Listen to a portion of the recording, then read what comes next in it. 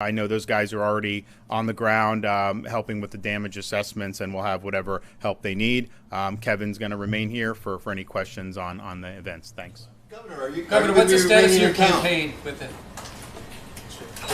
Director, do you have any information on injuries or fatalities or anything like that at this point?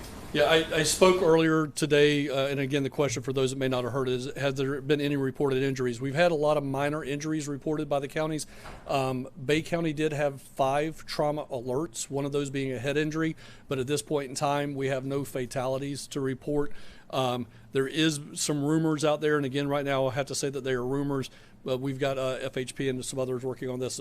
Perhaps a tree fell in a car.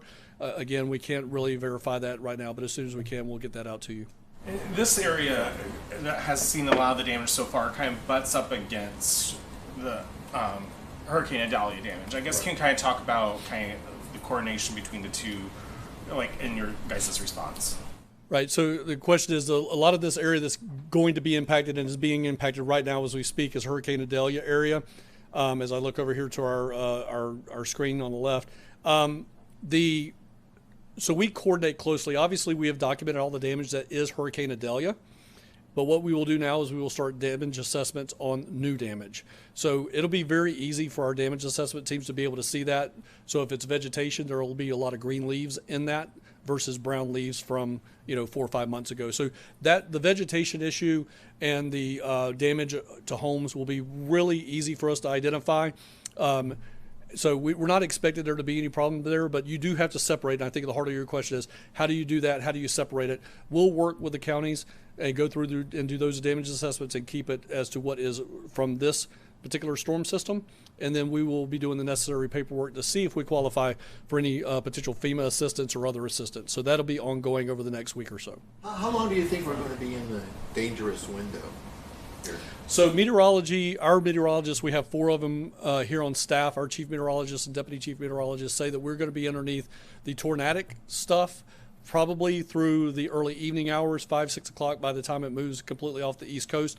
But then we're going to be dealing with the high straight line winds that are behind this system into the overnight hours and subsiding somewhere tomorrow in the morning hours. So we will have straight line wind gusts in overnight and pretty much all across the state of Florida, anywhere from 20-ish miles an hour up to 50, 55 miles an hour throughout the night, overnight, and then again they'll subside throughout the day tomorrow.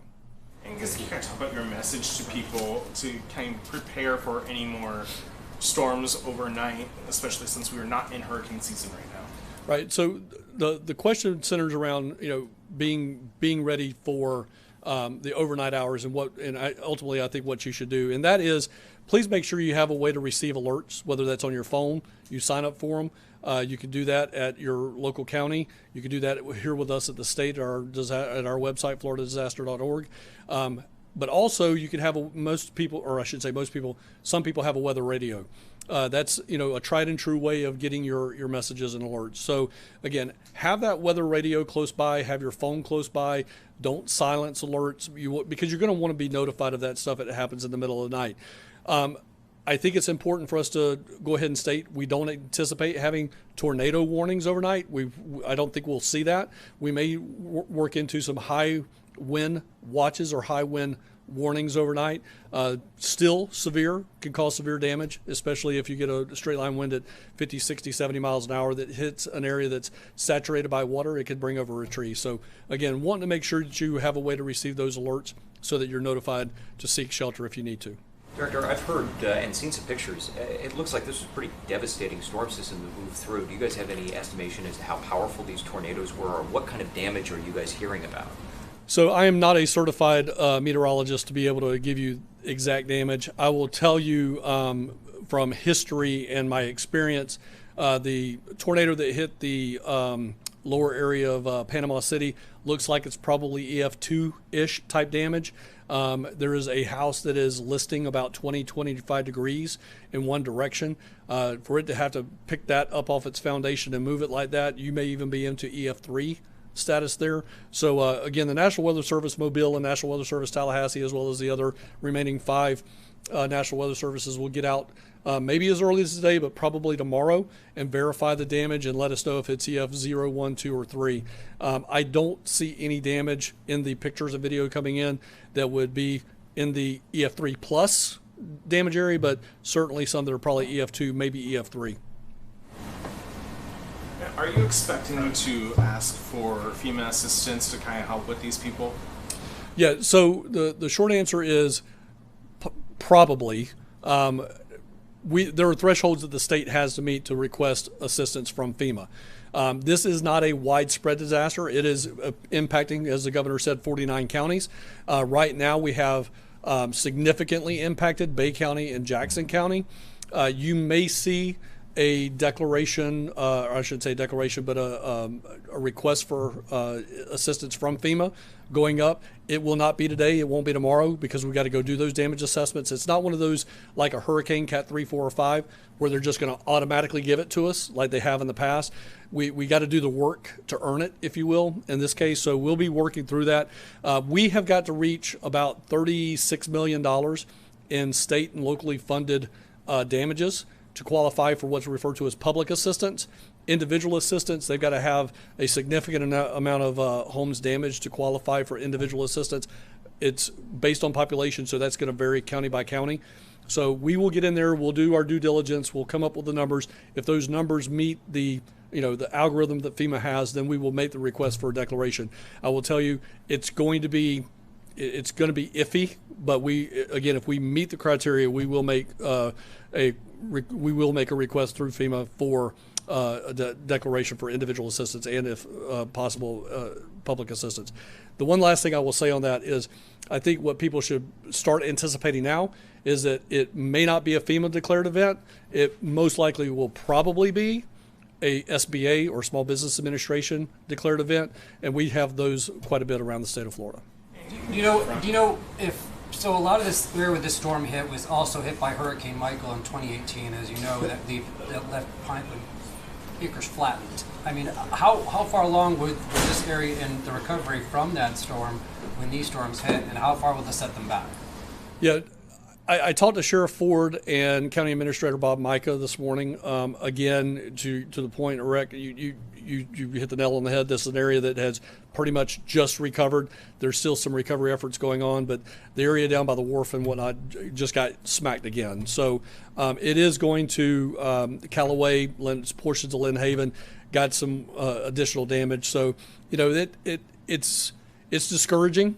But again, that's Bay County and the Panhandle is a very resilient community. I'm sure they're going to bounce back. We're going to be there. The governor's already mentioned we're going to be there as long as it takes to help them recover and make sure that they have the resources necessary to do so. Does the state upfront money to the local municipalities for storms like this, similar to hurricanes? No, so the money that we end up upfronting to cities and counties is a part of what's referred to as a FEMA expedited project. So they write up a statement of work, if you will, for ease of terms.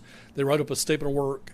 They submit that with an estimated cost, and then FEMA will advance them, in essence, 50% of that project total that's estimated.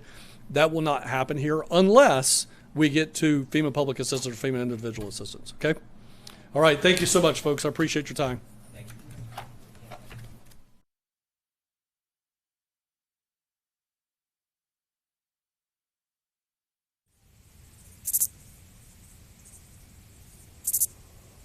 You are watching the Florida Channel, connecting Florida.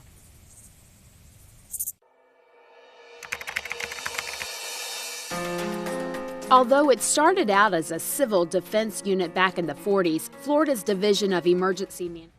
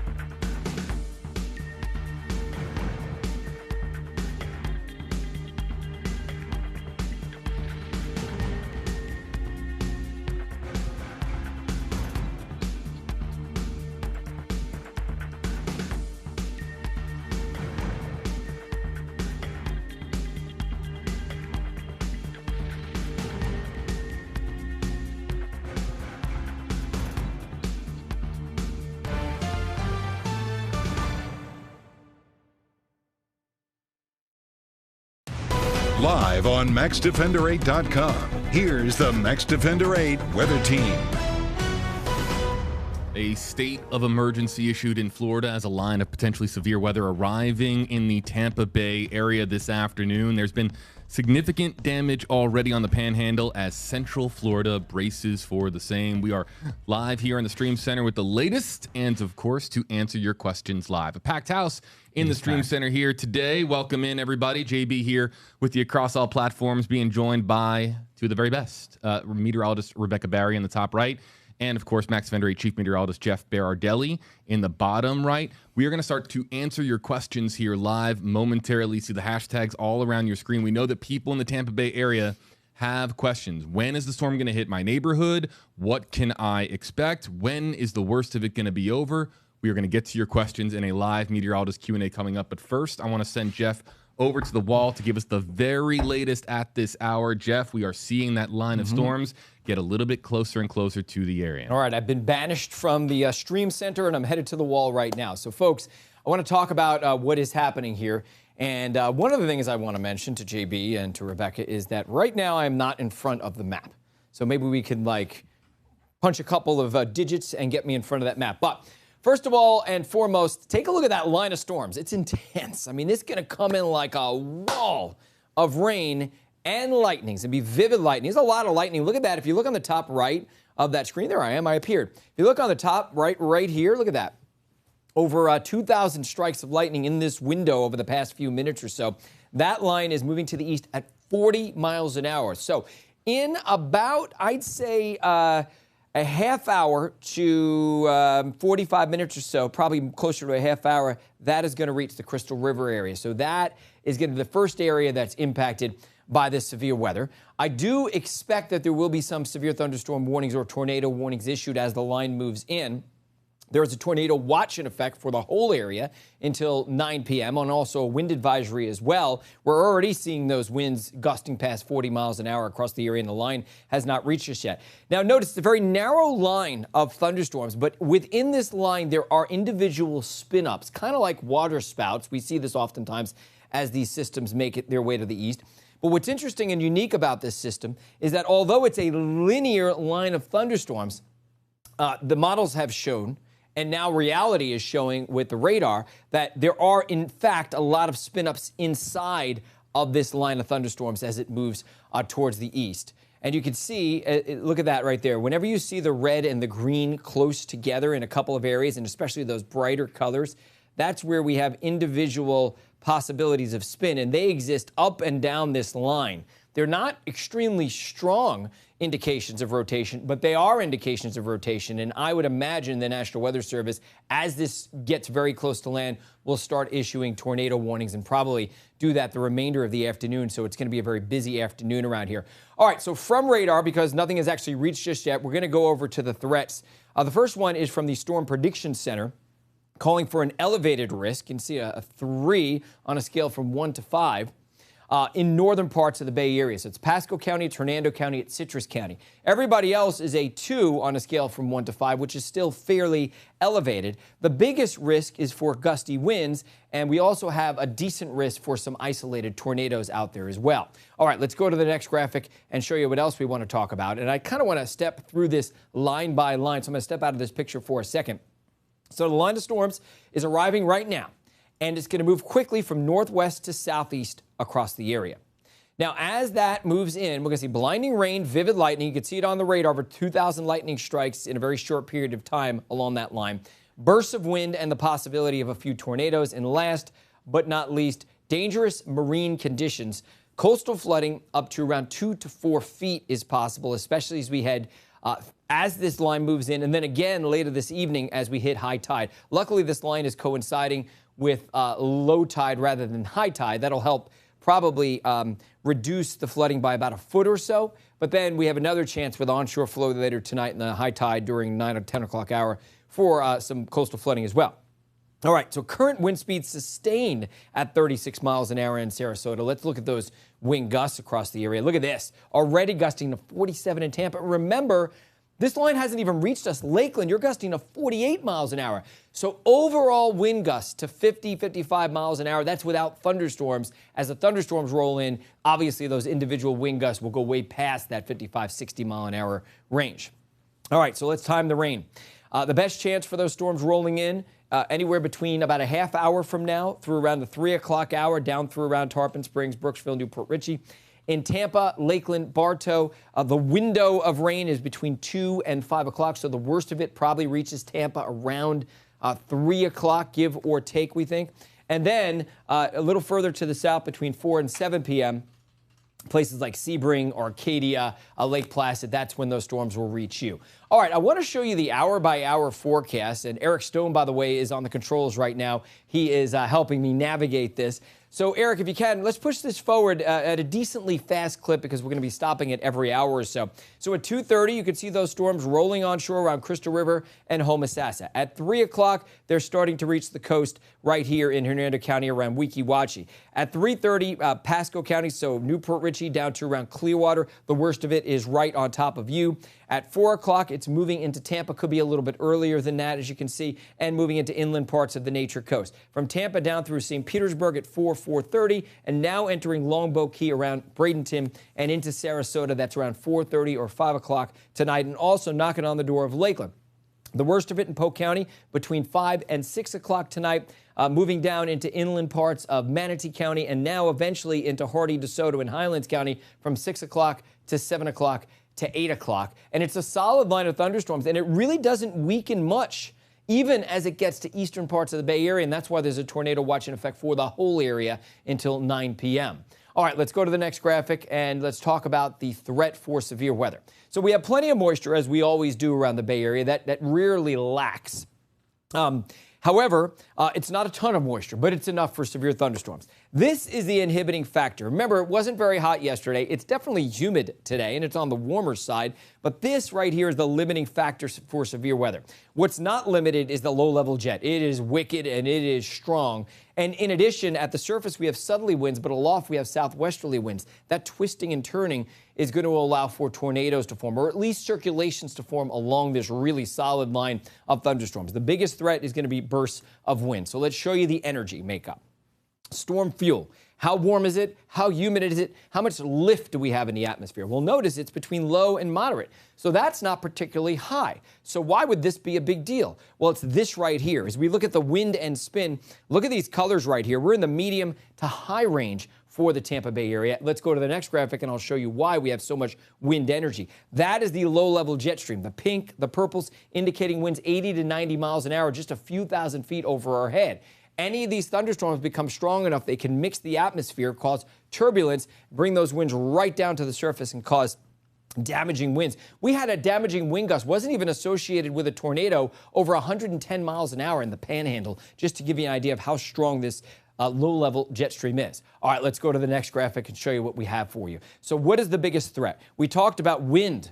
Damaging winds possibly being the biggest threat. Remember, we're already gusting to 50 miles an hour. The storms haven't reached us yet. So you can imagine we're likely to see some wind gusts over 70 miles an hour. Could be higher if we see some tornadoes. Now, we know for sure there's already circulations in this line. Will they actually drop tornadoes or not? We're not sure. We do think we'll end up with tornado warnings, and probably several of them as we head through the afternoon hours. The threat for hail is low, and the threat for coastal flooding is somewhere in the low to moderate range. I want to show you a couple more maps, and then we're going to take some questions for you. All right, so this is the significant tornado parameter. I show it a few times a year. This I've never seen before in our area in terms of the magnitude of the significant tornado parameter, especially located on what is a very linear line type of front. So let's put this in motion for you, and you'll notice how dark these shades get. Look at this, between 3 and 4. So on the scale from 1 to 5, it's a 3 to 4 of a risk of a tornado with winds of over 100 miles an hour. So not just weak tornadoes, and that makes its way all the way through the area, Tampa, Winter Haven, Palmetto. It pushes east towards places like Bartow, down towards Sarasota, eventually into Wauchula, and also into Lake Placid. Begins to weaken a little bit as it gets closer to the East Coast. Couple more things I want to tell you about. We have the coastal flood warning in effect through this evening. Again, could see some coastal flooding in the next couple of hours as the squall line moves in, and then another chance at high tide tonight. Could be as much as 2 to 4 feet of coastal flooding. And as far as rainfall totals, we don't think we're going to see flooding. because it's moving so fast. Everybody sees generally around an inch, maybe some places a little bit more, but our ground can take that, so I'm not expecting a lot of flooding on land from this. It's coastal flooding that we are concerned about, and also obviously that wind advisory that's in effect for the whole area. All right, so with that said, I'm going to toss it back to the desk. I'm going to walk on over there, and we're going to start to answer some of your questions. Well, welcome back to the Stream Center here, folks, with Chief Meteorologist Jeff Baradelli. Jeff, thanks for the very latest. The very latest, of course, on WFLA.com. We're going to start to answer your questions here, folks. I've been monitoring the comment section across multiple platforms, and I want to start here, Jeff, with I'm going to sit in Rebecca's seat for a second, okay? Because I need to control the computer. Sure thing. But we're going to start with this one here. Let's go full screen, and if we can actually bring up radar, that would be great. Kind of show where the storms are you see it right presently. now, don't you? I see rainfall totals at the moment. Hey, Eric, can you go to the first slide, please, on Max 2? Thank you. And I want to bring up Alicia's comment, or it's Alicia, or Alicia. And again, as a reminder, you can use any on-screen hashtag, whether it's hashtag HeyJB, hashtag HeyJeff, hashtag HeyRebecca, later on, hashtag HeyEric for Eric Stone. What is the timing looking like for impact for Sarasota, Jeff? She is trying to time school pickup. So Sarasota a bit to the south of us in Tampa, but want to know when she can expect what time it's going to come on. All yeah. right. So you're going to see this graphic come up, hopefully in a second or two. This doesn't look like the right graphic. What are you feeding in there right now, GB? I see hour-by-hour radar. You do? Oh, okay. All right. Good. Perfect. All right. So let's do this right here. All right. So you want to know about Sarasota, and it looks like, according to the model, and it's been pretty accurate so far, that the worst of it moves into Sarasota around 4:30, give or take. So what time did she's picking up the kids at school? Well, school pickup's going to be somewhere. It depends. It'll probably be earlier than that. Yeah. Yeah, so that's good. So the timing for Sarasota and Bradenton, I think, is good because usually school pickup is, 2:30, 3 o'clock? In that range. Somewhere in that range. It's not going to be a great school pickup, let's say, from Newport Richey and Tarpon Springs and Clearwater northward. That's going to be a tough one. And, I'd advise, if you're worried about it, go pick up your kids at school now. Just get them. We had one of our coworkers come into the Weather Center a few minutes ago and say, hey, should my wife pick up our kids at school early? I'm like, just do it. I'm like, why take a chance, if it's possible? So if you can get there early, I would do so, especially if you're anywhere from, let's say, Clearwater and north. If you're south and east of there, it's going to be a little later before the storms roll in. In fact, in Tampa, we wait until 3:30 for the storms to roll in, JB. Yeah, we're going to try to keep our eyes on this hour-by-hour radar here, folks. So this isn't or do we want to show live radar? We can show live radar. I can put it up right now. Because I don't want people to get confused. There is that timestamp there. Okay, so this is live radar here, folks. So we can kind of monitor the progress of the line as it gets closer and closer to us here in the Tampa Bay area. But folks in Crystal River, I think we have Trevor Sahaki. He's going to be joining us a little bit later on, our live reporter in the field. He's going to be showing us conditions shortly. They're starting to feel some fringe impacts. He just texted me saying that the rain has started to fall down there. All right, let's go back to some of the questions and some of the comments that are coming in from our social media commenters. And again, you can use hashtag HeyJB. You can also use hashtag HeyJeff at the moment to have your question featured here on screen. Okay, so let's address this one from Carrie on Facebook Live. Hashtag HeyJB. When is it time to jump in the tub? What signs for tornadoes? Can we address both of these about when it is actually appropriate to get in the bathtub and when tornado impacts could be felt across the area? Right, it's a good point. Well, first of all, when there's a tornado warning issued for your area, I mean, we can tell with today's technology by looking at the radar where the swirls are. So as long as you have your cell phone handy, you should get tornado warnings. You should sign up for the Max Defender 8 app. It's free. It'll give you free tornado warnings. It'll give you lightning alerts if you want them. It'll also alert you to when we're streaming live, and you can pop up the stream anytime you want. Watch it. You don't need to even jump into your bathtub when there's a tornado warning for your area. Obviously, be cognizant of what's happening. Stay inside an interior portion of your home. Don't stand near the window looking for the tornado. If you see anything or hear anything that sounds really ominous, then it's time to take action by going inside of a bathroom or a closet. You only actually have to jump into something like a bathtub if things are really bad, if the tornado's bearing down on your house. But I would say before jumping into a bathtub, maybe the better thing to do is have a mattress handy, right? So we don't often experience tornadoes that would cause you to have to do this. But if a tornado is a strong EF2, EF3, and it can happen around here, during El Niños, it's possible. At that point, you want to have a mattress handy. If a tornado bears down onto your house, you can pull the mattress over you and your family, keep them safe until the storm passes, because it's usually flying debris that causes the problems and damage in hurricanes. As a reminder, our newscasts begin on air at 4 o'clock on WFLA News Channel 8, your NBC affiliate right here in the Tampa Bay area. We will be on air sooner if we need to let you know about potentially severe weather, and something like a tornado warning will, of course, break into programming. And the very latest is on WFLA.com. If you need articles and a list of school closures, various resources, you can find them there. But we are on this live stream specifically to answer as many of your questions as possible. You might be joining us from outside of the Tampa Bay area. You might be joining us outside of Florida, but maybe you have grandparents here in Tampa Bay, and you want to make sure that they're not in an area that could be seeing significant impacts later on today.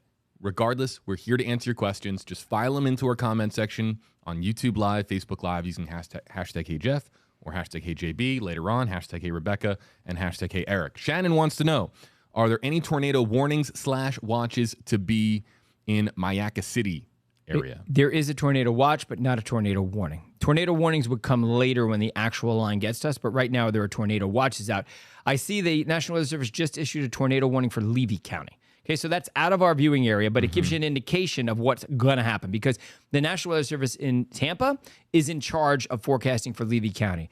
And they, as this line is making landfall, they are issuing a tornado warning for it. I would suspect that the exact same thing is going to start to happen in the next hour or so as the line makes its way closer to our coast. And I think we're going to see several tornado warnings that are issued. Whether or not they materialize into tornadoes is a different story.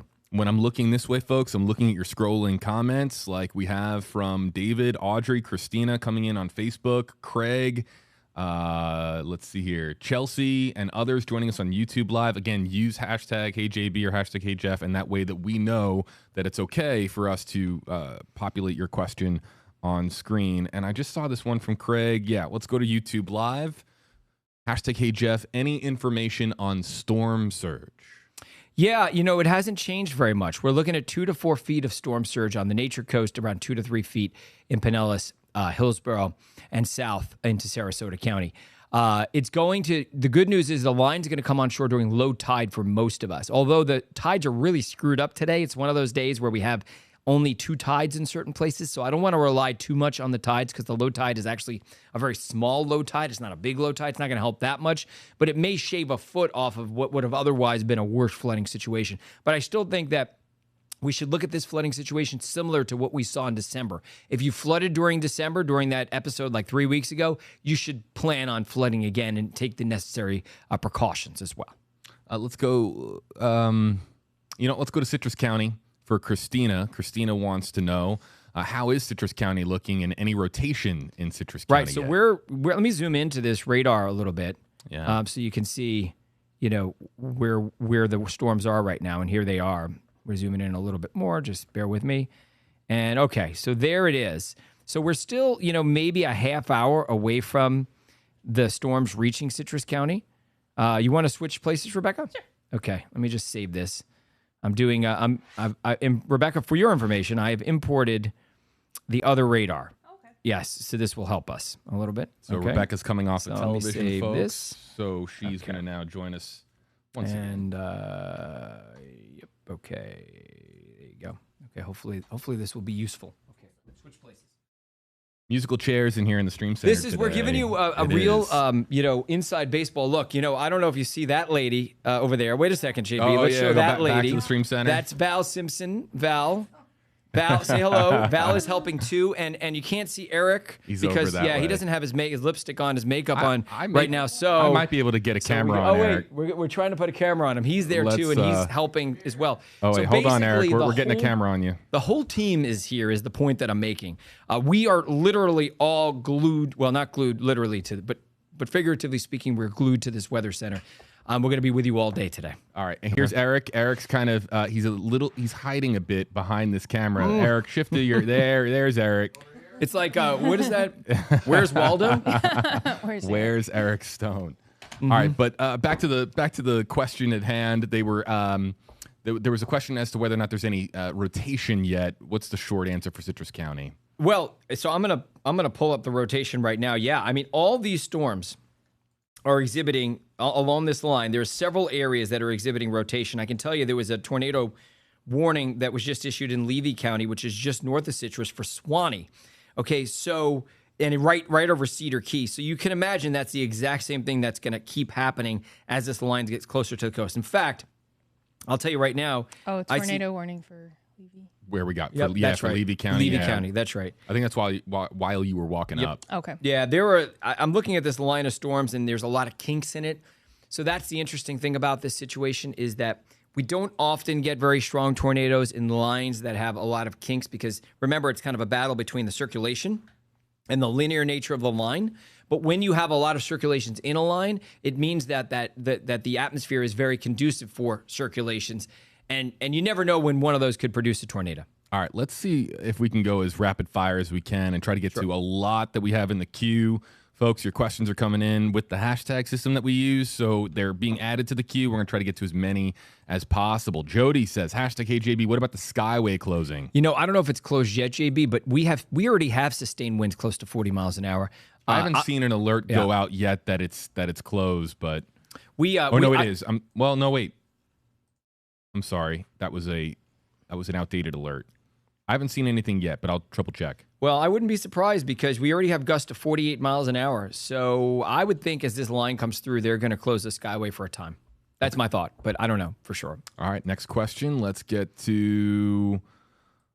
all right, Louise is joining us from Port Charlotte. Hashtag HAB. What can we expect in Port Charlotte? Yeah, it's going to be later for you. Probably coming in at around, I'd say maybe 6 p.m., give or take in that area. And you're going to have the same impacts that everyone else is going to have. Notice the greens and the reds kind of close together on the radar that Rebecca's working on right now. That's why Rebecca's looking down. She's looking down because she's working on the radar.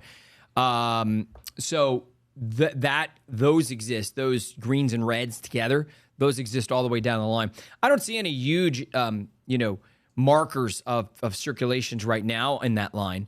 But as it gets closer to the radar, we can detect it better. And I have a feeling that some of those will end up being water spouts that turn into potential tornadoes. Real quick, the Skyway is open. Okay. But just from doing this rodeo enough, we could say it's pretty... I mean, it's I'd imminent. be surprised if for at least an hour it wasn't closed. I'd be surprised. Yeah. So would I. Yeah. I think it's going to be closed sometime soon, given the wind conditions out there, folks. All right, next question. We got Annie joining us on Facebook Live, joining us from Temple Terrace. Yeah, Temple Terrace. I think we're looking at probably 4 o'clock for Temple Terrace. I'm sorry. When Rebecca gets a chance, yes. she's literally juggling 5 things at the moment. There's a reason why she's juggling 5 things and I'm not, because I can't even juggle one thing. There we go. All right, but Rebecca's really good at juggling stuff. Not for the moment. So maybe we can put the hour by hour up and try to give an idea of when these storms are going to roll in, because people are going to inevitably be asking what's going to be happening and what time it's going to be reaching their neighborhood. Yes. This is probably a good idea. Okay. So and by the way, this stops every hour, Rebecca. Okay, perfect. Yeah. That's 2 o'clock. Yep. And it's, I got to tell you, it's been pretty on. I mean, it's 2 o'clock right now, and it's exactly where the line. This is the future radar. And there we are at 2:45. Storms are reaching the coast, starting to reach the coast of Hernando County around 3. Pasco County, 3:30 is where the worst of it is. Clearwater, St. Petersburg. There we are, Temple Terrace, 4 p.m. So I said 4 p.m. and it's 4 p.m. So there we go. Around 4 p.m. It could vary by 15, 20 minutes or so. And when it comes in, it's going to come in like a wall of horizontal rain, gusts over 50, 60 miles an hour, and a lot of lightning. So you just want to be inside. It's not going to last very long. I mean, it's a narrow line of storms. I mean, the worst of this is going to last half hour, 45 minutes, and after that, it'll rain for an hour and then be done. So this is going to come in and leave really fast, but it's going to be fast and furious as it comes in. Let's go next to... we're getting questions about Polk County in general. So Elaine is saying, when will this hit Lakeland Linder Airport area? What is it, Rebecca handle this, Florida. Yeah, absolutely. And so let's just talk about Lakeland in general. Just depending on where you live in Lakeland, most of the people live in northern Lakeland, so we'll start with there. And so the edge of this storm starts to approach the northwesternmost corner of Lakeland at 4:15, but the really heavy stuff is closer to 5:15 for the Lakeland area especially. And so it'll be really nasty weather along I-10 right in the middle of a commute there. I-4 right in the middle of a commute. And then the worst of the storms look like they clear Lakeland by 6, maybe 6:30, and then it stops raining pretty dramatically after that. It's just over. Now the winds will change direction after that, and so that will be lighter winds than what we've seen. But instead of southerly winds, we'll have those westerly winds right behind the storm. I want to get Brenda's comment up right away because we were just talking about Levy County. Brenda's got her parents there. She's asking about the Williston area of Levy County, which now, again, outside of our coverage area, folks, so we're just going to have to make sure that we know what section of the county that is in, if that's more towards the coast or if that's more I see inland. Williston. Yeah, I see Williston. Well, the tornado warning is not over Williston. It's west of you, west of Williston.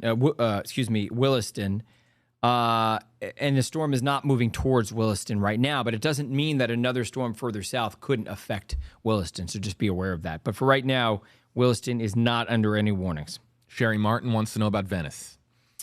Yeah, so Venice, I'm thinking that the storms are going to reach Venice probably around 4:30-ish is my guess. And by the way, we're looking at Levy County right there. And that particular warning is way west of where Williston is, just so we can kind of give you an idea. Yeah. But if we can go back to hour by hour, Rebecca, because Sherry is asking about the Venice area. Absolutely. And I should just let everyone know off the bat that everyone is going to see, pretty much the same chances. It's a slightly elevated chance of stronger winds up north. There's Venice. So the line comes in around 4:45, 5 o'clock or so. Yeah, 5 o'clock. Venice. But, I mean, people are going to be asking, well, am I going to see a tornado? Am I going to see a tornado? There's no way for us to tell you who is going to see a tornado. We can say there's a slightly more elevated risk north of Tampa than south of Tampa, but I wouldn't hang my hat on that because the atmospheric, parameters are pretty similar no matter where you go across the Bay Area. So everyone's going to see the same kind of impacts. Obviously, the exception to that is coastal flooding. If you live near the coast, you might see coastal flooding. Real quick, want to point out a lot of comments coming in. We are going to just try to get to as many of them as we can. If you're in the queue, please be patient. We're trying to cycle through. We're doing a mix of comments in the queue and ones that are coming in live. You can ask your question repeatedly once every minute or so or 2 minutes or so if you're trying to get my attention, but we're trying to get to them as fast as humanly possible. Really quickly, I just want to show this before we get back to the questions. I want to show you from downtown Tampa. This is currently from our tower camera right there above the Hillsborough River in beautiful downtown Tampa. It's a bit cloudy out there right now, as you would expect, and we expect conditions here to worsen over the course of the next 2 to 3 hours. Let's come back to meteorologist Rebecca Barry, chief meteorologist Jeff Baradelli. Ask your questions with those hashtags, folks, and we will get to them as soon as humanly possible. Lewis wants to know, how bad is it looking for Pinellas? Are tornadoes a big threat in Pinellas? And so tornadoes will be a threat for Pinellas. We're certainly looking at the potential for some water spouts out there right now making their way onshore. We also have the potential for tornadoes, which are the same thing. They're just stronger and they form over land usually. And so we did have a significant threat also for a significant tornado. And so the product I'm going to show right now isn't something that we see for our area very often. This is more of a Midwest type setup with enough energy. And so what this is showing us is on a scale of 1 to 5, 1 being the lowest risk and 5 being the highest risk, that we would see a tornado with winds of over 100 miles per hour. And you can see that in Pinellas there, it's around in between 3 and 4 o'clock that your risk is the highest, that you're looking at about a 3, almost a 4 there in Pinellas, around in between 2 p.m. and 4 p.m. for your risk for a tornado.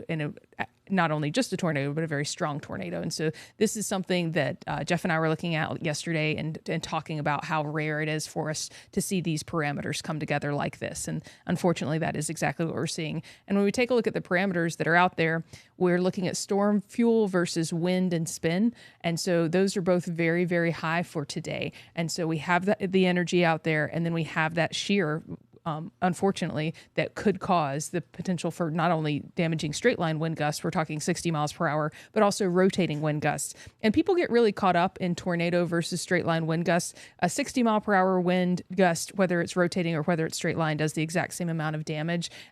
People just tend to call any type of wind damage tornadic damage, but the threat of straight line wind gusts is just as damaging and just as something to be concerned about for today. I want to show everybody a new feed that just came into the Stream Center moments ago. This is live from Lake City from our NBC sister station out of Jacksonville, Florida.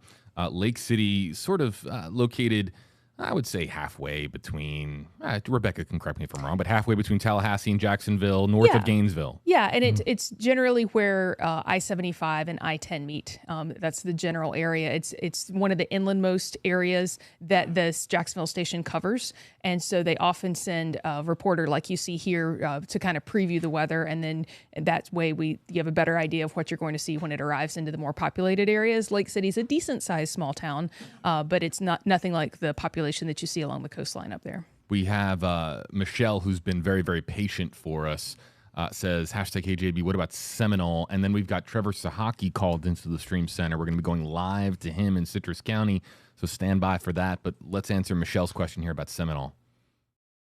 Yeah, so there it is. Go ahead. You can, Rebecca. Okay. Yeah. We've got it moving into Seminole, around that 3:30 time period, 3:34 is when we're expecting that, unfortunately. It will be about an hour of pretty intense storms, but it will move quickly.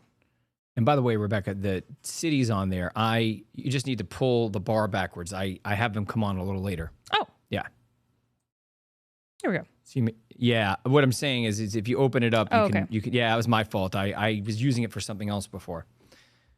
A little bit of inside baseball stuff. I think people like the inside baseball stuff. Yeah, I mean, that's why we do this shot, inside baseball, so you guys can see where we work and how we're doing our thing. In fact, that's Trevor calling in. So Trevor's going to be joining us here momentarily. Jennifer says, #KJB, my daughter drives a semi leaving out of Plant City. How does it look around 5:30 or so? Yeah, that's a tough time, I think. At 5:30, it will be starting to improve there, but you may have to wait a short period of time. You can see that's 5:30 right there. The worst of it is probably just east, but it's close, and there's still some lightning out there. So maybe just waiting a half hour would be a good bet there. Okay, I want to show everybody this let's keep up hour by hour radar. But here's some of the pictures of the storm damage that we've been receiving in from elsewhere in the Sunshine State. This is from Bay County, Florida, from the Bay County Sheriff's Office. This is coming from our digital content team out in the newsroom, passing along some of the damage photos that are rolling on in, some of them from this morning, as you can see when the sun was coming up. And yeah, that's pretty crazy, huh? What do we know about some of the impacted areas up there on the Panhandle? There was one big tornado near Panama City. Mariana, I think, is where it was. So that we know. And also, I'm looking at my feed. There was a 106 mile an hour wind gust in southern Walton County this morning, which is amazing considering that it wasn't associated theoretically with a tornado. It was just a straight line wind. And that's what Rebecca was just saying, that people get caught up. Well, is it a tornado? Is it not? Well, if it's 106 miles an hour, it doesn't matter if it's twisting and turning or if it's a straight line wind. Yeah. This was a big tornado. You can see by the damage, it's got to be somewhere up there around strong EF2, maybe low end EF3. I mean, just judging by the radar. Yeah, we don't know what the structures look like before. Right. Sometimes they're weaker structures, and that would definitely put it in the EF2. But looking at some of the damage, if those were sound structures, that's definitely EF3. We're going to go to Trevor here in just a moment. Waleska wants to know, #KJB, what will be the time for the worst of it in Tampa? Yeah, we can put the hour by hour back up for you again and show you that. It's here comes the line moving in, and in Tampa it's 3:30. 3:30 to 4:30. Okay. Yeah, and remember, when it comes in, it's going to have downdrafts ahead of it. Like the wind comes down, hits the ground, it kind of spreads out like that, so you get that cool rush of air.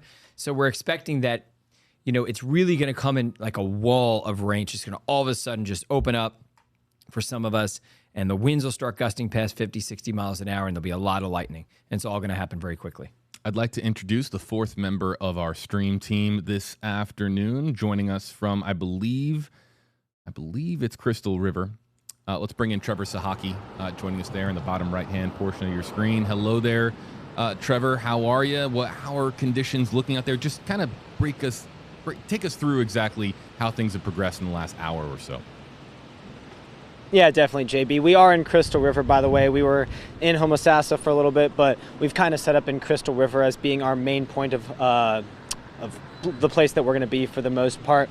And it actually just started sprinkling a little bit. It has definitely picked up in that last hour. These winds just keep getting stronger and stronger. The gusts get stronger and stronger. I'm actually here at Charlie's Fish House restaurant because this is where I was during Hurricane Idalia, and as we remember from Idalia, the coastal flooding that came in afterwards was really bad. I want to show you a little bit of where we are. It's kind of by a pier, marina of sorts. You can see the water right there is just absolutely frothing, and this wind just keeps blowing it around. And again, like I said, this was where we were for Hurricane Idalia just 4 months ago or so, and I was here as these floodwaters continued to get bigger and bigger and rise and rise. I would say there was probably about 4 feet of flooding where we are right now. And this area, all of this was completely flooded out. It flooded across US 19 behind us. And right now, as I said, winds continuing to pick up. That rain is just starting to hit. It feels like we are just beginning to see that line that you guys have been talking about the entire time. That line is beginning to come through here, or at least the beginning parts of it are starting to come through here in Crystal River. Yeah, hey, Trevor. So this is Jeff Baradelli, by the way. Question for you and just kind of a comment. First of all, the line of storms is about a little less than 30 miles from you. It's moving at around 40 miles an hour, so I would expect within about 40, 45 minutes or so, you're going to start getting those storms. And as you do so, I imagine that water behind you is probably going to start to lift up pretty quickly. You only have a couple inches to give. Best I can tell, maybe 6 inches below the ground right now? Yeah, right here especially, let's just show this one more time. It is at best 6 inches to a foot. And when we were here during Idalia, like I said, it flooded very quickly. As soon as that tide came, because as you recall, we did get that tide that came in with it. This entire parking lot that we were in was completely flooded. I was standing back near the edge of the fence over there, and we had to continually move out closer and closer. We had to then get basically out of Crystal River to avoid all this flooding. This, if we see a foot or two of flooding here in Crystal River, all of this will be, at least have some water on it. Yeah. That makes sense. That makes sense. Well, the rain is already starting to move in there. I assume you mentioned you're getting sprinkled on. That's just the beginning. Right behind it is some heavier rain. Then embedded in the line itself, behind that, there's some rotation. So anywhere along the could see those water spouts move on shore as brief tornadoes. Should be worth mentioning. Yeah, can we, before we let Trevor go, because we know Trevor's going to be moving around a little bit and checking things out as far as the conditions there in Crystal River, can we give him just an hour by hour of what to expect? And really, when's the worst going to hit in Crystal River, Jeff, Rebecca? Yeah, sure. Rebecca's going to pull that up right now. And so the forecast models are starting at 2:15, so they're starting right now. And so it basically shows that the storms start to move closer to Crystal River. It looks like by about 2:45. So I think you have about 30 minutes before that leading edge starts to impact. It will rain there through 3:30, 3:45 pretty heavily. After that, by 4, it gets a little lighter, and then it basically dries out by 4:15, 4:30. Can I just give a tip of the hat to science? I mean, take a look at the future radar, and then take a look at the so Rebecca, take the future radar back to 2 p.m. or excuse me, to like 2:15, right? Trevor, now we still got you up. Now put the actual radar on. Okay. I mean, it's perfect. Yeah. Just a tip of the hat to science and how far we've come, and that our computer models are so good that they can model almost exactly the line and exactly where it is, and the timing's almost perfect with it. And by the way, it was pretty on point. I mean, maybe off by a half hour or so yesterday when we showed it. Half hour, 45 minutes. I mean, that's pretty amazing. Yeah. And it looks the line looks exactly as it was pictured on future radar too. Yeah, especially once you get within 48 hours of a significant weather event like this, the models really get good. We take it for granted. We do. This wasn't possible 10, 20 years ago. No. So just, technology moves so fast, people get used to it, but this is an amazing achievement of science. Trevor, before we let you go, as again, we're live with Trevor Sahaki. He's joining us, everybody, from Citrus County. We were talking a little bit earlier about Inside Baseball, and folks, we are going to get back to answering your questions here in just a moment, but we were talking Inside Baseball. Trevor, when you wake up this morning, you know that you're going to be covering storms. You know you got to get really prepared for anything that comes your way. You don't know what county you're going to be in. You don't know if you're going to be on the early side of things, on the back end, where exactly you're going to be, but you were given the Crystal River assignment. What are some of the things that a reporter does to prepare for a storm assignment like today? So I actually might have been a little bit ahead of the curve here, JB, because this is actually my third time in Crystal River. I kind of came into the day obviously knowing I'd be covering this line of storms that was coming through. And I knew that having covered Crystal River for Hurricane Idalia and then having come back here for the tornado that was here in December, I have seen this place get hit with now 2 natural disasters. And as we were driving through Crystal River today, we saw still that devastation that the tornado left. And so I kind of figured I'd be covering Crystal River, but as we were driving up, I made sure that I'm checking in with the sheriff's office. I already texted them and said, hey, we're coming up here. Let me know if there's anything I should know about.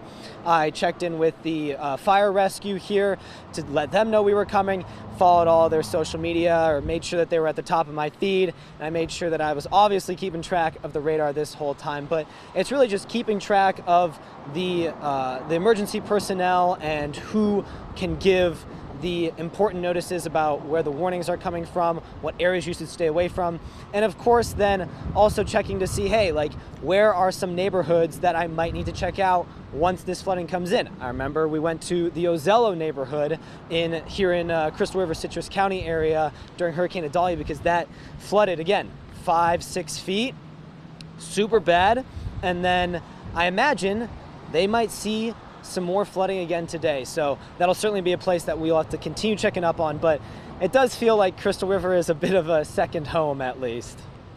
Well, we know where to find you whenever we got storms heading our way. Trevor Sahaki, everybody can give him a follow on social.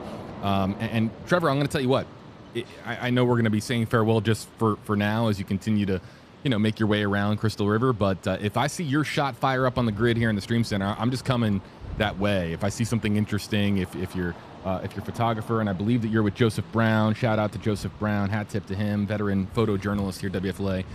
If we have a shot to take, I'm just gonna go to it, because I know that as far as the rest of our team members across the Tampa Bay area, I think that you might be first up as far as the storm's arrival. So we appreciate it. To you and Joseph, stay safe out there. All right. Thank you. All right, Trevor Sahaki joining us here, everybody, back here in the WFLA Now Stream Center, and yeah, hanging out with our entire team, even our promotions team's hanging out with us here. Hey, hello, no, you guys are always welcome. Hello, promotions team. You're welcome. We are answering your questions here live in the Stream Center and doing our very best, of course, to get to as many as possible. We know that there are many in the queue, so I want to get back to some of the questions that are coming in. And we're going to go right to Stephanie, wanting to know about Zephyr Hills. Who wants to take Stephanie's question? All right, let's take a look at Zephyr Hills. This is your hour-by-hour forecast. So for those of you that are watching, even if you're not in Zephyr Hills, you just look at your area. And as I advance this graphic, you can kind of glance up at the time clock and back down at your area to see when the rain starts in your area. And so for Zephyr Hills, we're moving towards 3 o'clock right now, and it's on the edge of Zephyr Hills right at that point, but it's probably by 3:15, 3:30, maybe even 3:45 when that leading edge of the worst of the weather gets to Zephyr Hills. So I'd say definitely by 3:45, you'll start to hear that pounding rain, and the lightning will be impressive there as well. Moving through Zephyr Hills, still pretty nasty at 4 o'clock, still pretty bad at 4:15, but by 4:45, you're back in the moderate rain, and then it stops raining by about 5:15. And so that line continues moving a little bit further south, Hardee, DeSoto, Highlands County in that 6 o'clock, 7 o'clock range. Let's go to YouTube. Jettison wants to know, #HJB, are inland rivers going to flood? I don't think so. There's one flood warning that's issued oftentimes in inland southern Hillsborough County, but I don't think so because, first of all, the ground is not that wet, although we've had rain recently. It was such a dry summer. We had major rain deficits across a lot of parts of our area, and the rain this time is going to be heavy, but it's not going to last very long. And let me tell you, rainfall rates of 2 to 3 inches an hour, that's about what you need to cause true flooding around here. And we're going to have that, but only for maybe a half hour. So I just don't think we're going to get enough rain for that. But there is going to be coastal flooding. You can see Rebecca has that map up. And anybody in Shore Acres, you live Sunset Beach in Treasure Island, which I oftentimes go to, places that typically flood, you should be aware that we may see some flooding again this time. And I would say it's going to be somewhat comparable to December. I don't think it'll be as bad, but I can't guarantee it. Again, we're here to answer your questions here live on WFLA.com with the Max Defender 8 weather team, Chief Meteorologist Jeff Baradelli, Meteorologist Rebecca Barry. We're here covering a lot of different sections of the state. And of course, really focused in on the Tampa Bay area where we know a large concentration of you are watching from. So, or maybe you have that relative in the Tampa Bay area, somewhere else in Central Florida. Maybe you have a vacation. How many people have vacations down here this time of year, right? Yep. You get your vacation time back in January and you're thinking, oh man, I'm going to Disney or I'm going to Universal. It's getting colder up there too, so. Right. Avoid the snow. Come on down to Florida where we're averaging we're in the 60s right now. Yeah, it's not bad. It's cool for us. And frigid for Rebecca. Yeah, I'm miserable. This winter's been awful. It has been. My wife said that. She goes, wow, this has been a bad winter. I'm like, do you watch me on television? I've been talking about this for months, El Nino. And we're seeing a storm every 3 days. So just to let you know, we have another storm that's going to move through on Friday. So later Thursday into Friday. And then another one on Monday. They're not going to be as strong as this one. Thank goodness. But it just gives you an idea. It's like every 3 days is a speed bump. Luckily, as much as I don't like this winter, and this is not the winter I deserve, the winter that you deserve. This is not it. We needed this, or we would have been on fire in the spring because we were so dry this summer. If we didn't catch up on rainfall, our spring fire danger was going to be off to the charts. Literally, very concerned about that. But we've already had double the amount of rainfall this winter that we should. And these couple of systems are going to add more. So we're going to end up with probably at least double our normal winter rainfall. It's going to help us as we head into dry season.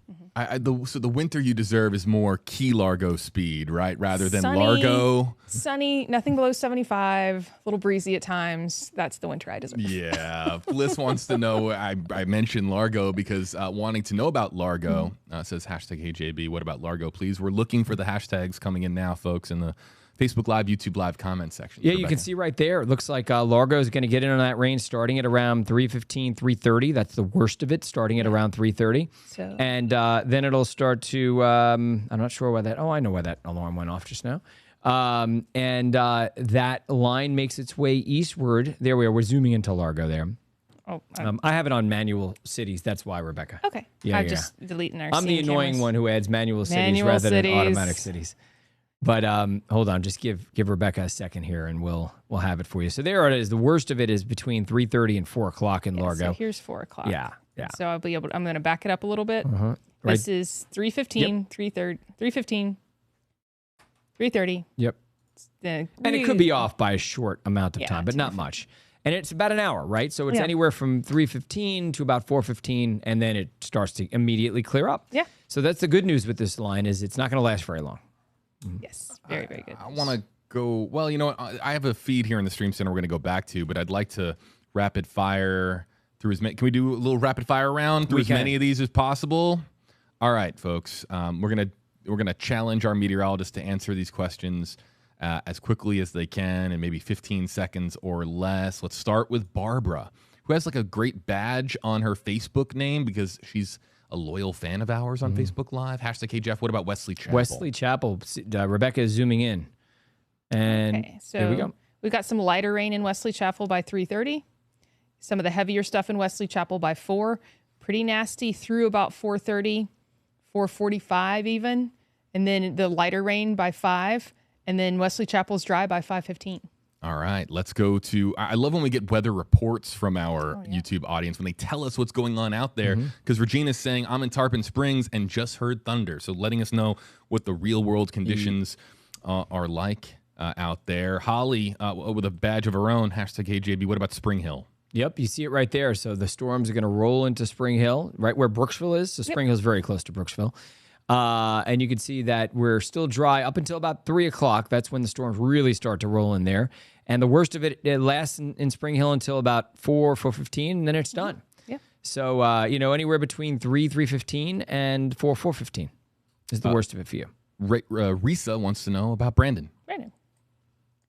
All right, we're making our way down to Brandon. Okay, so we got Brandon in the middle of the screen there. Some lighter showers between 3:30 and 3:45.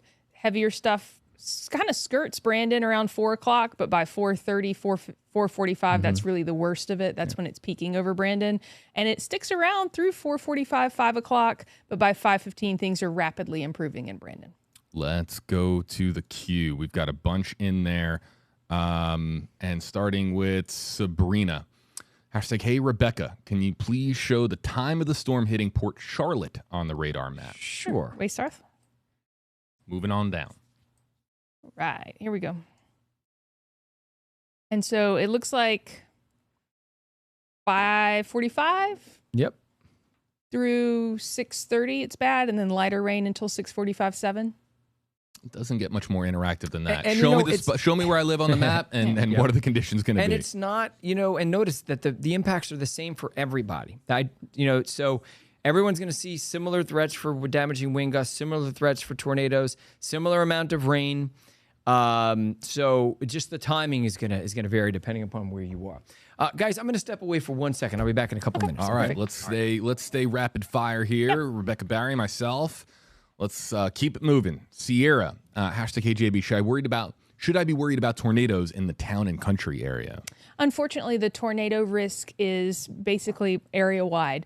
It may be a little stronger along the coastline. The tornadic threat may be a little bit better there just because of the difference when a line of storm sweeps from the Gulf without any friction onto land. Sometimes that enhances spin a little bit, but we do have the same threat for tornadoes in town and country that we do elsewhere. So I am afraid that will be an issue, unfortunately. Let's go to Kathy. Wants to know about the timeline for Waimama. Oh, right. Waimama. It's one of the better areas to go to on the map because it's fun to say. Exactly. It's always fun to say. Some town names, they're just fun to say, like Waimama. And so we'll back up the radar here. So by about 5 o'clock through 5:45 is the worst of it. And then you're done with the rain by 6:30. Dylan Chalmers wants to know, hashtag, hey, Rebecca, is large hail likely with these storms? No, thank goodness. Hail is the one threat that we're not that worried about. Yeah, Kayla's asking the same thing. Any hail possible? Any hail whatsoever, large or otherwise? It's possible, but the threat is very, very low. The atmospheric setup just isn't really supportive of that. And so I'm just not worried about it. And they're moving so fast.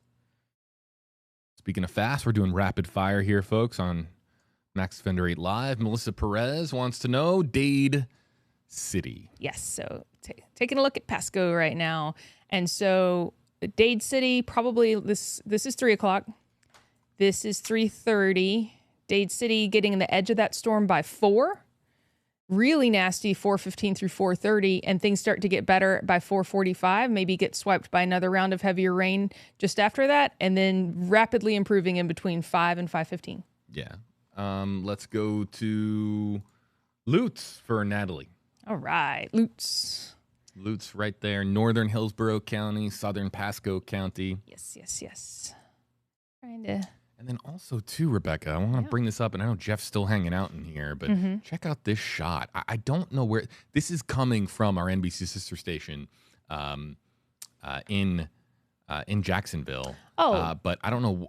Can you make... Well, you're from that area. Yeah, can you drop as much so that I can see as possible? Yeah, let's drop the banner.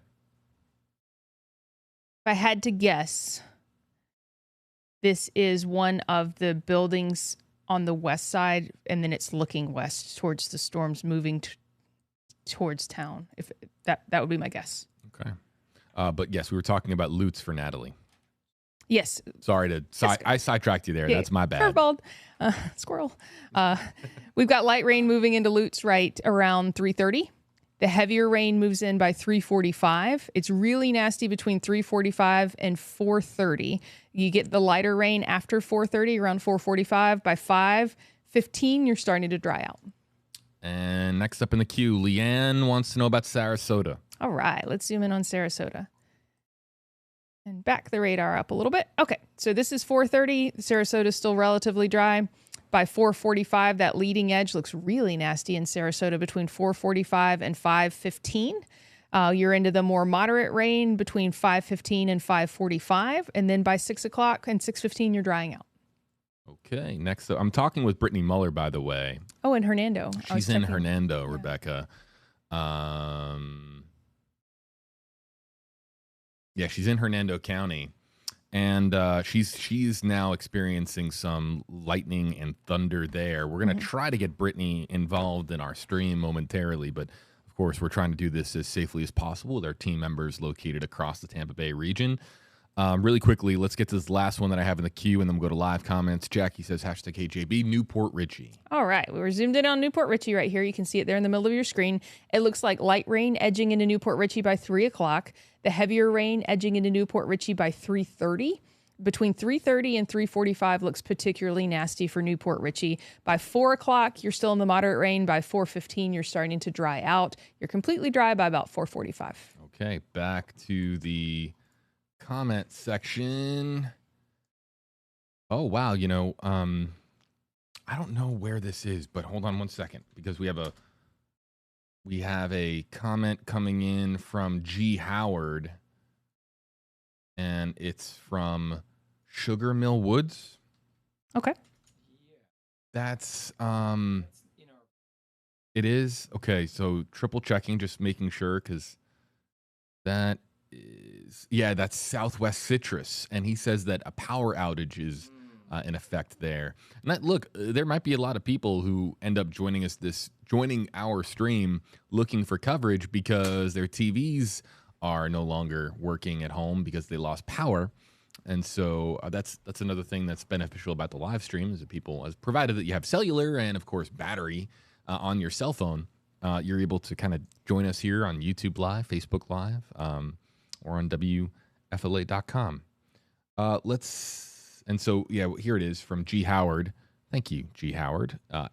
Folks, anything that gives us an idea as to what's going on out there, you can tell us where you're watching from and what the conditions are. Any real-world weather reports are useful, but I also have to add on the second part of that, which is always stay safe.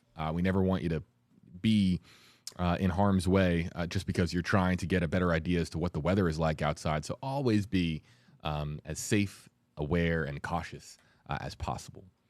Let's go to Jessica. Jessica's got this cool diamond badge next to her name. That must mean that you're a loyal fan of some kind. I don't know what the badges mean, but Jessica has clearly been a WFLA fan for some time. Says that she wants to know about the Riverview, Gibsonton area. Rebecca Berry. Yeah, so I got the name won't pop up. Those are automatic, but there's Apollo Beach, there's Fishhawk. And so we are looking at by 3:30, 3:45, some lighter showers. And then the heavier rain moving into that area between 4:15 and 4:30. Pretty nasty between 4:30 and 4:45. Yeah, look at those winds. Yeah, that would be problematic. As around the non-meteorologist here, can you go back? So dark red is... Dark red's bad.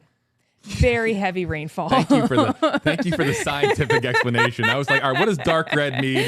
And Rebecca's scientific explanation is dark red is bad. That's that 3 to 4 inches of rainfall per hour. If it were to rain for an entire hour over one area, that's that rainfall rate. Then that's a flooding rainfall rate. That's blinding on the roadways.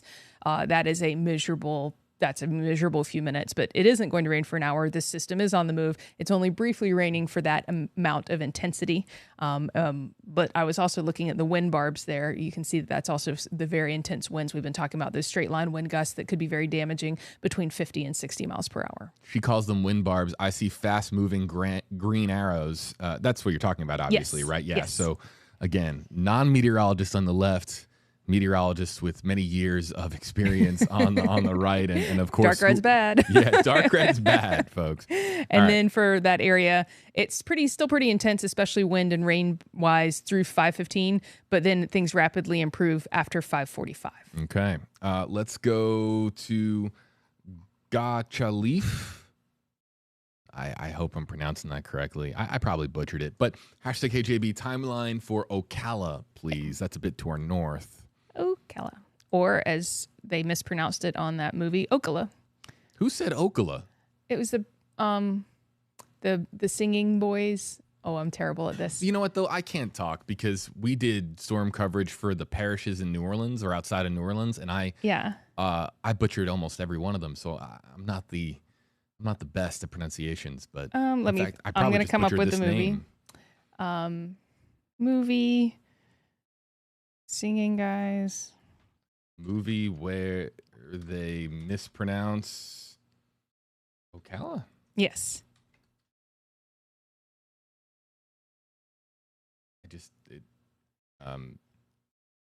I'm such a loss. Goofs? The Recruit? No, it was a musical.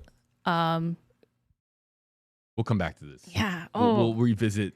Eric, this. can you help me at all? It was the movie, and they sang in it. Like the song played on the radio. It was that really handsome guy. He was traveling around. Oh God, I'm having the biggest brain. Mispronounced Ocala. They call it Ocala, Florida. Ocala, Florida.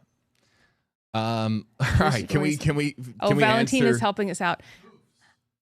That's what I said. No. That's what came up in Google. It wasn't Goose. But for our Ocala audience, can we answer? Yes. Sorry. No, it's okay because Valentina's trying to help us. She's a movie very savant, and she's texting me. It was set back in old times. Like I don't think they had cars, and they were trying to avoid getting arrested. Okay. In Ocala, this is how it looks at 2:45. You got some showers moving through. And then the really nasty areas of rain arrive in Ocala by 3:15. It's particularly nasty in Ocala between 3:15 and 3:45. You've still got some rain by 4, but things are rapidly improving by 4:15, 4:30. Okay. We got a weather report coming in from Shelly's Shabby Shack. Love it. Hashtag Hey Rebecca. Rumbling thunder in beautiful Dunedin. I love Dunedin. Dunedin's a great little spot in our beautiful region of Florida. All right, let's go to Dolores. Wants to know about Town and Country. When and how bad? Any dark red for Town and Country? Now, yeah, dark red bad is going to be our hashtag for today.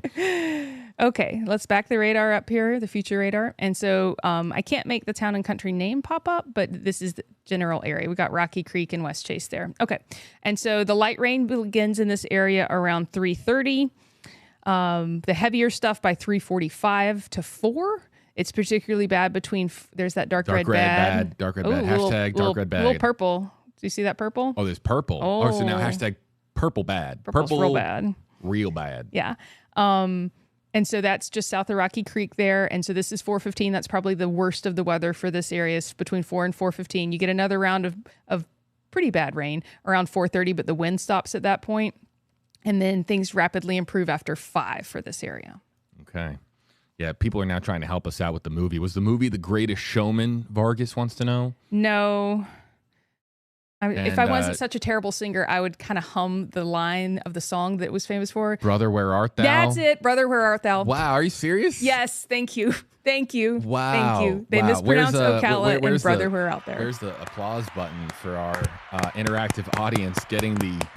Here we are doing storm coverage, but you just saved Rebecca's mental state. Thank you. I'm having a meltdown. And then Valentina also having a meltdown via text.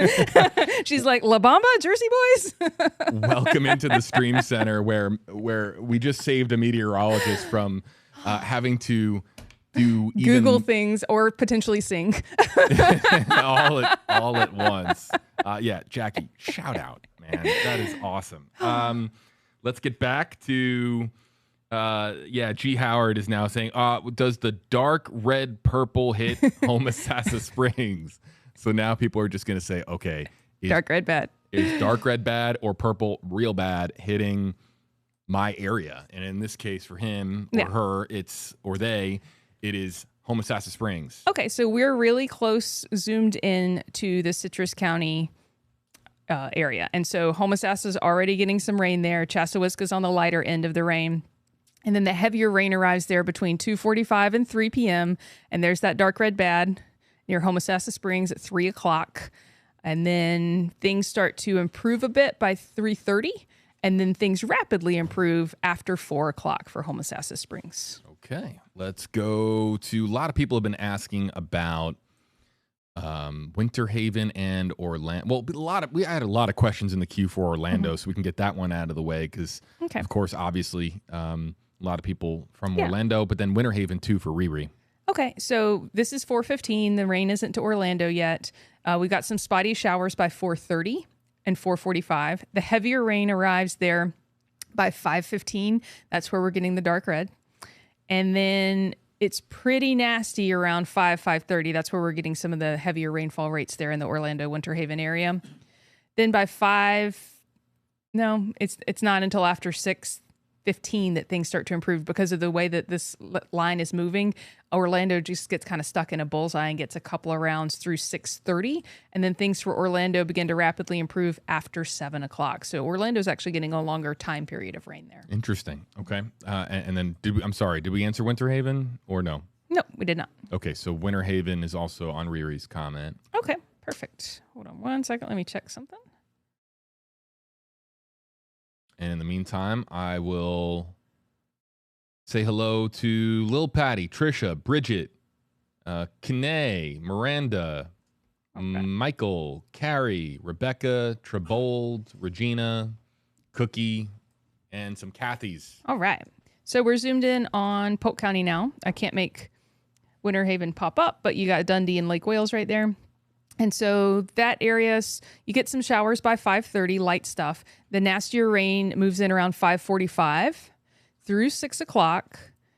Things start to improve after 6:45, and then you might have a light shower or two after that. But other than that, you're fine. Hanging out with us now, Chief Meteorologist Jeff Baradelli, sitting back down. So what did the break look like? You get a slice of pizza or something? Where's the newsroom pizza at? I think people would be interested to know. I'm just making sure the studio is set up because if we get tornado warnings, then Rebecca and I are going to run as fast as we can to get on television.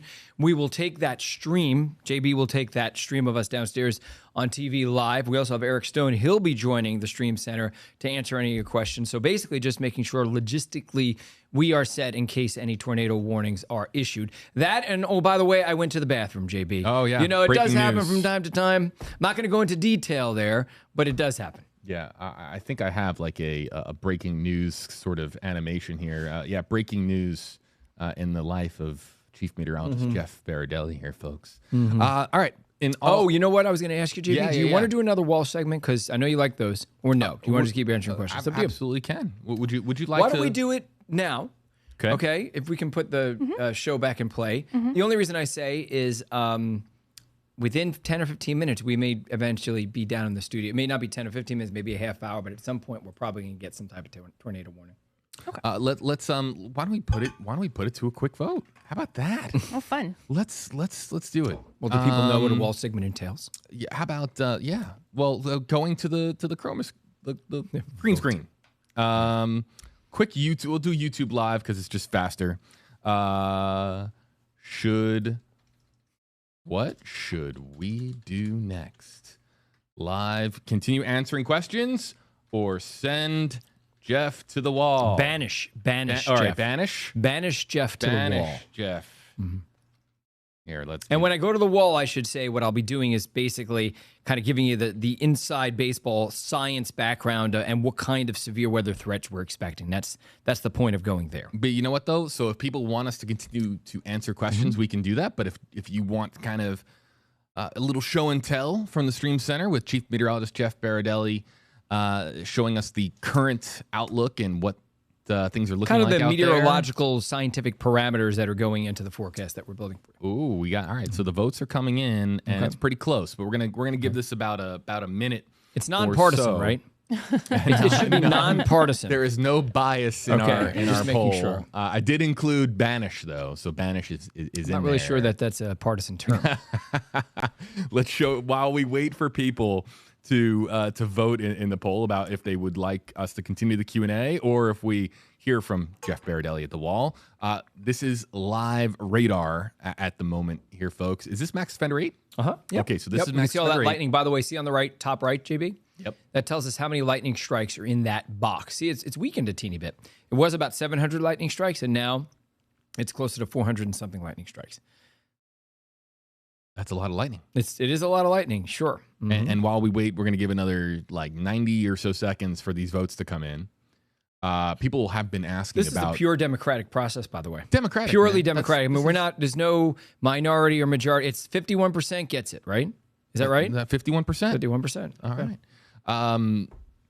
Yeah, simple majority will win. Okay. But people want to know, we were talking about lightning, and it reminded me, we had a lot of comments in about the lightning game tonight and whether or not that is in play. I mean, we have a state of emergency here in Florida. Yeah. We've got severe weather hitting the Tampa Bay area. Is hockey going to happen tonight? I mean, they're very tough players, those guys. I think most of it will clear. I think that what's not going to happen is people aren't going to be hanging outside in Thunder Alley for hours leading up to it. But it would be the place to be in Thunder. In Thunder Alley is where you want to be now. Seriously though, yeah, it's open. It's open to the air, so you do not want to be outside. But I think it'll sweep through in time for the game. Is puck drop 7:05 as normal? Yeah, it'll be gone. So. Okay, so it'll be gone by puck drop. I do think that it might exacerbate the traffic because people might not leave until closer to time. Once the weather clears out. That is a problem. Yeah. So we picked up a triple digit vote count. Oh. And I'll just say that this is what won out in the end here, Jeff. The wall with the professor. I like it. All right. Okay. So that is do that. That is All right, what we Rebecca, got. You're going to control my graphics? Yep. Okay. Rebecca's going to be on the controls, and that's because I can't walk and chew gum at the same time. Okay. Let's send Jeff Baradelli to the wall. I'm willing to admit my deficiencies. And one of those deficiencies, I'm not good at doing more than like one or two things at a time. So let's begin by showing you where the line of storms is right now. So there it is. It's a solid line of storms, very narrow. So when you get the heavy rain, it's gonna move in real quickly, almost like a slap in the face. But within 40 minutes or so, the heaviest rain will be done. And then about an hour or so after that, all the rain's going to be done. So the window of rain in any one location is going to be about 2 hours or so. We're already starting to see some heavy downpours move through Citrus County right now. But the line of severe weather is just about, now 5-10 minutes off the coast. That extends southwest. You can see all the lightning strikes as this moves to the east. And this line has kinks in it, meaning that there are individual cells that are strong embedded in this straight line of storms. And each one of them has the possibility of producing a tornado. We may see some tornado warnings this afternoon. All right, let's go to the next graphic and show you what we got. And what we're going to be talking about is exactly where that line of rain is going to be moving over the next 24 hours or so. And again, most of the heaviest rain is going to be ending here by around 7 p.m., 8 p.m. across our south and east counties. So Storm Prediction Center in Oklahoma, they do this kind of forecasting for everybody.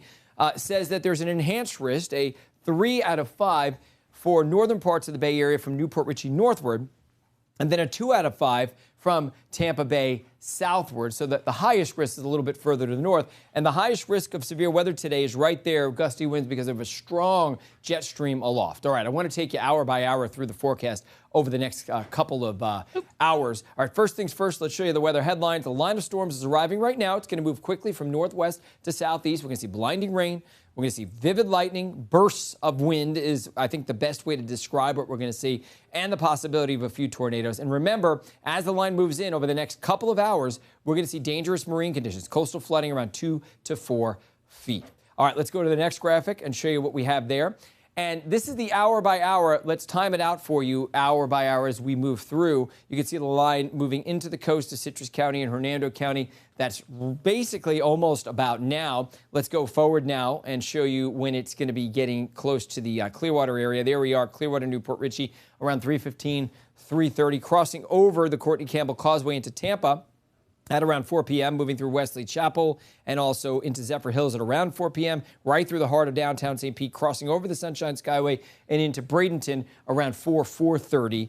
And the worst of it in Bradenton will be about 4:30, moving into downtown Sarasota at around that time. And same thing in Lakeland, 4:30, 5 o'clock is when's the worst for you. Same thing in Plant City and Waimama. And then the system continues to move east, so it's over the heart of Polk County around 5:30, 6 o'clock, right through Hardee County, DeSoto County, down towards Northport 2 at around 5:36. And then notice by 6:30, it's already moving into Highlands County. You will be under the gun with the worst of it. And notice this line. Notice how it has a kink there. It has a kink there. The point is within this line, there'll be individual storms that are going to be trying to rotate. Everything has cleared our area basically entirely by 8 o'clock tonight, so it's a short window. All right, so now let's get into the science. These are the ingredients you need for severe weather. You need moisture. We always have enough around here. So there's plenty of moisture, although it's not a ton of moisture, to be honest with you. Heat energy, we lack that. It was cool yesterday. We've seen some return flow today. It's warmed up. There's more humidity. So that creates the instability. But we're not talking temperatures in the 80s, right? Without temperatures in the 80s, we don't have a tremendous amount of lift in the atmosphere. But what we do have is a really unusually strong low-level jet stream for this far south in the U.S. And we also have a lot of wind shear. Wind shear just simply meaning at the surface we have southerly winds, but aloft we have southwesterly winds, and because of that, it imparts a spin to those thunderstorms. So the greatest risk is going to be bursts of wind. And I want to show you why. So let's go to the next graphic and first of all talk about the winds we have already. And those winds are sustained at around 25 miles an hour, but they're gusting already to around 45, 50 miles an hour. Here are the ingredients. The storm fuel is in the low to medium category. Remember, the heat is just not there. So that is lacking, and that is going to limit our ability to get a lot of big thunderstorms today. But what we do have making up for it, and big time, is the fact that this deep shade of red right here, well, that's medium to high amount of wind and spin in the atmosphere. Now, if the storm fuel was just as high, we would really be in trouble. So this is going to limit the amount of severe thunderstorms and the amount of tornadoes we see during the day today. Now, let's talk about what's happening aloft right now. And these are the winds at the low-level jet stream. And when you see the pinks and the purples, well, that's 80-mile-an-hour winds just off the ground. And anytime you get a thunderstorm that's strong enough, it can pull that wind down to the ground. So we had a wind gust of 105 miles an hour outside of a tornado in the Panhandle earlier around Fort Walton. So you can see that you don't need a tornado to give you those wind gusts. And every once in a while, we could see some wind gusts over 70 miles an hour here outside of any tornadoes. But notice the jet stream is lifting and moving out by 7, 8 o'clock tonight, and the threat is lessening by then. So that's a little bit of the science behind it. Going to the next graphic, we'll show you what the largest threats are today, and it is wind first and foremost because that whole line has strong to severe thunderstorm wind gusts. But embedded in that line, in a few places at least, we have some circulation, so there's a moderate risk for tornadoes. The hail risk is very low. We might see a teeny bit of dime-size hail or less, but it's doubtful. And flooding, not much rain flooding because we're only going to get an inch, inch and a half. It's going to move really fast through the area. But we will see significant coastal flooding that I would say will be similar to the coastal flooding that we had just a few weeks ago in December across the area. Maybe just a little bit less because it's coinciding with low tide. All right, so here we are at 4 o'clock. Now, this is called the significant tornado parameter. And if you're not a meteorologist, you don't often see maps like this. We very rarely show them on the air, but if you've been watching us, we've been showing them for the past couple of years. And these deep shades of red is something you don't see very often in the Bay Area across such a widespread area. Sure, every once in a while we'll get a blotch of deep red here, a blotch of deep red there, but not along the whole line of thunderstorms. So this is almost unprecedented for our area that we would see a 3 or 4 on a scale of 1 to 5. The significant tornado parameter tells us what the risk is for a tornado with winds over 100 miles an hour, so kind of bordering on EF2 type tornado. And you can see at 4 o'clock, it's right through Wesley Chapel, Zephyr Hills, right through Tampa, Ruskin, Riverview, Brandon, right through Tampa Bay, Palmetto, and approaching Bradenton. But, it's pretty much the whole line. Here we are a little later on. Let's put the clock forward. Here we are at 5 o'clock, moving through Winter Haven, Bartow. That's the biggest threat for tornadoes at 5 o'clock. Straight through Mayaca City, down into Northport at around 5:30, 6 o'clock. Wauchula, making its way east so that places like Sebring and Lake Placid, you'll be under the gun with the possibility of tornadoes sometime, during the 7 o'clock hour or so, and then we clear out after that.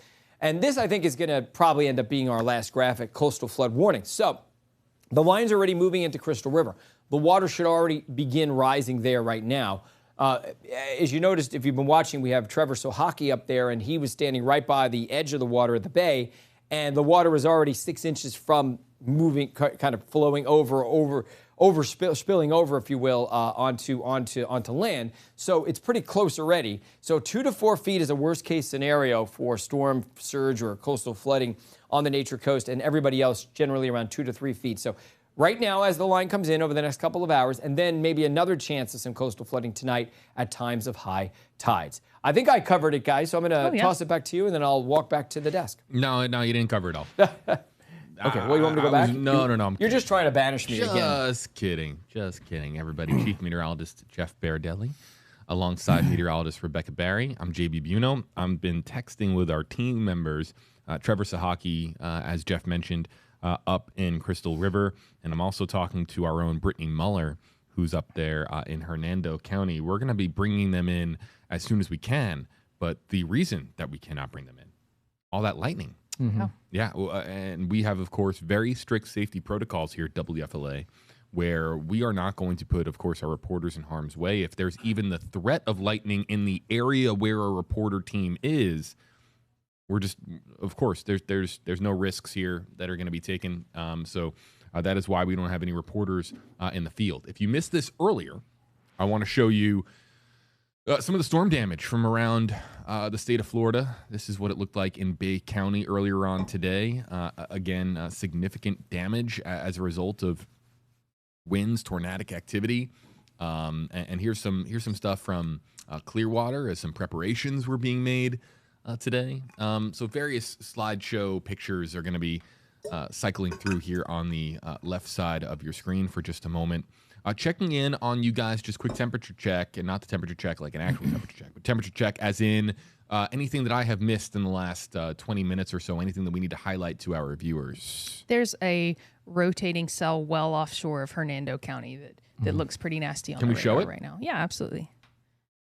Yeah, and I got to say, there are a few rotations in the line, but nothing that really jumps out, Rebecca, right? There's some, they're there. But nothing that jumps out is like, wow, that's something that, could really be destructive. It's just what I would say are run-of-the-mill rotations. And I will say that looking at Max Defender 8 right now, which updates more quickly than what I was looking at earlier when we were using Max Defender 8 for the broadcast, it does look like it's weakened significantly. And so that is good news. But you can see those bright shades there, folks, if you're watching, bright shades of pink. So those pinks are, can we query those just to get an idea? I don't know if you have. Let me stop it. Just trying to get an idea of how strong those winds are. And, that's not too far from the radar site. So the one off Newport Richey, for instance, and then there's one off, Spring Hill. No, a little further out in the Gulf there, there's that. Yeah, so those are at least 45-mile-an-hour wind gusts, and I have a feeling they're probably even stronger than that, but they're very small circulations. Yeah. Also want to point out, too, and we were talking a little bit about this, but we are on standby for any potential tornado warnings that are issued. And let's just really quickly, we're going to get back to some of the questions that are coming in, but let's quickly just talk about the process. We never talk about how our warning systems really work, from how they're issued and how the media sort of plays a role. But the National Weather Service issues these warnings, or these watches and warnings. And then really, Jeff, it's our responsibility as members of the media to then distribute that information as widespread as possible, correct? Yep, that's exactly right. Yeah, it's the National Weather Service, which is a huge organization. They have local offices in a lot of places. Our local office here in the Tampa Bay area is located in Ruskin, but there's another office in Tallahassee. There's another office in Miami. And they have local forecasters who sit there, watch the radar, and they're the ones who issue these warnings, and we get them in various ways. They come to our computer, they come to our phone, they come to our email. This way we have it coming in from, and we also have a chat where we can chat back and forth with the National Weather Service forecasters and get the latest thinking and information from them. So oftentimes they'll give us the information, say, hey, we think we may issue a tornado warning in about 10 minutes. So we know to be ready and on standby in case they do. Yeah, absolutely. And they're looking for signs on the radar of rotation. They're using any weather stations. Weather stations are not very widely dispersed, and so we don't have weather stations near some of the areas, most of the areas that we're looking at. And so they're relying on radar products, they're relying on satellite products, and that tells them where the rotation is. And we have many of the same tools at our disposal, like we just showed you on Max Defender 8 right here. This is the storm relative velocity, and where the reds meet the greens, that's a potential indication of rotation. The more vibrant the green or the more vibrant the red shade, that means a higher wind, and so a higher speed there. And so we use all this, and the National Weather Service meteorologists use all this to potentially issue those warnings. And then there's different types of warnings. If there's also an observed tornado, if someone sees it and calls it in, it's a different classification of a warning, because then it's a confirmed tornado. And so some tornado warnings don't actually turn out to be tornadoes. For all tornado warnings, they usually send out a team after the fact to survey the damage and determine if it was a tornado or not, and if it was a tornado, how strong it was. And they can tell by the types of damage that they see whether, certain trees getting snapped in half is a certain wind speed, certain structure damage is a certain wind speed, and they rate the tornadoes EF0 through EF5 based on what they saw as far as the damage goes.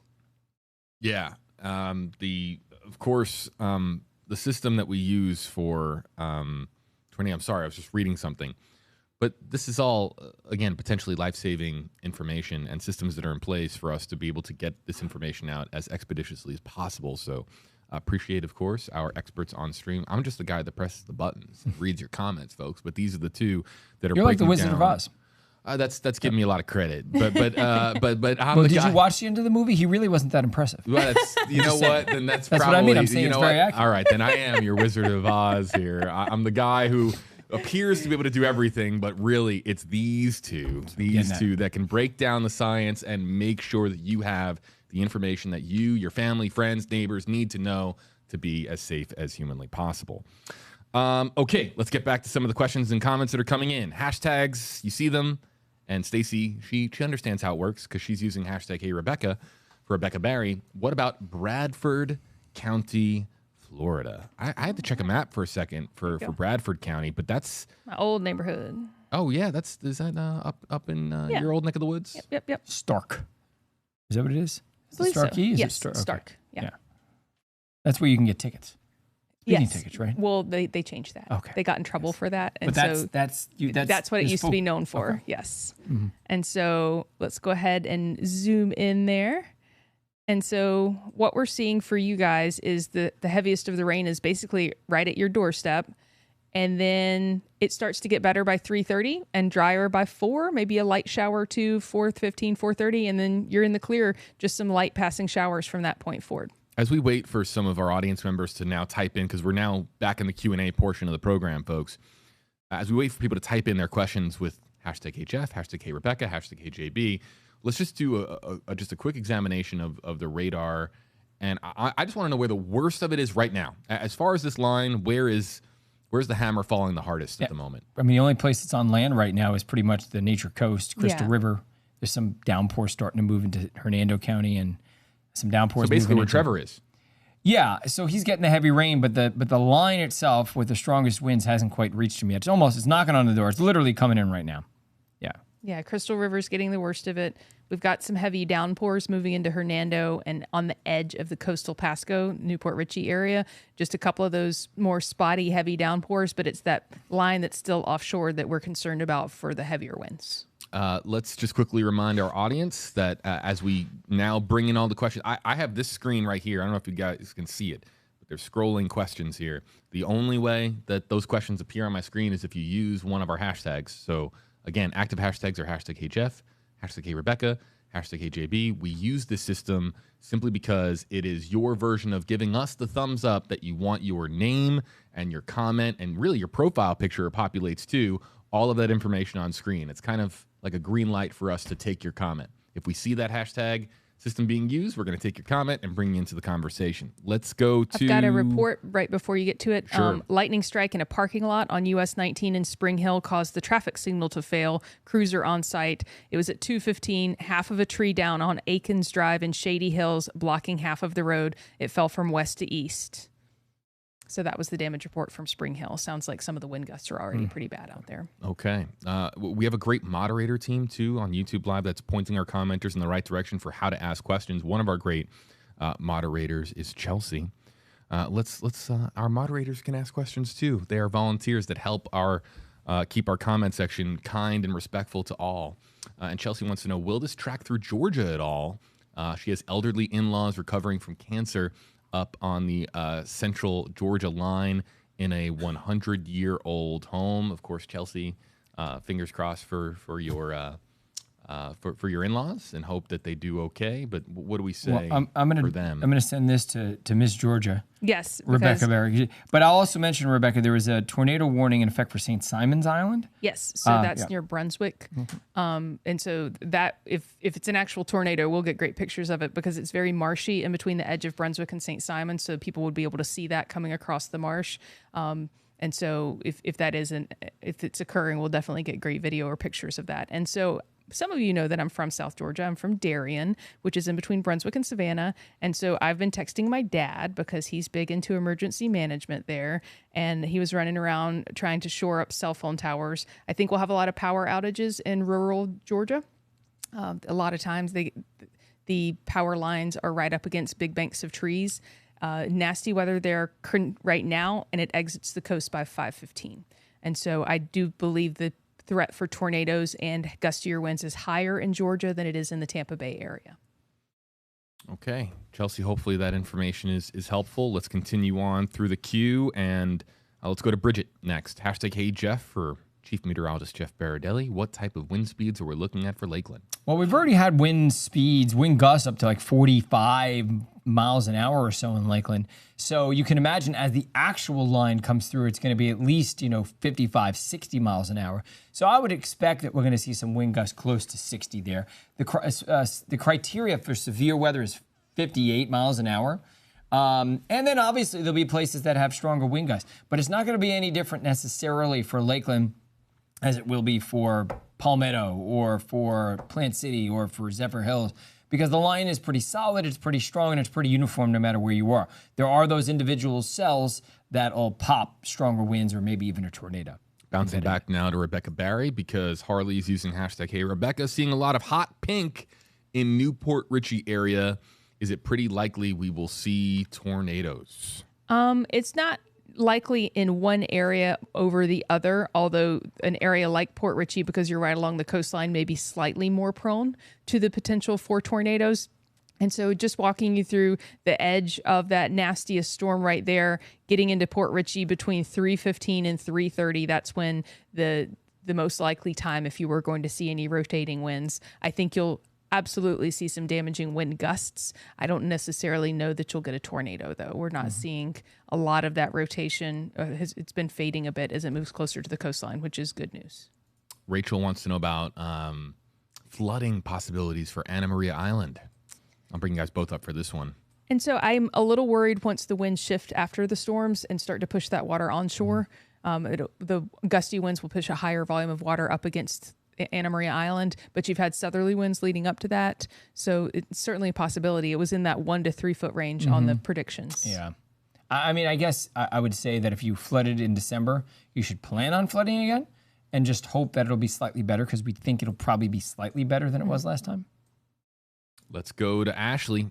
When is the worst expected for Bushnell, and what about the winds there? Well, it just so happens that Rebecca has the future radar up for Bushnell is just east of our northern counties there. And so the worst of the weather is going to be making its way in about a half hour, I'd say. Yeah. Probably. That's fair. From now, maybe 45 minutes, something like that. And then clearing after about 4. So this is interesting. I wonder if Anne Marie here is thinking along the lines of a hurricane or a tropical storm, saying hashtag KJB, is there a chance of these storms weakening as they come on land? Is that how it works, you guys, or can we explain? It's a good question. So it's easier for tornadoes to form over the water because there's less friction, less resistance, so they can easily spin up. When they move on land, it's harder. You have to have really strong dynamics in the atmosphere to overcome the friction at the surface. And so those storms, the individual cells, the rotating cells, tend to weaken a little bit as they move on shore. With that said, we've seen plenty of tornadoes over the past several months, which have not only maintained their strength as they moved on shore, especially that Clearwater tornado earlier. I don't know, was that October? It's hard to remember at this point. So I wouldn't bank on it, especially with a jet stream as strong as it is. There's a 80-mile-an-hour wind right above our heads, and that is plenty to get those storms spinning. So yes, theoretically, it's a little bit harder for those storms to maintain their intensity as they move onshore, the ones especially that have the potential for tornadoes. All right. Safety, of course, is our most paramount concern when it comes to our crews in the field, but conditions in Crystal River have opened up at least enough of a window for our own Trevor Sahaki to now join us from Crystal River. Let's bring in Trevor. Hey there, Trevor.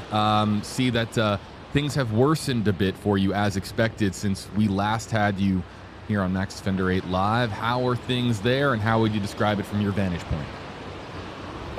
First, JB, I want to check. I think I just turned the mic on. Can you hear me right now? Yeah, we got you, Trevor. We got you. Okay, good. Yeah, things have definitely gotten worse here. You probably just saw that. Lightning and thunder really starting to pick up. This rain, it was coming down vertically, and just like Jeff said, it is starting to come down horizontally now. Just continued lightning and thunder. Wind continues to pick up. It's getting colder here. We're seeing less people outside. Yeah, it's definitely getting worse here for sure. You can see this wind and this rain is picking up. Not seeing too much flooding right now. I'm not really seeing any flooding right now, but yeah, it is as predicted. It's getting worse basically by the minute now. Yeah, and we have your shot up here on radar. Rebecca Barry has brought this up. Can we tell Trevor, you guys, as far as he in the worst of it right now, or is the worst of it yet to come? It looks like he's gotten through most of the worst of it. Okay.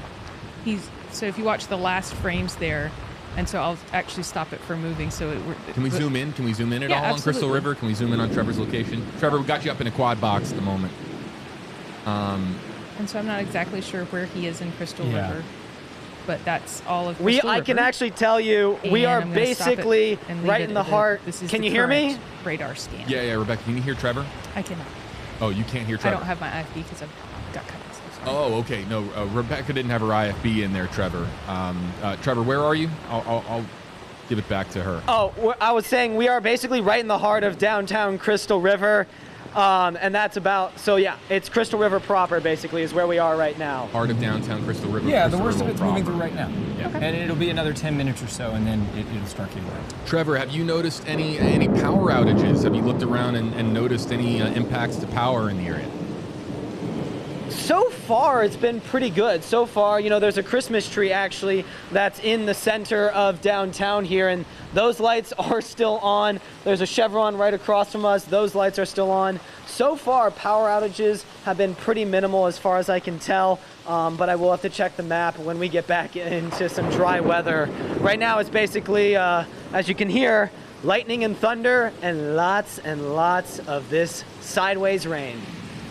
Jeff, Rebecca, any questions for Trevor while we have him here live on stream? I would just be curious when it's all said and done, if you let us know if we've seen any coastal flooding there. Yeah, that's definitely something that we will keep an eye on. I know the areas around here, we were just across the street maybe an hour ago or so talking to you guys, and that's where I expect to see some flooding as well as in Ozello. So as soon as it comes, I'll be sure to let everyone know. Yeah, Trevor, I don't know if you've got Joseph Brown on the IFB or not, and if he can hear me, but it appears that you've got a good amount of cars going back and forth there behind you. So there's still some, at least there was a moment ago. We'll go to you full here. There was some road activity there. It's not, a completely... it's not completely a ghost town. Definitely not. Definitely not. And that has been something interesting as well. We were at some sandbag locations in Homosassa as well as Crystal River today, and there was no one there. I talked with the county employees at both those locations, and they said maybe a dozen or so people, and that was around 1 o'clock when we talked with them.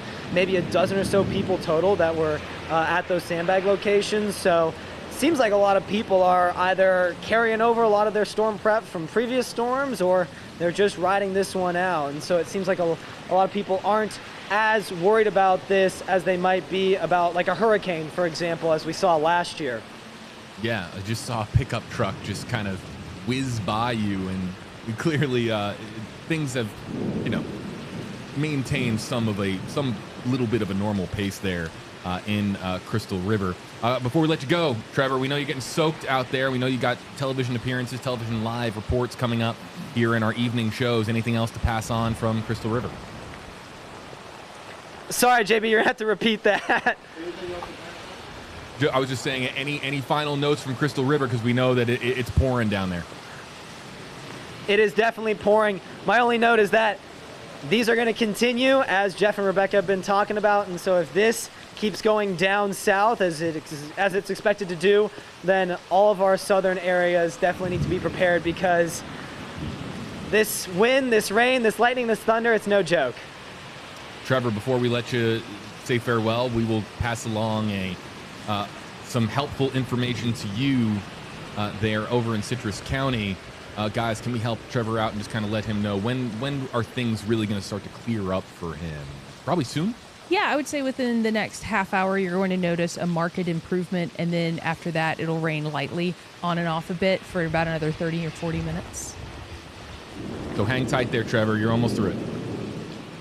Sounds good. Thanks, guys. All right, Trevor Sahaki, everybody give him a follow on social. We appreciate him and Joseph Brown joining us here live on stream. We bring it back here into the WFLA Now Stream Center, and we continue to take questions. Any notes there as far as conditions? Well, I'm going to make a note. I have to go downstairs and take care of some TV stuff right now, so I'm going to head out, and then eventually Rebecca is going to join me, and Eric Stone is going to join you, okay?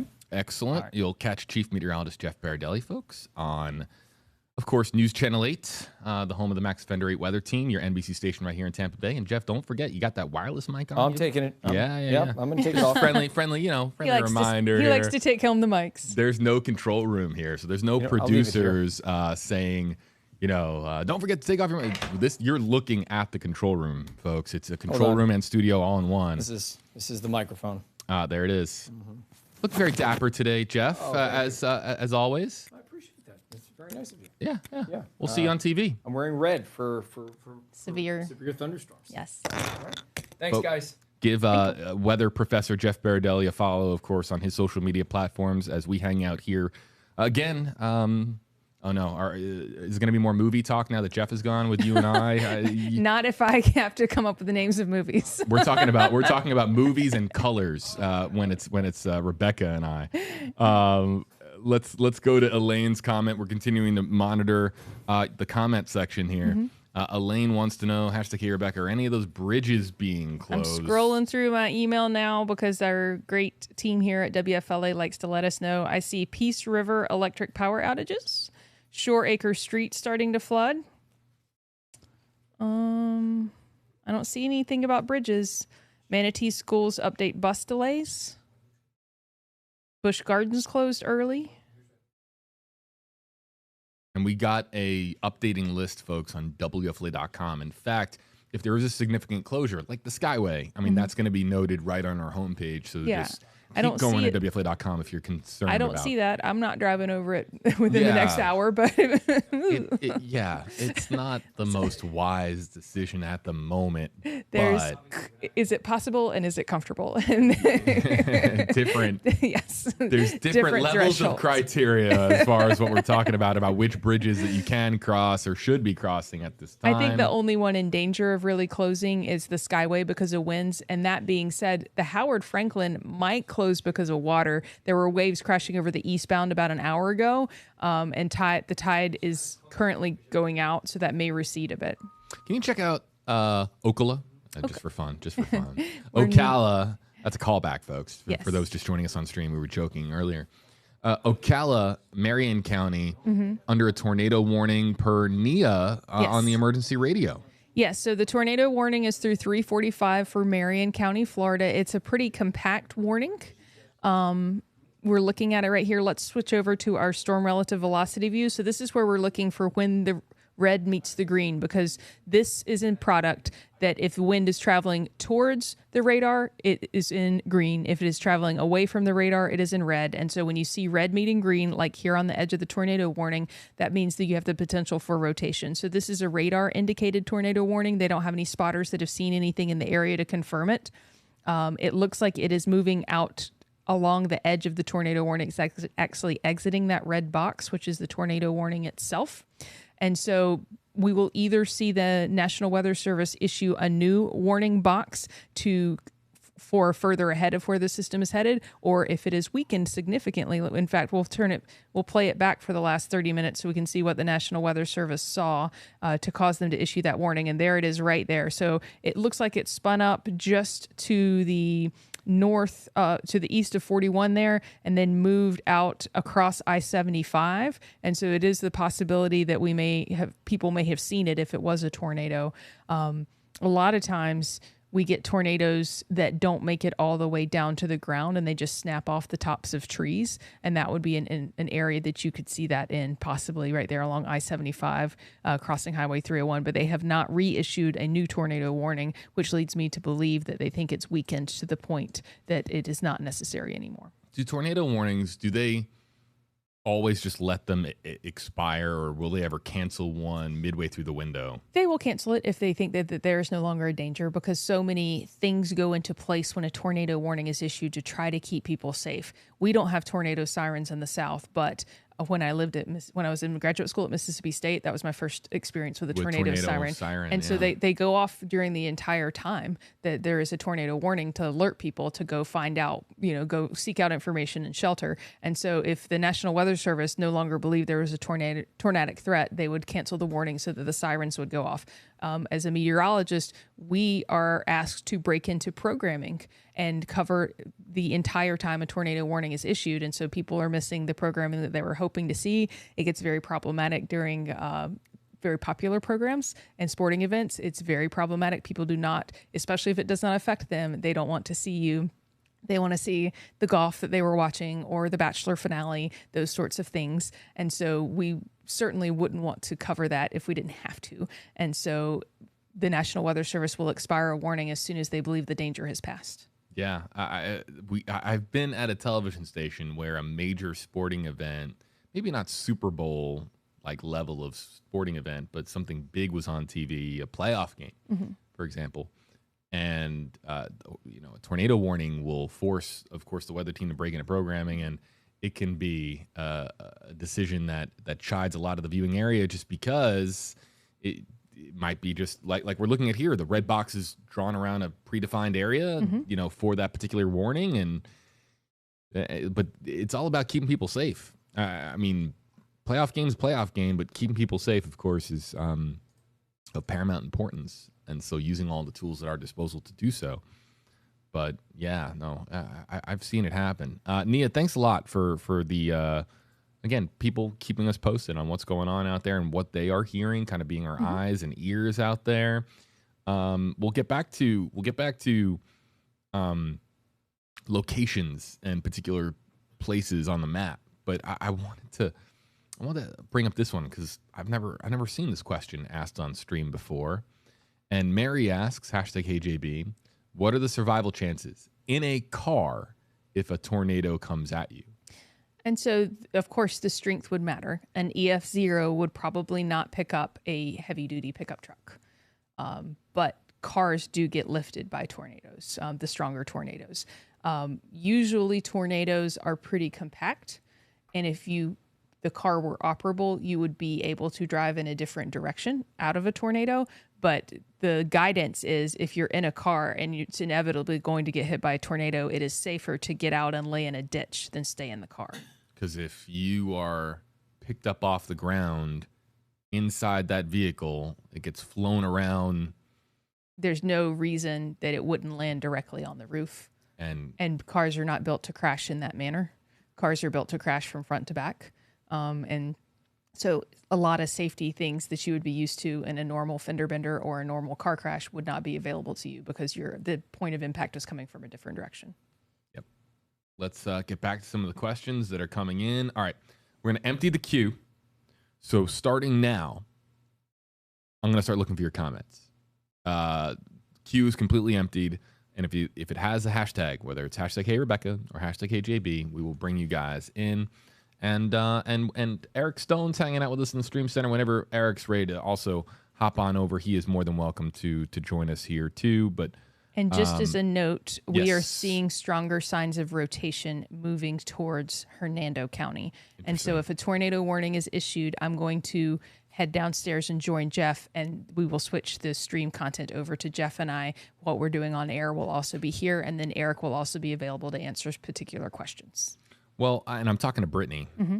So Brittany is saying that she'd like to join our stream in the next 10 to 15 minutes. Is that probably, is she going to, well, we don't know where she is and what kind of cover. She said that she found cover. If Brittany, I've worked with Brittany for a long time. We worked, and if she's safe, she's safe. Okay, got it. She's going to try to join us in about 10, 15 minutes to show us what it's like in, I'm not sure where she is. She's somewhere in Hernando. Even if we were to end up in coverage, we would like that on air as well, because if this warning gets issued, that she'll be safe, because I know her and I know how well and smart she is, so we'll be fine. Mary Ellis wants to say Spring Hill, it's kind of some off and on rain over there. Thank you for the weather report. We appreciate it. Milady Ramos, very kind comment, and then also says timing for Fort Myers, Lehigh Acres area, please and thank you so much for hashtag Hey Rebecca. Okay, let's switch over to a different system.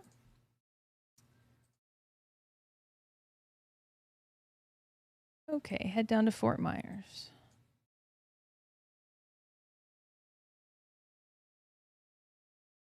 Oh, I forgot to switch. Hold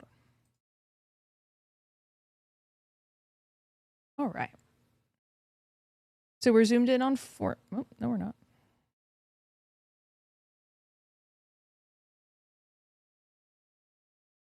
Let me close out of this. Sorry. Technology's fighting me right now. No, it's okay. I'm checking with some of our team members. Okay, perfect. Zooming in on Fort Myers now. It looks like the worst of that rain, that leading edge, starts to edge into Fort Myers by between 6:15 and 6:30. Okay. Particularly bad between 6:30 and 7. Starts to get better pretty quickly after 8.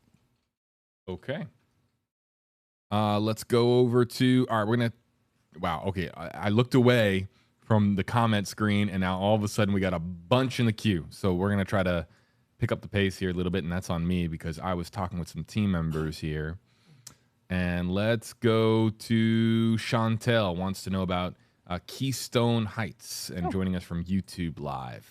Yeah, Keystone Heights.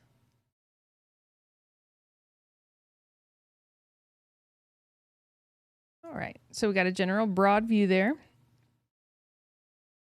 And the worst of the weather is moving through within the next half hour. Oh, that's closer to Jacksonville. Yeah, that's... Okay. And it starts to get better by 4:15. Looks like you're done with the rain by 5. Okay. So 90 or so minutes away. Yeah. All right, let's go to Shauna wants to know about St. Mary's, Georgia. Now, that's your old neck of the woods. Yep. Do you know St. Mary's? I do. So St. Mary's is in between Jacksonville and Brunswick. It's the southernmost Georgia county. It's lovely. They have a beautiful waterfront park. And they're known for their cheap gas because you cross the Georgia state line and the gas is cheaper because the taxes are different. So they have 2 big mega gas stations there. Okay. And so St. Mary's, the worst of it has almost moved offshore. You'll get 1 or 2 more rounds of heavy rain, and then things should start to improve rapidly. After 4:30, 5 o'clock, you may get a passing shower or 2, but that's about it. Janessa wants to know, hashtag KJB, timing and intensity for Land O'Lakes. Okay. That's probably, we were talking, that's probably in the now-ish to 5-ish time frame? No? Yes, yeah. You're certainly starting to get it right now. And then here's how it looks through 5 o'clock.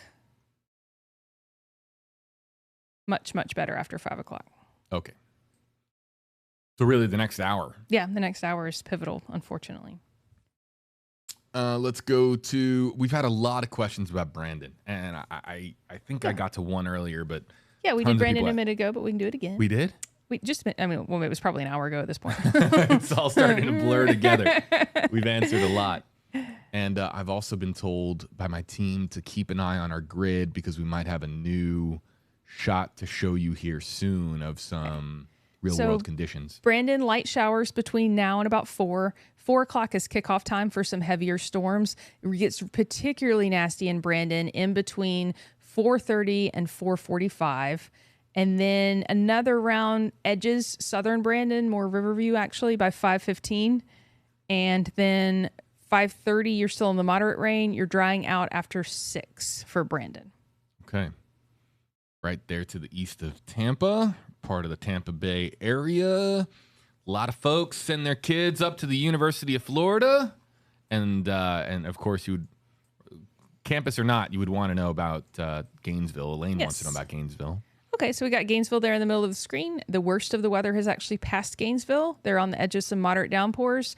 And then they might get swiped by another round of moderate downpours around 4:15, 4:30, but they're done other than some light showers after that. All right, good to know. I've got my brother-in-law. He's up there. He's a Gator. He goes to Gainesville. I'll check in with him a little bit in a little bit. Let's go to Dahlia.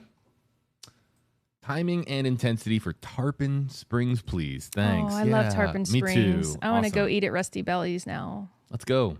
Yum. Okay, so Tarpon Springs right there.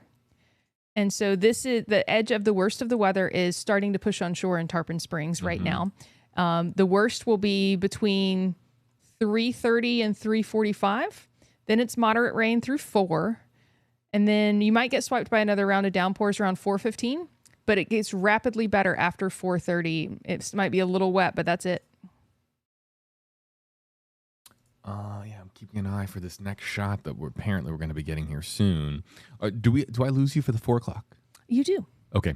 Yeah. Just making sure. Let's go to Caitlin's comment. I want to make sure I'm pronouncing that one correctly. Caitlin, that's that town. That's Hernando, right? I'm checking. I believe it is. Yes. Right there in coastal Hernando. And so zooming in. All right. And so the worst of it over you right now as we speak. In fact, rotation just pushed past north of you, but it doesn't look like it's tight enough to require a severe thunderstorm warning or a tornado warning, but just some really heavy winds. And so the winds will continue to be heavy through 4 o'clock. The rain should be getting lighter at that point. And then by 4:15, you're left with light rain. And by 4:30, you're dryish, maybe getting swiped by a light shower or 2. Arapica, by the way, I believe is the correct pronunciation of that. That's what we're going with. Yeah, we'll go with that. Arapica. I'm pretty sure that's it. Tanette, #KJB. What about the Venice area? We talked about Venice, kind of like Brandon. We talked about that a short time ago. Sometime. All right, Venice. Let's zoom in on you, and we got Sarasota in here too, along with Inglewood. So you're dry in Venice until about 4:45 to 5 o'clock. And it's really nasty between 5 and 5:15. You get another round of heavier rain at 5:45. And then things start to dry out after 6:30. Let's go to Justin wants to know about Hudson. All right. Pasco County, right? Yeah. Getting up there.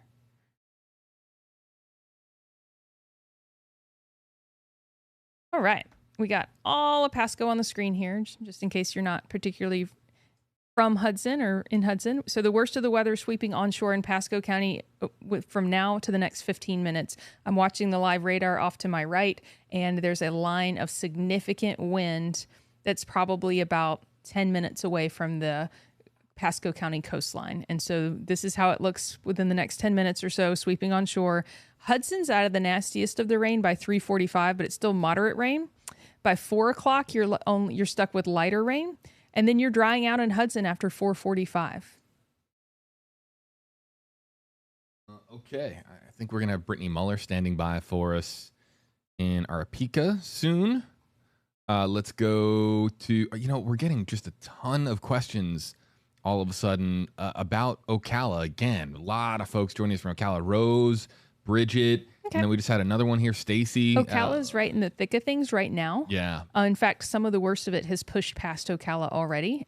You're still in pretty heavy to moderate rain until 4:15. You start to dramatically improve after 4:30, pretty much staying dry, maybe getting swiped by a stray shower after that. Okay. And, pretty windy, though. Let's go to trying to see some areas that we haven't covered here in a little bit. But back to Georgia, Ruth wants to know about Wilmington Island. Did we talk about that earlier? We talked about St. Simon's Island earlier. Are you familiar with Williamson Island in Georgia? I'm not. Let's look that up. Okay. My guess would be it's near Savannah, but I'm not sure. Again, we're here in Florida, folks. We're really educated on our Florida not jurisdictions. It's the wrong word. Municipalities is what I was trying to say. But Wilmington Island is located. Oh, it's Savannah. Yeah. Okay. Perfect. And so backing the radar up, you are right in the thick of things right now. The heaviest of the rain is moving through between now and 4:15 to 4:30. I would say it's going to get pretty bad between 4:15 and 4:45. And then you start to dry out by 5:30. Little Patty wants to know about Brooksville. All right. Hopping around. Yeah, we're moving all over the place. Rebecca's getting in her clicks for sure. Okay. The heaviest of the rain will start to edge into Brooksville within the next 15 minutes. It will be particularly stormy between 3:30 and 4. Things start to get better after 4:15, and you finally start to dry out after 5. Okay, 5 o'clock, things will be clear in Brooksville.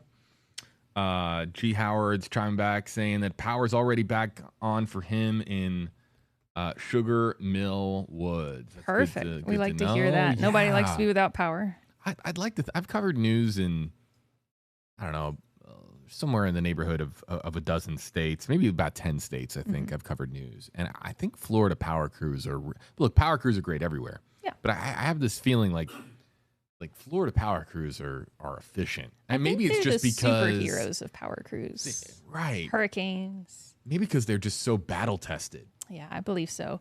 And I've actually been a part of conversations with different power companies about how they're moving and making changes moving forward to the power grid and burying lines and that sort of a thing to help with the fact that and get people's power back on faster.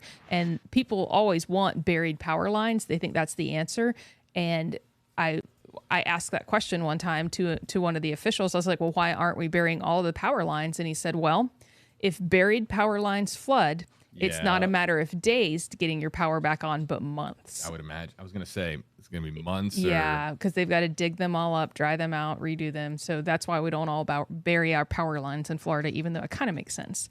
And actually, Eric, I'm going to let you hop over here because I am going to have to hop downstairs for the 4 p.m. news. You're set up right here on links on Max 2. And then this is links 1 right now, but we need to close that down and put up links 2 for you so that we don't step on each other. Good. Everybody, welcome into the Stream Center. Meteorologist and pinball wizard. We've got a severe thunderstorm warning. Citrus County. Citrus County. Okay.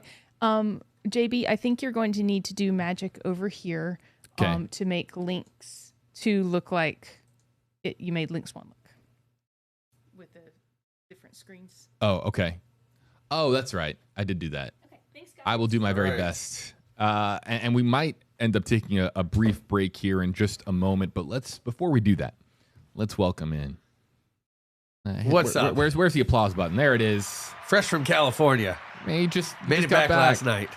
Everybody, meteorologist Eric Stone hanging out with us here in the Stream Center.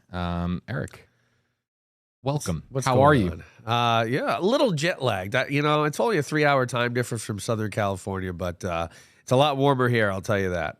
Everybody, Eric is coming off another incredible performance. He is one of the I would say world famous pinball players. You could say that, competitive definitely. pinball, it's already coming in our comment section. Our commenters saying, pinball wizard. There he is. Nice. Hashtag Eric. Nice. It's good to have you. It's good to be back. And Eric, just really quickly before we get to some of the comments coming in, your observations about what we're seeing out there. Obviously it's a pretty darn strong cold front, and I did see some rotation in Hernando County, and I'll show you that in a little while. Northern Hernando County around 19. I'm surprised there wasn't a tornado warning on that. Reflectivities look pretty good, but I guess the National Weather Service just doesn't see enough. As this storm moves quickly to the east, 40 miles per hour. It's going to be one of those events where, you wait for it, and then it's here, and 20 to 30 minutes later, it's gone, which is good. But again, severe weather threat's going to stay with us through the rest of the afternoon into the early evening.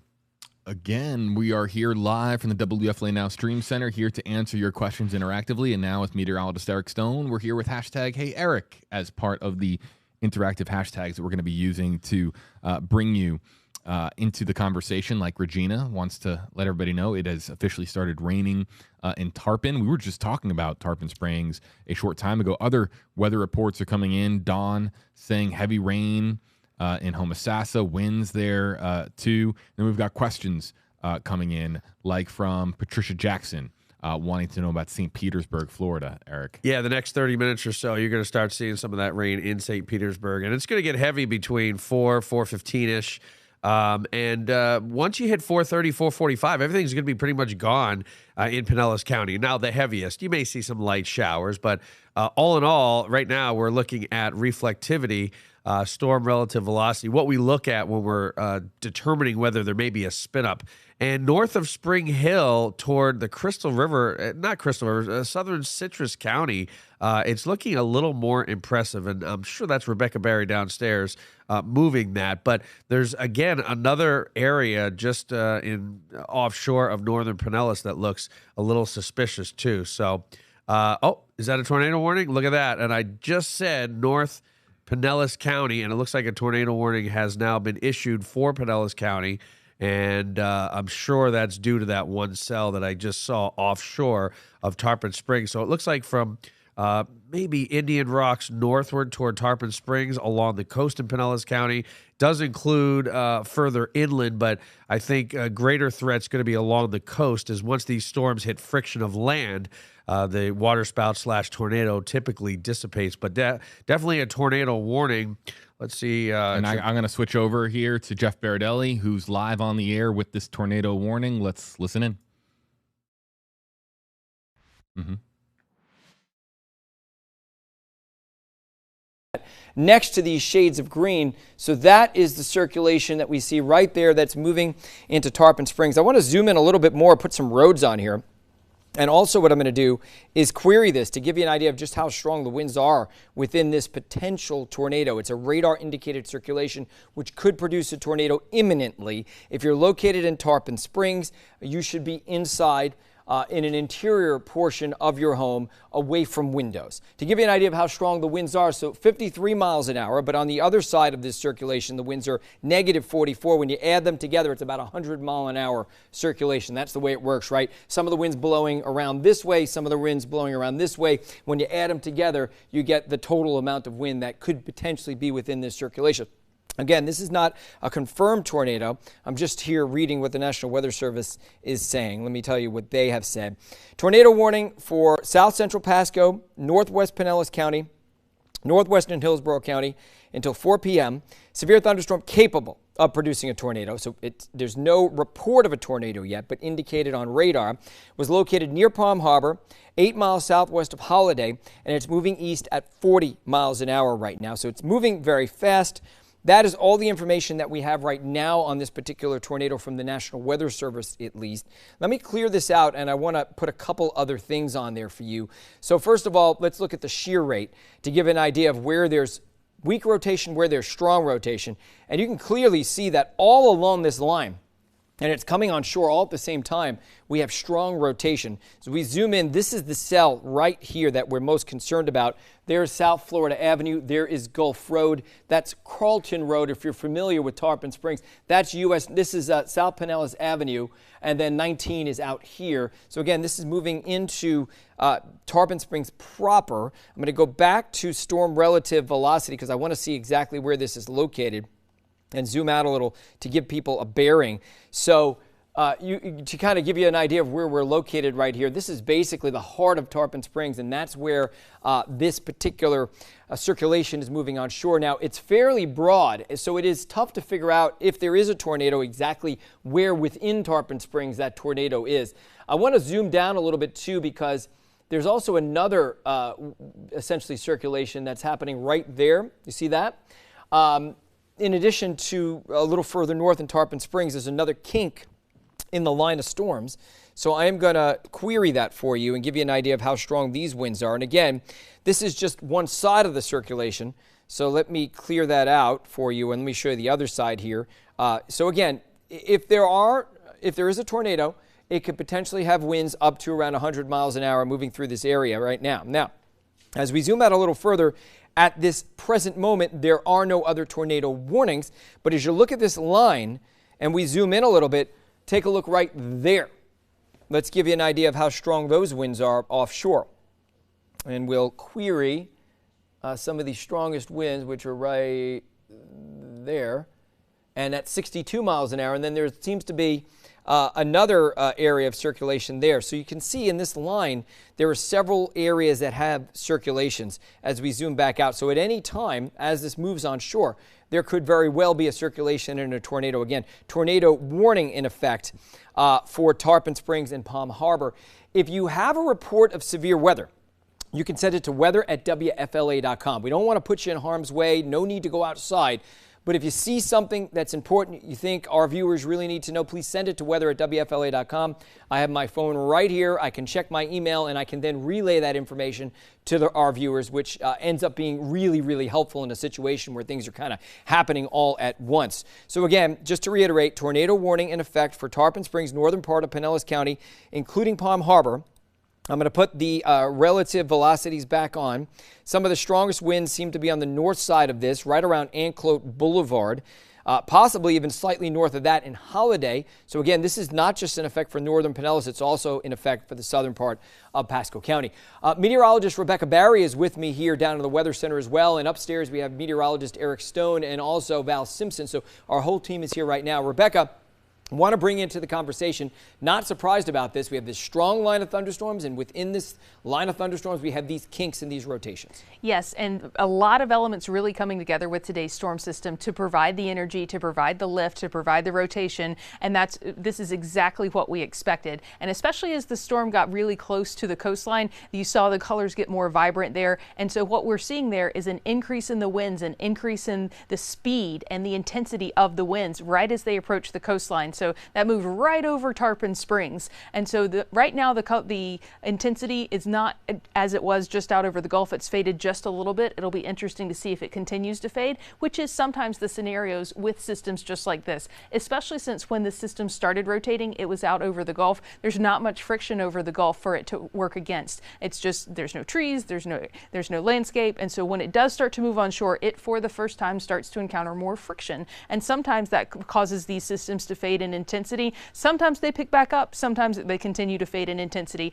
And so it'll be a matter of a few minutes before we see which this system will do, if it's going to get a little bit more broad because of that lack of, because of the added friction, and we were going to see it continuing. And we're also seeing the similar scenario play out just offshore of Pinellas Park. And so this is going to continue to track towards the coastline there. We're seeing some very vibrant colors and some very good indications of rotation. But we don't have any warnings. There are some marine warnings out there, but it wouldn't be until it got closer to the coastline that they would potentially issue a tornado warning for this storm. You can see how close to the coast this system was, not only when it started to really rotate and show those signs, but once it got within a few minutes of impacting the coastline, that's when the National Weather Service decided to issue the tornado warning. Now this is until 4 o'clock, and it is for northern Pinellas County. It is for the southern edge of Pasco County, and the warning does clip into a bit of Hillsborough there as well. But if this system would have to hold together for it to end up impacting those areas. And so through 4 o'clock, we're going to be monitoring this area, this line of storms moving through with the potential for some rotation. Now, even outside of rotating storms today, we have good chances to see strong straight line wind gusts. The thunderstorms today have the potential to produce 60-mile-per-hour wind gusts. It doesn't matter whether the wind is rotating or whether the winds are straight line. They do the same amount of damage at those speeds. And so even if you're outside of a tornado-warned area today, you still could see a lot of tree damage or other damage because of strong straight line winds. And so this system's moving into Tarpon Springs. Holiday's just on the edge of it as well. It will then continue past 19 and moving near. It's probably not going to hold together to Wesley Chapel. Let's hope not. But right now, that areas in the red box right here are under the tornado warning until 4 o'clock. And so Jeff's putting a track on it for you because it's moving fast. It's moving at 40 miles per hour. And so that means it's going to move into Trinity right now, Coachman by 3:56, Eastlake by 3:57. This system could impact Safety Harbor by 4 o'clock, Oldsmar by 4:02, Odessa in that same time period, Gulf Pine by 4:04, Lake Fern by 4:06, West Chase by 4:08, Spivey and Rocky Creek by 4:11. And so if you're in any of those areas, you do need to get away from windows. You need to get to that interior room in your home. Bathrooms are very popular for storm shelters because there's not a lot of windows. We want to get you away from flying glass because if there is any damage, the flying glass does a lot of makes for a lot of injuries. And so the area of rotation right now is anywhere from Holiday just southwards of Holiday, and it's going to continue to track off towards the east-northeast. And so Newport Richey is going to be north of this. We're not going to see this in Newport Richey. This is continuing to move away from Tarpon Springs and make its way over land. We're still not seeing the vibrant colors like we saw out over the Gulf, which was the indication of the higher wind speeds. And so when we're watching the system as it formed out over the Gulf, we got really vibrant shades of green and red. And what we're looking at right now is a product on the radar. It measures whether winds are moving towards the radar in green or away from the radar in red. So where you get the meeting of the two, especially if there's a little bit of a curvature there, that's an indication of rotation on the radar. The National Service meteorologists watch that to issue warnings. And so this is not a confirmed tornado. This is a radar observed tornado. They'll send out a damage team after the fact to survey the area that it moved over to see if in fact it was a tornado and what level of damage it did. That's how they rate it between an EF0 and EF5. Based on the amount of damage they see, they can tell how strong the winds were based on the damage that they survey. Can you hear me, Rebecca? Yeah. Oh, okay, great. Yeah, I mean, looking at it, obviously, it was a broad circulation to begin with, and it just seems like it's kind of become more linear. And you mentioned before, we're streaming live, by the way, on WFLA now. And you were mentioning before that people always concentrate on tornadoes, but the reality is you can get just as strong winds in straight line winds. And when you look at this line, we don't often see lines that have straight line winds quite as strong. You can see how sharp the delineation is between the red and the green, indicating that switch of wind and those really, really strong winds. But looking down this line, I see a lot more evidence of straight line winds than I do of some kinks. But notice there are, and Rebecca, you can see these as well, these kinks that are developing off Indian Rocks Beach and off of Madeira Beach and Reddington Shores right now. They just issued a severe thunderstorm warning. That's the yellow box that just appeared across southern parts of Pinellas County. So let me bring in that information for you. Hazards indicating winds of over 60 miles an hour, storm located near Seminole, and it is moving east at 40 miles an hour. So this line is moving east at 40 miles an hour. I think what may be a good service to our viewers right now is to put a tracker on this whole line for you. I'm going to put it back into reflectivity mode. So this is what you're used to seeing. And I want to track it for you across a large part of our area. Let me zoom in specifically to Pinellas because that's clearly where the strongest winds are right now, and into also into Pasco County. So here we go.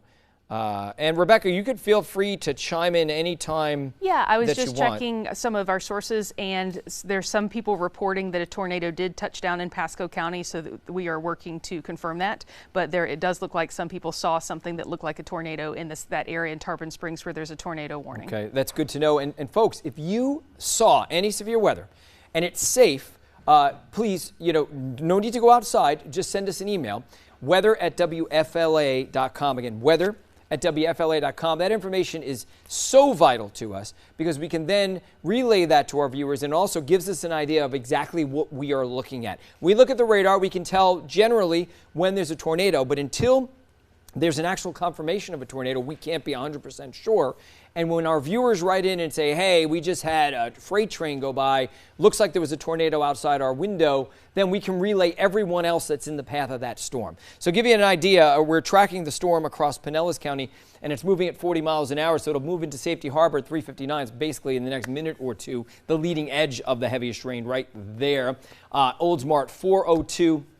Odessa at 4:04, Lake Fern at 4:06, Feather Sound at 4:07. This is not necessarily the area that's going to be impacted by the tornado. It's just this particularly strong line of thunderstorms when it is going to reach your area. And so far, Rebecca, it seems like these what we call couplets or rotations have been lasting for a short period of time, right? They'll get stronger, they'll start to wrap up, they'll tighten up, but then just 5 or 10 minutes later, they kind of let loose, and the line itself kind of takes back over again. Again, we talked about this before, but there's this battle between a straight line of thunderstorms and individual cells in that thunderstorm that are trying to rotate, trying to overcome that kind of linear nature.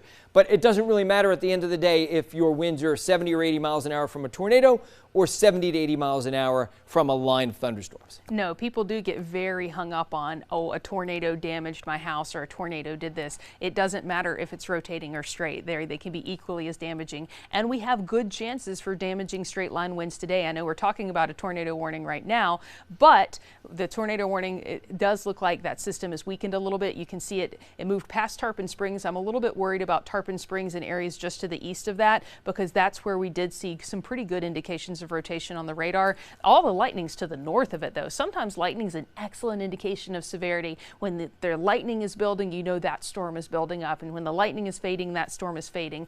But this time, the rotation occurred well outside of most of the lightning. It was well to the north of it, a little bit to the south of it. And we're looking at Clearwater Beach right now, the worst of the storms moving on shore in Clearwater, some lightning developing there. I just checked. The emergency management is reporting that the floodwaters, the coastal floodwaters, are rising there, and so that will be an issue. I think, Jeff, you said it was 3 feet above normal? So I'm bringing up the graphic right behind you. Okay, 3 feet above normal. So I'll read the exact crosswords. I have it right here. Your Okay. storm surge has reached Gulfview Boulevard on the south portion of Clearwater Beach.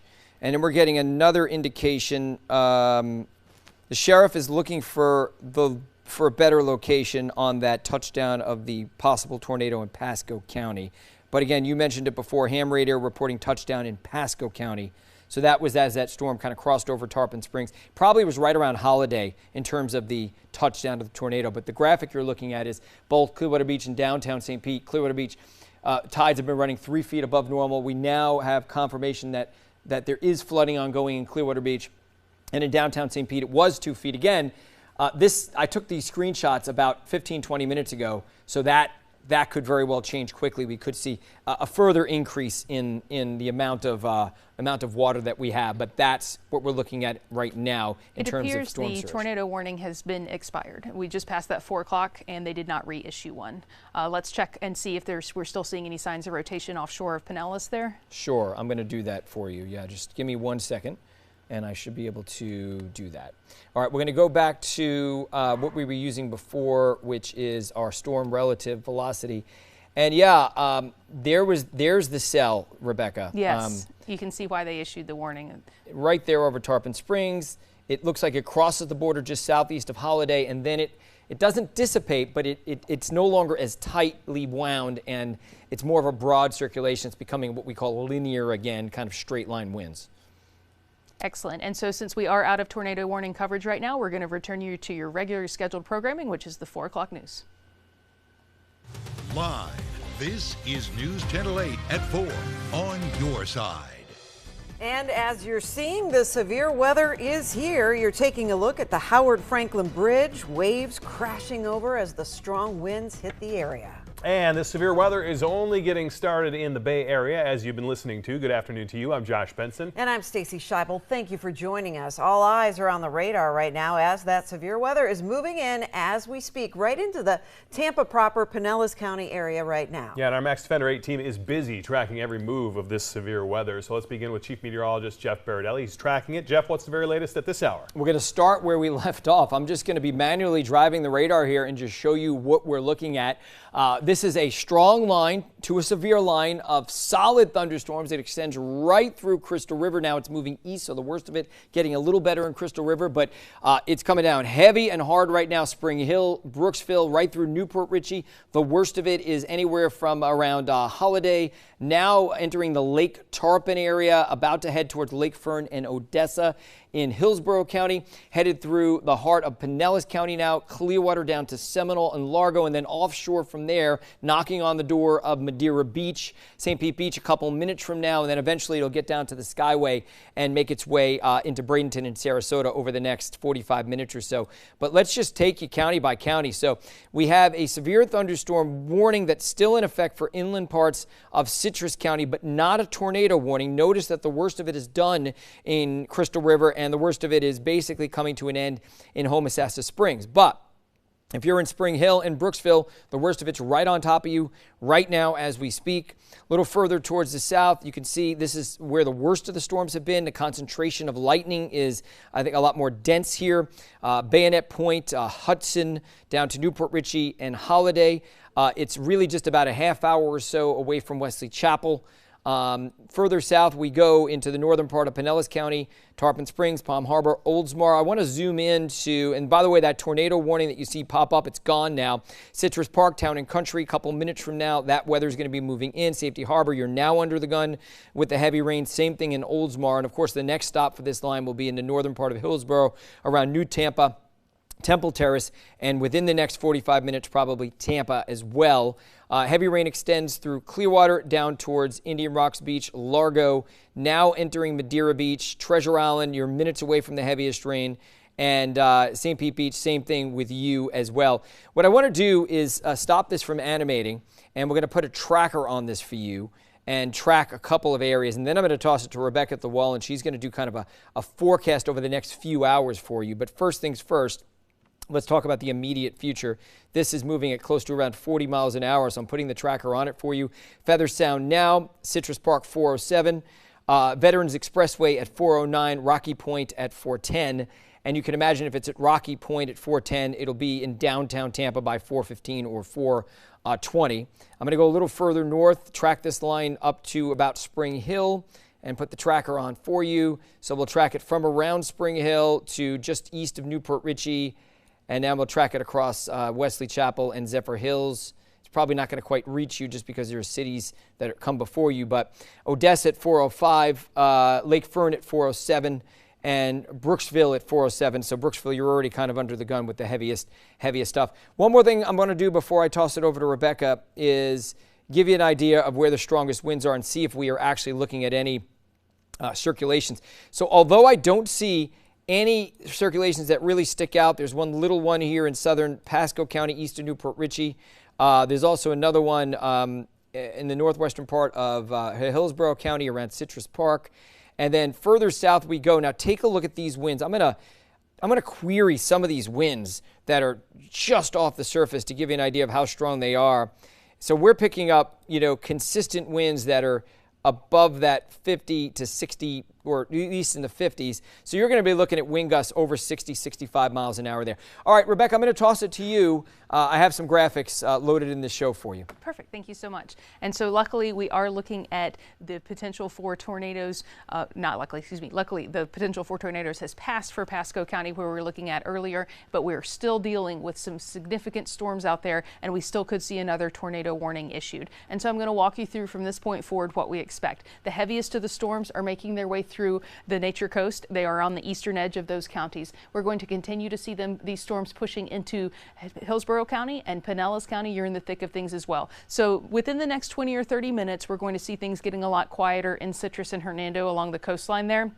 And the leading edge of the storms, the one that we're most worried about with the potential for rotation and straight line winds, because we could see damage from those straight line winds as well, it marches a little bit further inland by 5 o'clock. Remember, these storms are moving at 40 miles per hour. So over the course of an hour, they're going to go 40 miles. And so Lakeland starts to get into the worst of the weather by 5 o'clock. And also down in Bradenton and Sarasota, you're in the thick of things as well.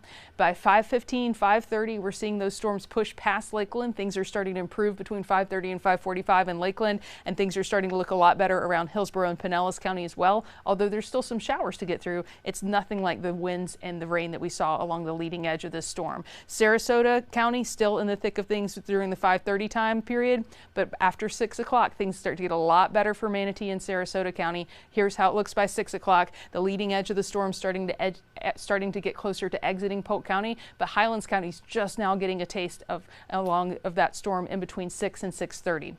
By 6:30, a lot of our coastal areas are drier at this point, only a couple of light showers. And moving forward from that point forward, by 7, Highlands County is getting the thick of it. We're looking at much, much better conditions elsewhere, but Highlands County is the last one to get that round of very intense storms, and it's basically out of our area by 8 o'clock. But we will still see the potential for severe storms through that 7 to 8 o'clock hour for Highlands County only. And we talked about how strong the straight lines winds were. If you were outside today, you noticed how windy it was. Now, Now, upper level winds were even more. Upper level winds just above the surface, they were up to 80 miles per hour today. And so that's one of the reasons we saw sustained winds around 25, 30 miles per hour and gusts of wind closer to 40 and 50 miles per hour for us. Those upper level winds really making a difference as far as what you can expect. Now, this is not the only round of rain that we're going to see this week, but we are looking at weaker chances for showers overhead for the rest of the week. We'll take a look at that forecast coming up next.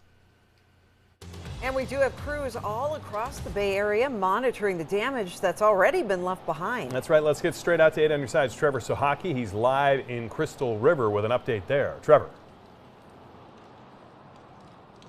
Well, Josh, Stacy, as Rebecca and Jeff just mentioned, it has really calmed down here. It's really calmed down here, I should say, because these winds and this rain about half an hour ago were basically coming horizontal. It was very, very bad here, and it was lightning and thunder all the time. And this tree right here, in fact, oh, there we go. There's a little bit of lightning and thunder right there for you. But this tree right here was blowing all over the place, and it was just going crazy over here. And then I want to now take you out to all the way over there at this marina, this pier situation, because out there, there is the bay, and right there during Hurricane Idalia, I was here and that flooded. It flooded probably 3, 4, 5 feet, came all the way over US 19 and flooded this entire place that we are standing in right now. And that is the concern for this area. Now that the storms have basically moved out, we're out of the worst of the area, the worst of the storms, it is going to be the concern that flooding is going to come over and really start to hurt all these homes and these businesses right here. And we'll keep an eye on that as we go throughout the rest of the day. Live in Crystal River, Trevor Sahaki, 8 on your side. All right, thanks, Trevor. We now go to 8 on your side's Brittany Muller. She is in Hernando County. What have you been seeing there? I know you've been there for a few hours now, Brittany. We have, Stacy. Good afternoon. The most of it, just like Trevor, has also cleared of it here. So that's good news. But it was a stark difference than just 15 minutes ago when we saw the sky lighting up in purple because of lightning. I just got off the phone with emergency management here in Hernando County. They say there are downed trees and limbs. There's also some power outages in this county, as well as one house fire because of the lightning. There's also some rising water levels, but most of the rain has subsided right now, which is good news. Earlier this afternoon, we went up the road on Shoreline Boulevard to the Sandbag location where we spoke with one Weeki Wachee resident who's now concerned of flooding. In my area here, the high tide's supposed to be about 1 in the morning. So that's the biggest threat. Now, there is a marine warning in place until 5:30 this afternoon and a tornado watch until 9 p.m. And of course, neighbors here in Hernando County are again worried about overnight flooding. So it is something that we'll keep our eye out for. Reporting live in Hernando County, Brittany Muller, 8 on your side. All right, thanks, Brittany. We have a new warning right now. You probably heard it. All our phones just blew up. So let's get over to the weather now with Jeff Berardelli. What's the latest here? What was that warning? Well, there's a reason why our phones blew up here in Tampa, and it's because the tornado warning is in effect for Tampa proper. So let me stop this animation for you, and we're going to tell you exactly where we think this tornado potentially is. It's interesting they issued a tornado warning for this because let me take a look at the storm relative velocity. Well, I got to tell you, I mean, there's a very broad circulation. There's not necessarily an indication that this is a rotation, except for the fact that the National Weather Service issued a tornado warning. So let me see exactly why they did this. Let's see if I can find the tornado warning on the chat here. New tornado warning extending into Hillsborough County, also watching an area north. Well, nevertheless, there are very strong winds with this. And if there's a tornado, it's a very broad circulation that's happening right now, and it's moving eastward as we speak. The tornado watch box extends from Pinellas Park on the east side. You are clear on the western side of Pinellas Park around Seminole. But on the eastern side of Pinellas Park, right along Gandy Boulevard, so around the racetrack gas station, which is along Gandy Boulevard, extending over the bridge, now headed towards the Salt Shack, which is located on the west side of Tampa, right near the Selman Expressway. if we can, guys, can we come back to me on camera? Because I want to try to pinpoint a couple of places on the map. Thank you. I appreciate that. Okay, so first things first, let me query a couple of in terms of the wind. We've been querying basically the same type of winds here, which are in the 50-mile-an-hour range, but that doesn't necessarily tell you exactly how strong these winds are that are coming in with these potential spin-ups. I want to query just a couple other areas for you. 60 miles an hour. So there are some stronger winds over the bay right now. And again, that's the tornado warning that's in effect right now. It's moving towards the east. Let me put this back to reflectivity mode, which is kind of the more standard way that we look at radar. And let's go to our reflectivity there, give you an idea where it is. All right, so the storm itself is located right over the heart of Pinellas Park. The strongest winds are out ahead of it. We get these strong winds, downdrafts from the storms down to the ground. And the National Weather Service has decided to make this a tornado warning. This is going to quickly move towards the east. It's moving at 40 miles an hour, so I'm going to put a tracker on this for you, give you an idea of how long it's going to take for it to get from Pinellas Park, which is where it's located right now, across the bay into places like McDill that are under the tornado warning right now. So let me put this tracker on it, and we're going to track it at around for a little bit less than 40 miles an hour. And obviously moving so fast, Feather Sound at 415, Shore Acres at 424, Hyde Park at 436. So that's coming up very shortly here within the next 15 minutes or so. Downtown Tampa at 438, Brandon at 457. Again, I have to say, looking at this, radar signature, it doesn't necessarily look like there is an apparent tornado in this. Rebecca, I'm going to bring you into the conversation here because there's obviously a large aggregate of very strong winds. To me, it looks like this is more straight-lined wind type stuff. But again, as we've been talking about, it doesn't matter if the winds are 70, 80 miles an hour and it comes from a tornado or from straight-line winds. It is interesting they chose to issue a tornado warning because I don't necessarily see a real tight circulation there. It's not the classic circulation that we look for on the radar that would indicate a tornado, but regardless, people get hung up on wind damage being from a tornado, whether they're straight line winds, whether they're rotating winds. If they're 60, 70, 80, 90, 100 miles per hour, they do the same amount of damage. And so what happens is the National Weather Service meteorologists are watching areas to see these higher winds. They're looking for the rotation. That's what tornado warnings are. And there was a little bit of a curvature there, but that was about it. It still looks very straight line. And so what we want you to take away from this is still a dangerous situation because the winds are so strong. We could see wind gusts that could be very damaging. Now, what's interesting about this particular warning area and where it's headed, it's about to cross the bay. And so that gives it a little bit of energy, a little bit less friction. And so we may see the circulation tighten up a little bit as it is briefly over water instead of land. And that could mean it would be slightly more intense as it headed towards the West Shore area and the South Tampa area.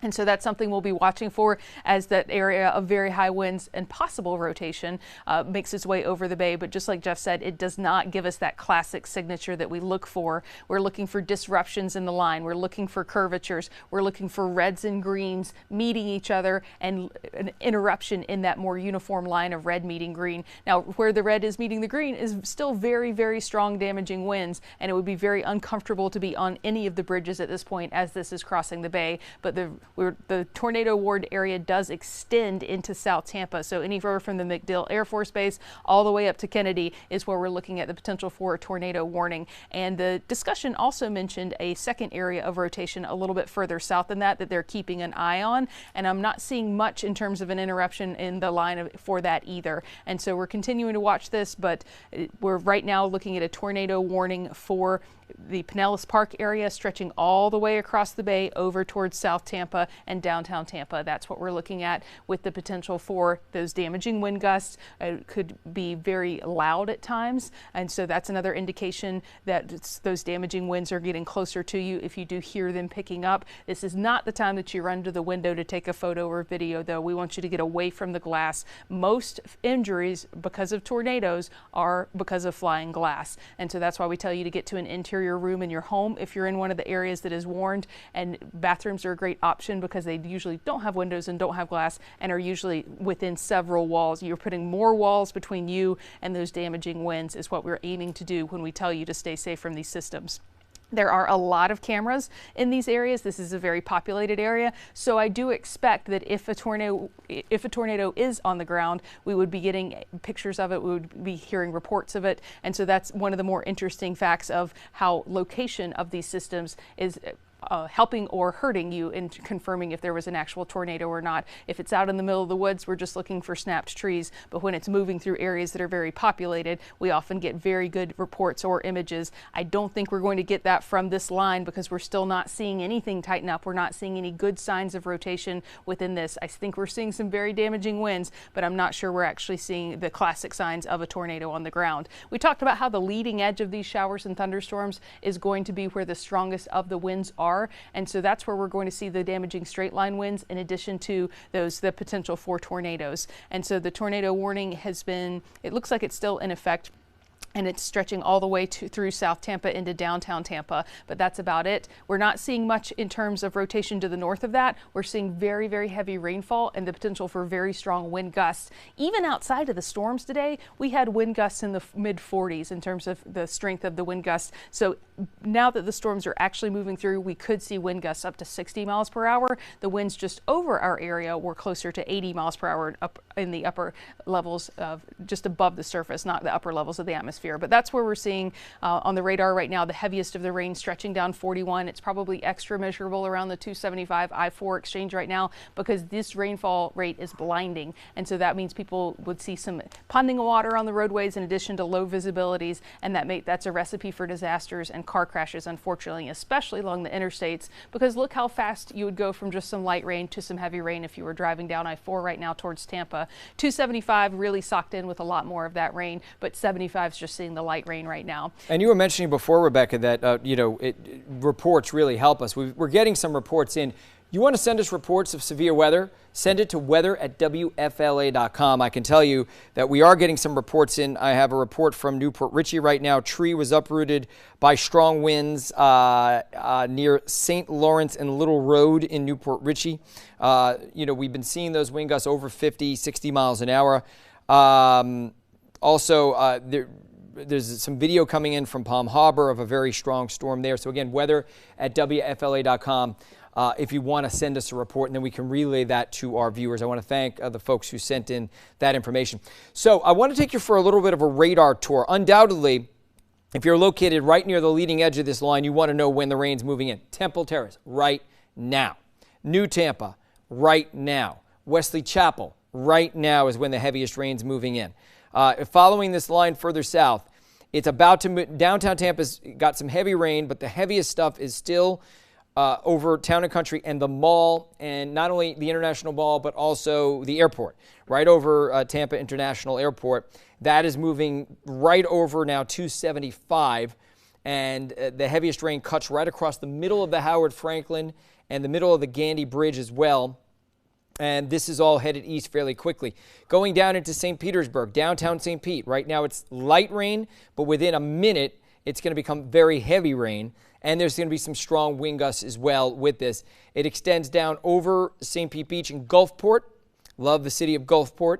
And Terra Verde, you're about to be under the gun with the heaviest rain. It's about to cross over the Sunshine Skyway. As of now, I haven't had an indication as to whether or not the Skyway is closed. I would imagine the Skyway will be closed for a short period of time as this line crosses over. Let me put this back onto... Before I do that, I was going to put it back on velocity mode, but I want to show you where it is relative to Palmetto, Bradenton, and Anna Maria. Anna Maria, a couple minutes from now, the heaviest rain is going to move in. It's still a little ways away from places like Palmetto and Bradenton. Let me track the heaviest of the storms into that area and just give you an idea of when we expect it. We're expecting it at Holmes Beach at 437, Longboat Key at 447, Palmetto at 450, and Bradenton at 451. I'm going to do the same thing. I'm going to go further north, do the same thing for this part of the line, which is really the strongest part of the line right now, extends from about Town and Country. Okay, new tornado warning for Pinellas County. It hasn't popped up on our map yet, but I think it's going to pop up in a second. So we're tracking that line of storms across Shore Acres.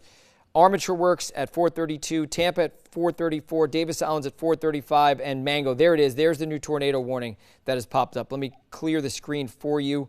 This is it. Okay, I see the kink. This one actually has a legitimate chance of being a tornado. Let me switch over to our base velocity and try to find it. There it is. It is as clear as day, folks.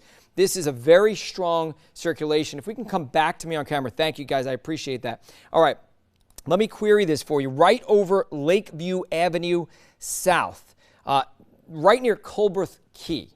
So just on the south side of downtown St. Petersburg, we're measuring winds that are 70 miles an hour, but it's not just what we measure, it's what we measure in one part of the storm, and then what we measure in another part of the storm, let's say right there, and we add them together. So there could be winds with this tornado somewhere between 90 miles an hour. And I am confident that this has a very good chance of putting out a tornado. It's about to cross over downtown St. Pete. In fact, I'm going to zoom in.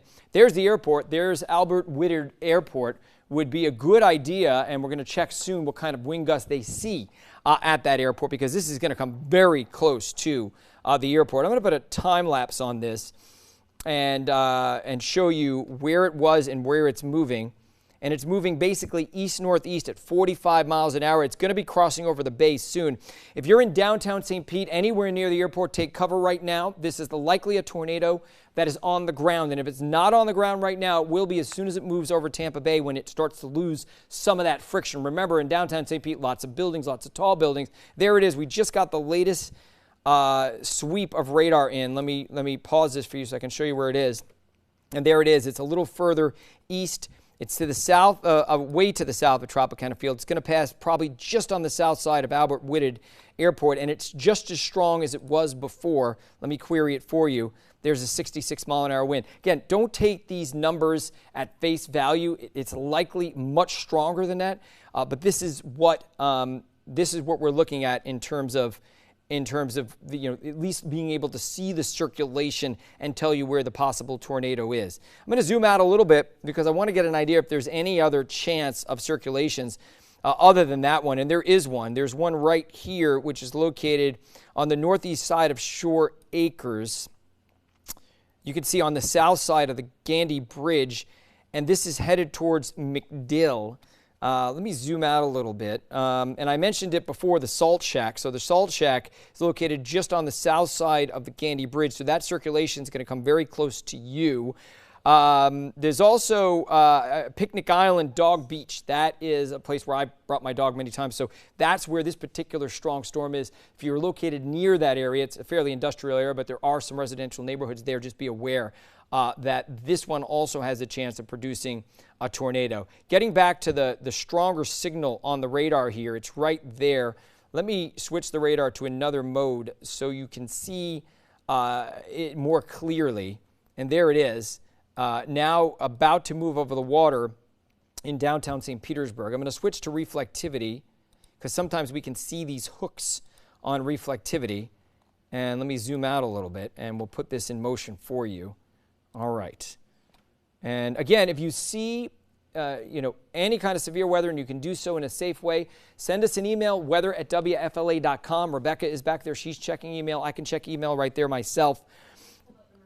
Camera and pointed it that way. Okay. All you can see is rain at this point. Okay, yeah, that's something that I'm going to need to load up. So let me load up the Marina Point camera. They also have the tower camera pointed that way. Yep, okay. So there's the Marina Point. Oh, that's not the Marina Point camera. Just give me a second to rotate around here, folks. We're going to go through our cameras. Okay. All right, our tower camera's up in downtown St. Pete. Go ahead, Rebecca, you take over, and then... Yeah. Oh, by the way, look at Crystal River's water. Oh, wow. You can see the water is now over some of the land there at the Plantation Resort there. Yeah, and so we're looking at the Plantation at Crystal River camera. The high waters are going to be a problem along all of our coastlines. And so next up is Newport Richey on this tour to camera. Our International Plaza at Bay Street, we can't see anything at all because of the heavy rain. But this is the Marina Point camera, and so we're looking across the bay. This is right at the base of the Gandy Bridge on the Tampa side. And so we've pointed it towards St. Pete, towards the area that we're seeing that rotation on the radar. And this is all we're seeing. And this is one of the reasons that tornadoes tornadoes are particularly deadly across the south. Many of them are wrapped in rain, and you can't see anything. You can't see them coming. There are several factors that go into the thought process that make tornadoes more deadly across the south than anywhere. One is we don't have basements, we don't have tornado warnings, we don't deal with them very often. But the second thought is that a lot of them do occur at night or are wrapped in rain. Rebecca, and so, that shear that's approaching MacDill Air Force Base is the strongest that I've seen so far today. yes, and so even when we were sampling some of the storms that are going on along the Panhandle and over our area, this is the strongest right here. That yellow is extreme shear. So this is the strongest of the winds moving on shore right at the base of the Gandy Bridge. And so areas like Marina Point, areas like Picnic Island Park, you've got, of course, the Publix over there, and it's going to basically go down Gandy Boulevard and probably leave some damage as it does so. We do have that one camera right there, but we can't see much as far as what is headed our way. By the way, there's the strong winds moving in. Whether or not there's an actual tornado, it's tough to tell. But I'm going to zoom this in as far as I can over MacDill to give folks an idea of where the strongest winds are. And let me just query this for you, Rebecca, because I'm. Okay. So that's the strong. It's not 48 miles an hour. It's a lot stronger than that. But that's what the tool is pulling up. Yes, and so it's better just to look at this with a more broad screen instead of getting hung up on the numbers. When you're seeing the more vibrant colors meeting the opposite more vibrant colors, that's where we've got the strongest winds. And the more vibrant the colors, the stronger the winds are that we're seeing. And so backing out to that second area of rotation that we saw that looked really defined over St. Pete, now it's moving out over the Gulf, and it doesn't look quite as defined or quite as tight, which is good. When it moves out over the water like this, it gives it an opportunity to be free from friction. There's no trees, there's no buildings that it has to battle against to get that rotation going. And so we did consider that there might be a chance for it to tighten up even further, but that's not what has happened so far. It's been out over the water for 2 radar sweeps now, and it's looking more broad instead of stronger. Now, just like Jeff said, even if it's not rotating, we're still looking at extremely strong winds that are very damaging. Straight line winds do the exact same amount of damage that rotating winds do, and so that is one of the factors that we're dealing with today. So the wind is starting to move onshore in South Tampa. It's moving down Gandy Boulevard. It's moved past West Shore at this point. It's probably closer to Manhattan right now, and it's going to continue to march down Gandy Boulevard, crossing Dale Mabry, crossing areas like South MacDill. And so this is a very populated area that we're looking at the worst of these winds. And boy, that could very well be a tornado on the ground there. We don't have confirmation of that, but it would make sense. I mean, the winds have definitely gotten stronger. You can see the circulation has definitely tightened up there. So I just, want to put those roads on there so you can see exactly where it is. That's South Wall Street, that's South Lois Avenue, that's South Dale Mabry. This is down towards MacDill Air Force Base. So if you're located on the very southern tip of MacDill Air Force Base, right before you get over the Air Force Base, that's where the strongest winds are, A road, and it's moving northeast very quickly at 45 miles an hour. So if you're anywhere in the southern part of the peninsula, and I know Rebecca's very familiar with this area, this could very well be a developing tornado right now. Could, and it does appear that way. Even if it isn't a tornado, it appears that it's going to be very damaging line of winds. They did expire the tornado warning for that area. They did not reissue it, but this is where the damaging winds are moving. And so it's moving across South Tampa, especially along Gandy Boulevard and south of that all the way to the base. And so the crossroads, probably Euclid South is probably where we're seeing the worst of the winds right now, crossing over South Tampa. And Jeff is putting a tracker on it because it's moving at 40 miles per hour. And so over the MacDill Air Force Base right now, Gardenville by 446, Apollo Beach by 448, Brandon by 454, Bloomingdale by 550, Turkey Creek by 505, Walden Lakes by 506. At the same time, it reaches Beatty's Corner, Hopewell by 511, and Trapnell by 512. So this is a very fast-moving line of powerful winds. We have seen on again, off again, the potential for rotation within them. They've continued. Okay, the new tornado warning has been issued. I expect that will be for this area of rotation over South Tampa. Central Hillsborough County. So let me take the tracker off. Within a second or two, you should see it appear, but it's got to be this cell. That is really wrapping up, Rebecca. I mean, there is going to be a tornado on the ground right on the north side of MacDill Air Force Base right now. Yeah, that's it's over my house. I mean, we just got the latest scan in, and we can kind of show you the difference in winds. So 45 plus 38 is 80 miles an hour. It's going to be stronger than that. But clearly, you know, this, and we've been watching this as it moved off Tampa Bay, moved on to McDill, gotten stronger. Now a tornado warning just issued from the National Weather Service. Sure enough, it is for this particular cell that we've been warning you about for the past 10 minutes or so. This is moving northeast, and it's going to be going back into Hillsborough Bay, so right over Hillsborough Bay. It's going to pass to the south of downtown Tampa, but barely to the south of downtown Tampa. You know, I'm gonna put a lapse on this. I want to see how close it's going to come to Davis Islands and to Harbor Island. It looks as though it's going to pass probably just south. Would you agree, Rebecca? Probably just south of Davis Islands, just south of Harbor Island. Yes, I think it's not maybe clipping the southern portion at most. It is increasing still in intensity. We're seeing that classic tight signature right over West Bay and Himes, and it's going to continue out towards the Inner Bay Meat Market, out towards the Big Ray's Fish Camp. So these are the areas that we're talking about, these very damaging winds. There's a lot of trees in these neighborhoods, and so I'm afraid that we're going to see some tree damage. I'm afraid that we'll see some power outages. This is going to race off very quickly to the northeast. It shows Davis Islands on the northern edge of this right here, but I should just tell everybody that I queried not just the tornado, but I queried the whole line of strong winds. So let's do that first, and then I'll go back and I'll query just the tornado itself, okay? Okay, perfect. And so this is just the straight line winds. They're moving towards Davis Islands by 5:35, Gardenville by 4:43, Mango by 5:49, Seffner by 4:52, Brandon by it looks like 4:52 as well, Bloomingdale by 4:57, and then after that it continues to work off towards Dover and Beatty Creek. And so now he's going to tighten up that track. Yeah, I mean, I can't get closer because it's moving so fast, but what I'm going to do is, like you said, I'm just going to add this. Maybe this will work. Let's see. So it's moving. Man, is this flying? I mean, I barely get to the edge of the screen here. But anyway, okay, so that is where the tornado is moving. So those particular neighborhoods need to watch to see if this particular tornado maintains its tight circulation. So I'll give you an idea. Brandon at 4:55, just to give me an idea of what time it is. So that's 20 minutes from now. So again, this has to cross over the bay, North Hillsborough Bay, and then get back onto land. So we're tracking it into Brandon. I think it'll be faster than this, though, to be honest with you. Seffner at 4:58, Dover at 5:04, Turkey Creek at 5:06, Walden Lakes 5:07, Hopewell at 5:10, Plant City at 5:14, if it stays together that long. But you can clearly see where we're tracking this potential circulation, potential tornado just issued from the National Weather Service. Folks, if you want to send us a report of severe weather, again, it is invaluable information. We need it so we can alert everybody who's upwind of these storms as they move to the east. This tornado warning is in effect until 4:45. Let's see what they're saying specifically about it. Severe thunderstorm capable of producing a tornado. So far, I haven't seen any reports of a tornado, but you can help us by sending us an email to weather@wfla.com. I'm checking my emails right now for any new emails that are coming in.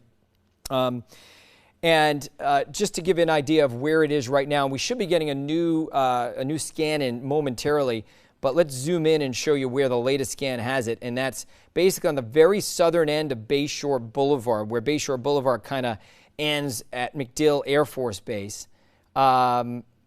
And it's moving northeast. It's going to be moving right over North Hillsborough Bay, and then eventually landing somewhere in this neighborhood right here, which is the northwest side of Riverview, south of Ybor City. It's not going to be moving through Ybor City, and it is moving to the south of downtown Tampa, but it doesn't mean that downtown Tampa is not going to see those strong winds. You just won't see the actual tornado itself. Let me put a lapse on this and show you the direction it's moving. It's basically almost straight east, east-northeast. One thing I can say, the latest scan has just come in, and you notice that it's not quite as, the circulation's not as apparent. It's a little more linear or straight, which means that we may have lost whatever tornado there was for now. It doesn't mean it can't tighten up again. Sometimes these tornadoes will pulse. 1 minute, you'll see a tornado, the circulation tightens up. The next minute, the line takes over, and it's straight line winds, and then so on and so forth. It keeps happening over and over again.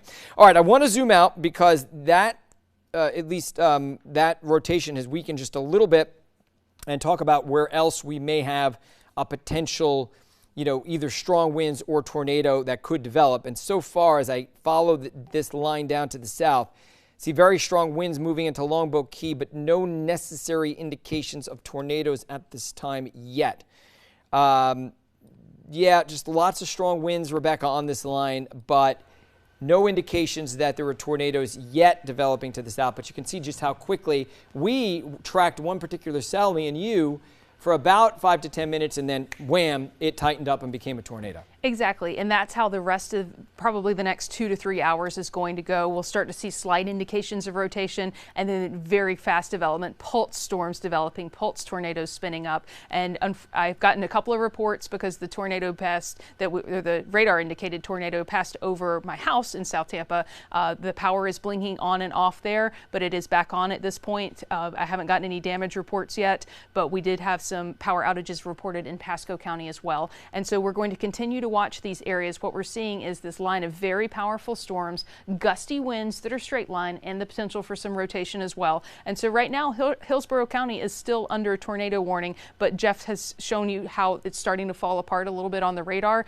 And so we don't expect that to be continued unless something else changes. The next rotation we're watching is offshore of Terra Verde. And so we'll have to see, it's well out over the bay right now. We'll have to see if it continues to hold together as it makes its way closer to the coastline. A lot of times when they form out over the bay, once they approach the coastline and start to interact with the coastline, it's very difficult for them to hold together once they start to see that chance for, they start to introduce friction into the equation. A lot of times that does weaken the system pretty quickly. And so this system's continuing to look more and more linear as it makes its way across the area, across the bay there, and back out over towards the Brandon and Riverview zones. And so I think it's just going to be very strong straight line winds once it hits the coastline just to the north of Apollo Beach there and moves just to the south of Brandon. So we still... I'm just going to mention, we have a couple of reports coming in. I want to call out the folks who are giving us reports. Thank you so much. From Patricia Jackson. She told me that a tornado went over her house in Gulfport, and she showed the damage pictures. We have damage pictures. We'll try to turn them around and get them on the air for you at some point. But looking at these damage pictures, it could have very well been a tornado. So again, that's Patricia, and she is from the Gulfport area. Gulfport, of course, in the very southern part of Pinellas County. Also, Nicole Oles said that she had a tornado in southern St. Petersburg around 8 minutes ago. Now, that was 3 minutes ago, so about 11 minutes ago, she had a tornado in South St. Pete. Well, we saw that on the radar, and there was a tornado warning that was issued for that. I believe there might have been even one other report that came in, and it's from a woman named Tina Martin. Thank you, Tina. Happy to say we survived a tornado with limited damage, but you didn't say, Tina, where you live. So if you can, email me back. Let me know where you live so I can tell people where the tornado was. So again, these are really helping out. No tornado in Holiday. No, Tina Martin says no sighting of it, but she was in Holiday. And there's other information coming in from Boca Ciega Bay and St. Pete of just how high the water is. And I can tell you in Clearwater Beach, I just looked at it, tides are about 3 feet above where they should be. So that's how much storm surge we're looking at, Rebecca. So it seemed to be some unconfirmed reports of actual tornadoes that have touched down in the Bay Area. And I'm not going to argue with those given what we saw on the radar in St. Pete and in McDill. Yes, and so we have some power outage reports. In Pinellas County, they're reporting about 9,000 power outages, and then TECO is reporting about 6,000 power outages. And that was to be expected with the level of winds that we saw today, because even outside of the tornadoes and the tornado warnings, we saw gusts of wind upwards of 60 miles per hour within some of these storms. And so that line is approaching Palmetto and Bradenton right now. Longboat Key is next. And so we're looking at the potential for blinding rainfall as well as those gusty winds, and the lightning isn't as much of a factor as it has been previously. And so now we're back up in Citrus County. That's where we're looking at some of the drier conditions where we had the storm sweep through earlier. Now we're back down south. And so what we're seeing, we're watching this rotation off of Terra Verde right now, and we're also watching Pinellas because there's still some really nasty storms exiting Pinellas Park and St. Pete there, crossing the bay. And here's that line of shear. So this is the line of winds that we talk about. And so it's very thin. It's an anemic line, but it's a very powerful line. And judging from the damage pictures, you guys are emailing us at weather@wfla.com, which we really appreciate. Once the storm passes, we love seeing what happened in your neighborhood so we can get a better idea of what happened. But this is the line that's producing all of those downed trees and limbs and making everyone's yard really messy. It's about to move through Brandon right now. It is a little stronger out over the Gulf than I expect it will be once it makes its way past 301. A lot of times the winds lose some of their intensity after they move from the Gulf and from the bay over land. It's the friction, it's losing that warm, moist air, which is a source of energy for them. And so we still have some areas of shear back out over Pinellas, but they're certainly not as strong as that initial line that's about to approach Ruskin right now on Apollo Beach. It's going to move into Riverview. It's already moving into Brandon there. It's going to cross 75, eventually cross Highway 301. I don't think it will be quite as intense as it crosses 301 and moves on. When we're taking a look at the velocity, now we're looking at wind going in one direction towards the radar and wind going in the other direction away from the radar. And what we're looking for along this line is little curves, because that is an indication of possible rotation. So that's what we'll continue to monitor with that line as it's marching. It gets a little trickier when you're close to the radar site, which is in Ruskin. It starts to look a little wonkier in terms of that, not that classic line of away from and towards. And so we will go over go through a transition as the line itself of wind crosses the radar there, but then once it gets on the other side of the radar site, we will get a better idea of where we're potentially seeing some of that rotation. And so looking back offshore, say, you know, the tornado watch up north has been canceled in our northern counties. The tornado warning that you see right there, as you know, that's going to expire in about 2 minutes. And I have to tell the folks up in the control room as well that as of now, I don't see any circulations that look like they're going to be imminent tornado warnings. We could still see tornado warnings anywhere from now until around 7:30 tonight in our southeastern counties. But as of now, I see some strong gusty winds approaching the Skyway, moving over Anna Maria Island, Longboat Key, Teresita, Palmetto, but I don't see any signs that these are going to become tornadoes, at least imminently. Even as I look at the actual tornado warning, whatever was there, that circulation, that seems to be gone now. So we're probably going to be able to toss it back to just our normal coverage in just a couple of minutes. I want to mention what's happening here is we have a line of storms, which is linear, right? It's a straight line that is competing with individual cells, which are trying to rotate within that line. So what happens is when a storm gets strong enough, it's able to overcome the linear nature of the line and start to spin and produce a tornado. But then pretty quickly, the line says, no, I'm going to straighten you out, and it opens up the circulation, and all of a sudden we just have straight line winds, no tornado anymore. This is the dynamic that's going to play out for about the next 2-3 hours or so. I just got a 63 mile an hour wind gust from Gulfport as that storm moved through Gulfport. And again, an unconfirmed report from a resident there saying that there might have been a quick tornado there as well. And before I toss it back to the anchors at the desk, just want to say you can send us any information you want to at weather@WFLA.com. Again, weather@WFLA.com. Send us that info. We'll mention your name on the air. We'll get those pictures on the air and that video on the air, and we'll be able to relay what could be life-saving information to the people in the area right now. Right now, we have strong thunderstorms, nothing particularly severe, but we'll continue to monitor it closely. We're going to send it to break. We'll be back in just about 2 minutes. Live on MaxDefender8.com, here's the Max Defender 8 weather team. As multiple tornado warnings issued in the Tampa Bay area, it has been an eventful hour as we are monitoring all of the activity here from the Stream Center. That was our on-air broadcast here at WFLA News Channel 8. Welcome back into the Stream Center here, folks, with meteorologist Eric Stone. I'm JB Buno. One after the other, these tornado warnings were popping up.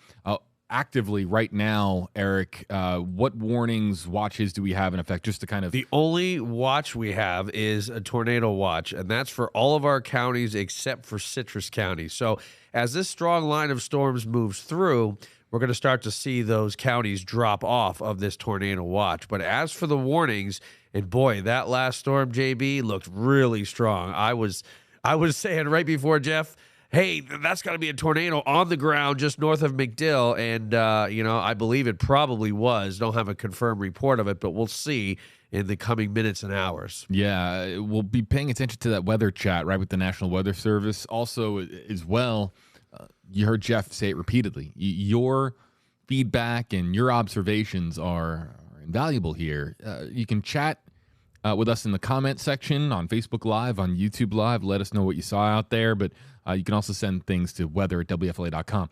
If you have any pictures or video of anything that we need to know about, or something that you captured in the last 90 or so minutes, please, again, send it to weather@WFLA.com. We would love to be able to show it here on stream and be able to show it on television.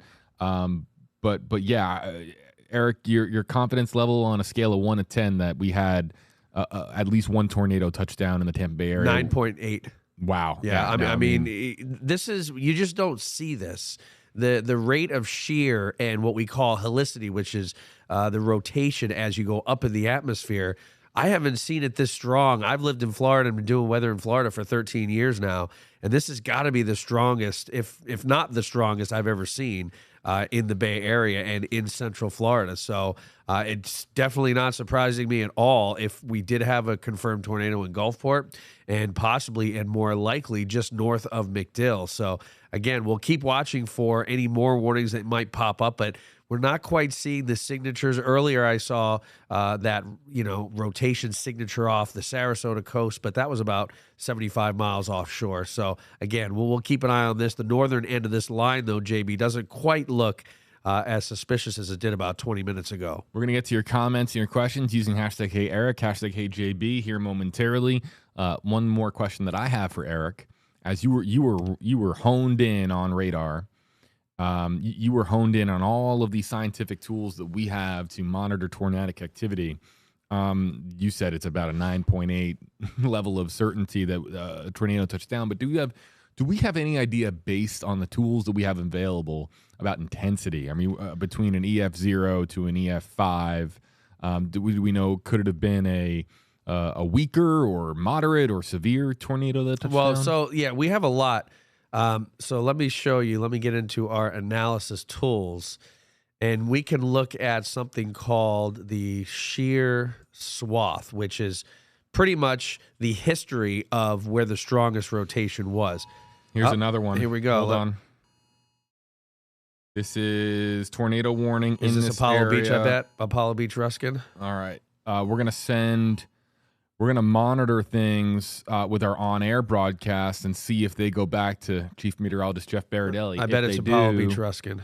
If they do, let's quickly show you Jeff Patterson. Hold on. Listen in. Rising here in Shore Acres. Behind me, this intersection, about 2.5 hours ago, you could drive through it and there was dry pavement. The water has come up substantially now, probably up to about my boot height behind me. The people here at Shore Acres have been preparing all day, getting sandbags from the city of St. Petersburg. The city of St. Petersburg has been delivering sandbags to this neighborhood, and they actually have about a 6-inch pump on an intersection about 2 or 3 blocks away from where we are, trying to bring this water down, but it is already rising. I've been keeping an eye on it in the driveways where we are. We've been continually watching it rise over the last hour or so. We've spoken to some homeowners in the area, and they have been through this drill again and again. They went through it with the Dahlia in August, and they had severe flooding and major damage in homes here in Shore Acres at that time. They were just starting to recover, working it out with their insurance companies, getting the repair work done, and then they were hit again just before Christmas in December. So they're very wary of the water that is rising here. And you haven't seen any cars go through the intersection behind me, but it's about up to their wheel wells. But there's one thing I can tell you, and the residents of this neighborhood have been telling me again and again, if you're driving through water and if you think you can make it through, please drive slowly.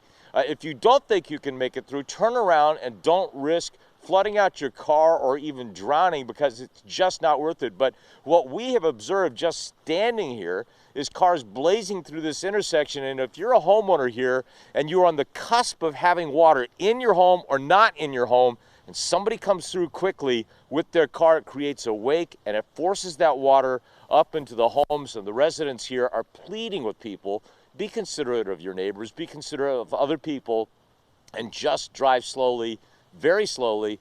Don't create a wake, because you could create major damage in someone's home. But again, we are keeping a close eye on it here. And I was listening to Jeff and Rebecca. They were talking about the possibility of tornadic action near Shore Acres here. We did watch a heavy line of thunderstorms move through this area as Jeff and Rebecca were talking, but we didn't see any circulation. We have not seen any strong straight line winds, but we're keeping a close eye on the situation here, as are the homeowners keeping a close eye on this. They have sandbags. They're ready to deal with it as best they can, but we'll keep you posted throughout the evening. Back to you guys. All right, Jeff, thanks for the update. Stay safe out there, and it has been And that was, of course, a live look into WFLA News Channel 8. I think that was a stray alert that came in on my Apple Watch. Yeah, I didn't get an alert on my phone. I just heard your buzzing.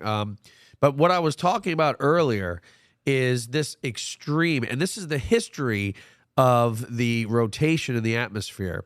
And the strongest history was right around St. Pete, just to the south, and to the north, right around, I'm sorry, I should say MacDill Air Force Base. And this is where I think a tornado would have touched down. And I do believe we are going to get confirmed reports with what we saw on our velocities about 10 minutes ago.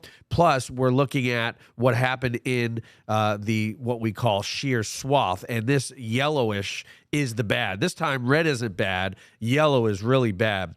And now we're seeing that right around the Apollo Beach area as well. But still, we're not seeing that signature in the velocities that there's any kind of rotation or tornadic activity. If I look anywhere else, okay, here we are, south of St. Petersburg. We're talking about Gulfport, right? Yep. There you go. There is some yellow, and we did see that signature south of St. Petersburg. What was it, a half hour or so ago? So I wouldn't be surprised if we did have at least 2 tornadoes that did touch the ground. Very interestingly enough, my former colleague, Karen Deerdorf, she's a photographer, we worked together in Fort Myers during the 2016 tornado outbreak where Cape Coral had EF2, EF3 tornado damage. Anybody lived in Florida in 2016, almost 8 years to the day, it was January 6th, when, again, during an El Nino season, we had a lot of these strong tornadoes, this time a little bit further south. She's now watching us in Orlando, Florida. But, boy, I'm telling you, this is the signature of an El Nino season with these strong jets that make their way all the way down into our neck of the woods. Combine that with the wind shear and the cold fronts, and it leads to severe weather, JB. Yeah, very interesting looking here at this particular set of graphics because it's almost giving exactly what Jeff was talking about with Rebecca. It's almost a play-by-play of what has transpired over the last 45 minutes. And I want to be clear, this isn't over yet. No. We still have our more inland counties. Based on what we have in front of us, or really rather behind us, Eric, what can we expect in the next hour or so for our more inland counties? Let's bring up reflectivity first. And it's going to take a little while before this gets into Polk County. I'd say a good half hour or so by the time we get into Mulberry, or I should say into, Mulberry up toward Bartow and Lakeland. Lakeland probably more like 20 to 30 minutes. Central Polk County about 45 minutes or so along 17 and 27, 98 as well, Lake Wales. And then by the time we get to 6 and 7 o'clock this evening, we'll start to see Hardee County, Wauchula, and then eventually into Highlands County after about 6:30, 7 o'clock. We're already starting to see that line moving pretty close to Sarasota. Bradenton is in the heavy rain right now. It's only going to last about 10 minutes. Let's take a look at the velocities because it looked pretty impressive just offshore of Sarasota earlier. When I was talking to JB. Now, you're not really seeing any disruptions, maybe just a tad in the center of your screen. Sarasota Beaches area, not quite. I'm not really seeing much in the way of rotation on the south end of this, which is good. And typically that's what happens. The further south you go, you don't typically see the stronger rotation and the stronger storms, in fact, as you do to the north. That's why the Panhandle, you saw the damage there. Further south you go, it's not as pronounced. So, again, for inland counties in the next couple of hours, you're going to be getting some of that rain, and it's going to be heavy at times, and it still could be windy. Now, we could always let's put some cones on here and show exactly where some of these showers are going to be, storms in your neighborhood. First of all, we'll go into Hillsborough County we'll go Tampa even up down towards St. Pete, battling with a couple minor double mice as we have double mouse problems here. Come on. Let's get this over and click here. And let's kind of move this. Yeah, it's very difficult with with some of this technology, right, JB? Yeah. So sometimes it just doesn't want to cooperate. All right. So let's move this over, move this down. It's kind of like trying to put, don't put a square piece into an orange peg, right? It can be tricky. You have to do it one at a time. All right, here we go. Now let's get rid of these. Okay, so we'll start in Hillsborough County, and these storms are moving quickly, about 40 miles per hour to the east. So we're looking at, Polk County area, Turkey Creek. This is still in Hillsborough County, but by the time we get to Lakeland and even Bartow and 17, you're looking at least another 30 minutes or so before these storms reach your neck of the woods. So by about 5:30 or so, 6 o'clock eastern Polk, and starting to get into Highlands County and eventually into southeastern Highlands County after 7 o'clock. So that's what we're looking at for inland times. But we're still dealing with this along the coast, and, we will for at least the next 30 to 45 minutes here in Tampa and southward, heading toward Manatee County, Sarasota, and points eastward.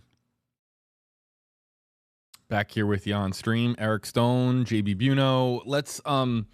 Let's restart our interactive Q&A. All questions, weather-related, storm-related, on the table. Want to let you know you can send in your weather info, your pictures to WFLA or weather@WFLA.com. That's the email address.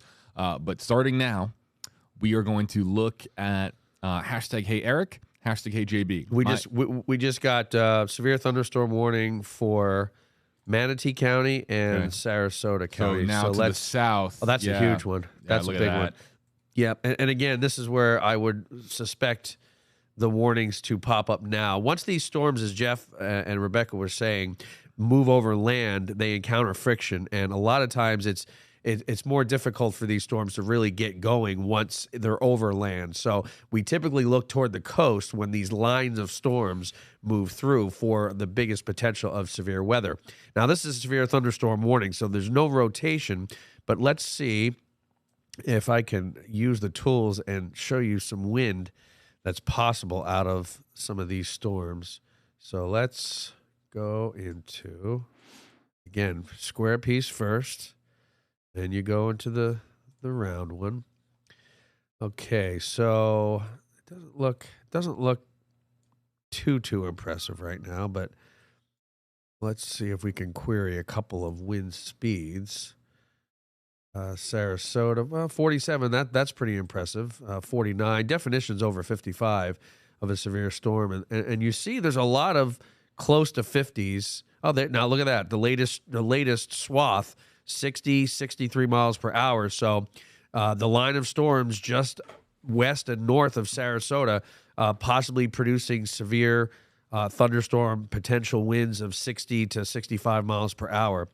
So that's what we're looking at for Sarasota and Manatee County right now. We're not seeing the rotation, but definitely strong gusty wind about to make its way pretty close to downtown Sarasota in the next 5 to 10 minutes. So even though this isn't a rotating cell, you still want to stay away from doors and windows, because if you do have any lawn furniture, anything outside that could blow around, it could definitely bash into glass, and that's the biggest threat when you're talking about strong wind.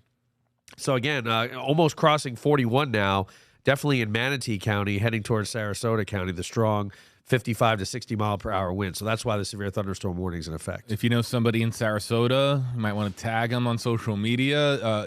Yeah, that's obviously a very well populated area of the Gulf Coast side of Florida. So just a heads up that is that line that we've been talking about is the arrival is imminent in Sarasota.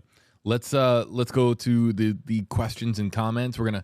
Eric, we'll try to rapid fire through as many of these as we can. Because we got a lot that have built up over the last 10 minutes or so. And we are going to start with Lil Figs on YouTube live. Hashtag HeyJB MacDill Air Force Base update. Let me tell you, by all indications, MacDill got walloped, right? Yes. I mean, if I had to bet my bottom dollar, yes or no, I would say definitely there was a tornado on the ground very, very close to MacDill. And again, that's the Air Force Base located right in the heart of Tampa Bay, folks. obviously it sticks out into Tampa Bay right there, and yeah, it's kind of hard to. Thankfully, the worst is over there, but yep, the worst is behind us in as far as McDill, but they might have taken a really serious punch. Yes. Lori is letting us know that they're getting Yeah, heavy rain now in Brandon. I'm sorry, Val. Yeah, there's 2 severe thunderstorm warnings, Manatee and Sarasota. Thank you. Until 5:30. Yep. Val, you can come hang out if you want to be on Yeah. stream. You're Come on, welcome Val. on stream. Oh, good. Okay. Good. Yeah, and I'd like for you to share those pictures with Casey out there. Do you know Casey? Yeah, if there's anything that we need to know about, make sure that she's in the know as well. Annie says, thunderstorms came and gone once already in the Temple Terrace area. Annie, thanks a whole lot. Let's go down to PB. Hashtags first both. Is the worst past us in East St. Petersburg? Yes. Pinellas County, period. The worst is over. The worst is now over in downtown Tampa. It's pretty much over from the fairgrounds westward. McDill, South Tampa. Now we're keeping our eye on I-75 south of I-4. Gibsonton, Riverview, Ruskin, Apollo Beach. Check this out. New feed coming into the stream center. Let's take a look. This is, stand by. If my feed list is still accurate, this is Hernando County. And so it could be a structure fire. It could be down tree or power line. We'll try to get some more information, but this feed just coming in moments Let's ago. take a There's look. Brittany Muller. So this is confirmed to be Aripika or the Aripika area. That's where she was last. Let's listen for a second. Be believed. However, it is not. The cause is related to some type of issue with a battery that happened in the garage, but you can see the large response here. There are multiple. That was lightning. There are multiple engines, dozens of fire crews, and they're staying busy again. We'll come back to this shot. That's Brittany Muller reporting for us, and yeah, you can hear her say, "Oh, there's lightning." So now she's looking around, and she's probably going to examine the situation regarding her own safety at the moment. But let's come back to some of the questions, some of the comments. But yeah, the worst is past us. Real quick, real quick though, in Hernando County, you don't see those yellows that we saw in around McDill and near St. Petersburg. So I don't think that damage was caused by a tornado. As again, you can see the yellow, this deep yellow in the McDill area and also just south of St. Petersburg, which again is the history of the rotation in the atmosphere that we do believe produced one or maybe even 2 tornadoes. Let's. Hey, my friends are watching from. I just got a text from them. They're in Valrico. What's up with Valrico? Can we help? Yeah, can we help them out? Valrico. Very nice new bar arcade that I play pinball at. Where over at? there. I want to go. It's right on 60. Yep, it's right past the Wawa, about a half mile past Wawa on 60. It's a very, very cool place called Stingrays. Okay. Yeah, Valrico, look, you've got some purplish just east of Brandon. Did we make it to Valrico yet? I think we did. Just not showing up on the map. But, yeah, there's Valrico. So, yeah, the worst is hitting you right now. You got about 10 minutes or so of really heavy rain and strong wind. But what time is it now? 5:06. I'd say by 5:15, 20 after, you're just going to see some light rain. Again, the rain is not going to last that long, 20 to 30 minutes maximum as this storm system moves quickly, 40 miles per hour to the east. Let's go to Tonette. Want to know, tornado warning for Sarasota? No, right? Just no, confirming. It's a severe thunderstorm warning. We're not seeing any signatures of rotation. And again, you know, this is one of the many tools that we have that we can see this very easily. And it's just not there. But we are seeing strong gusty wind right now moving through Sarasota. Let's see if we can put a query on and see. Get rid of these double mouses. Okay, 51 miles per hour now, just south of Sarasota. 50.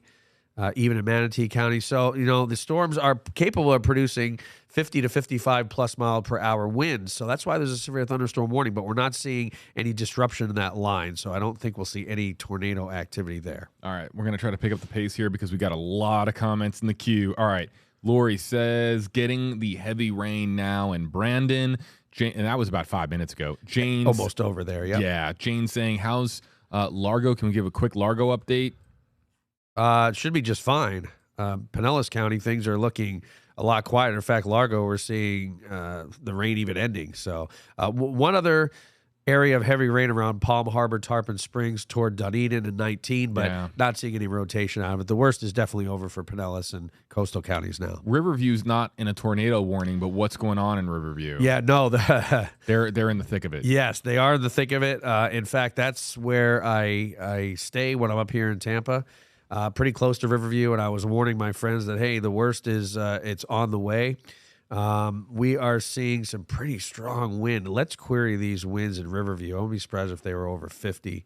I want to listen into Brittany's report. Hold on, stand by. Hernando Beach just an hour ago, we saw the sky lighting up in purple, the thunder echoing, and we are seeing some of the floodwaters, and the definitely the concern now is the roadways, the low-lying areas. Of course, there is a flood watch here in Hernando County until 9 p.m. So that is a concern out here. Neighbors are watching.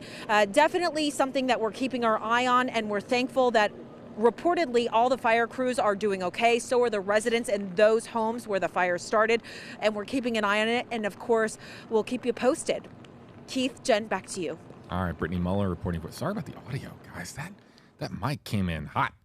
So you see these wind speeds possible of almost 60 miles per hour in the Riverview, Brandon, Bloomingdale, toward Valrico area. So part of me is a little surprised there's not a severe thunderstorm warning for that part of Hillsborough, but National Weather Service just doesn't see the criteria as of yet. But either way, these are damaging winds, whether they're 40 miles an hour, 50 miles an hour, especially if you have loose patio furniture, loose objects outside, acting like projectiles into a house or a window. So just want to stay inside. Make sure if you didn't bring everything in, it's kind of too late now in Hillsborough, but inland counties, you might want to. MJ, hashtag KJB Venice. And then I couldn't help but laugh at Bonnie saying, hey, we exist down in Venice. And let me point out that we were talking about Venice quite a bit earlier on in the show, in the stream. And but now they need a Venice update. All right. Venice update. Well, for now, we're not really. Nothing. No. Nada. But. Nothing yet, but it's on the way. Venice, you're going to get some rain in the next 15 to 20 minutes. But again, the further south you go, the line, it breaks up a bit, as you can see. It's not that deep red or purple, as there's bits of yellow and green mixed in. So the further south you are, the less severe this line's going to be. But Venice, yep, you're going to get some heavy rain, probably a quarter to half an inch at least in the next 15, 20 minutes. You'll see it start. Let's see. I want to go. We've had a lot build up for eventual successes. Comment for how bad will it be for Volusia County? In what, northeast? Yeah. Well, stand by. Yeah, that's right over to Daytona. Daytona, yeah, that's where I'm zooming in. Right now, there's a couple tornado warnings, severe thunderstorm warnings. So look at that. There's definitely some bad weather up in your neck of the woods. Volusia County, get ready in the next 15, 20 minutes or so. Daytona Beach, more like 30. Definitely possibility of severe weather as tornado warnings just to the north of you. Looks like Ormond Beach, Flagler Beach, Palm Coast, just south of St. Augustine. David says the power is flickering in Lakewood Ranch at the moment. Amber says that it's raining in Plant City. Let's go to Allie wanting to know, will it hit Port St. Lucie? Yeah, soon. Port St. Lucie's way across. It's going to take a couple hours before it gets to Port St. Lucie. And by the time it gets to that to your neck of the woods, it's probably not going to be severe, especially being that far south. And the storm's going to be encountering land. We lose the daytime heating. So a lot of the ingredients aren't going to be there for severe weather. Once you get from, I would say, maybe Melbourne, but south of Melbourne. And you can see Port St. Lucie not in that tornado watch either. Tasha wants to know about a potential storm touching down inland, like Lakeland, Polk City. Yeah, I mean, look, Polk County folks, buckle up. Yeah. I mean, because it's, look at it. It's moving east, and let's see if we can put. Let me just make sure I'm not getting any. Yep. Yeah, Volusia does have a tornado warning until 5:30, but once we get down to Daytona Beach, things are a lot quieter. I just got a text. So let's take a look at where, time-wise, what we're looking at from Polk City toward the Lakeland. I mean, Shelley asking about Auburndale also. Yeah, it's pretty much right over top of Lakeland right now. Danielle's asking about South Lakeland. Donnie asking about Lakeland. Mary asking about Lakeland. Yeah, a lot of Lakeland comments. You know what? There's a huge pinball collection I play at and stream in Lakeland, so it's near and dear to my heart, too. I would say the heaviest rain in Lakeland in about 10 minutes or so. Polk City shortly under that. Again, if you're west of Lakeland within 10 minutes, if you're east around Winter Haven, Lake Alfred, Lake Wales a little bit further away, but I'd say if you're along 27, maybe another half hour. If you're along 17, maybe 20 minutes or so. Lakeland about 10 minutes or so. Not the best time to be walking the dog. No, definitely not.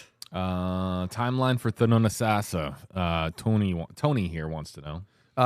Boy, Thonotosassa should be getting it right now if they haven't already. It's pretty close. I would have thought that. Yeah.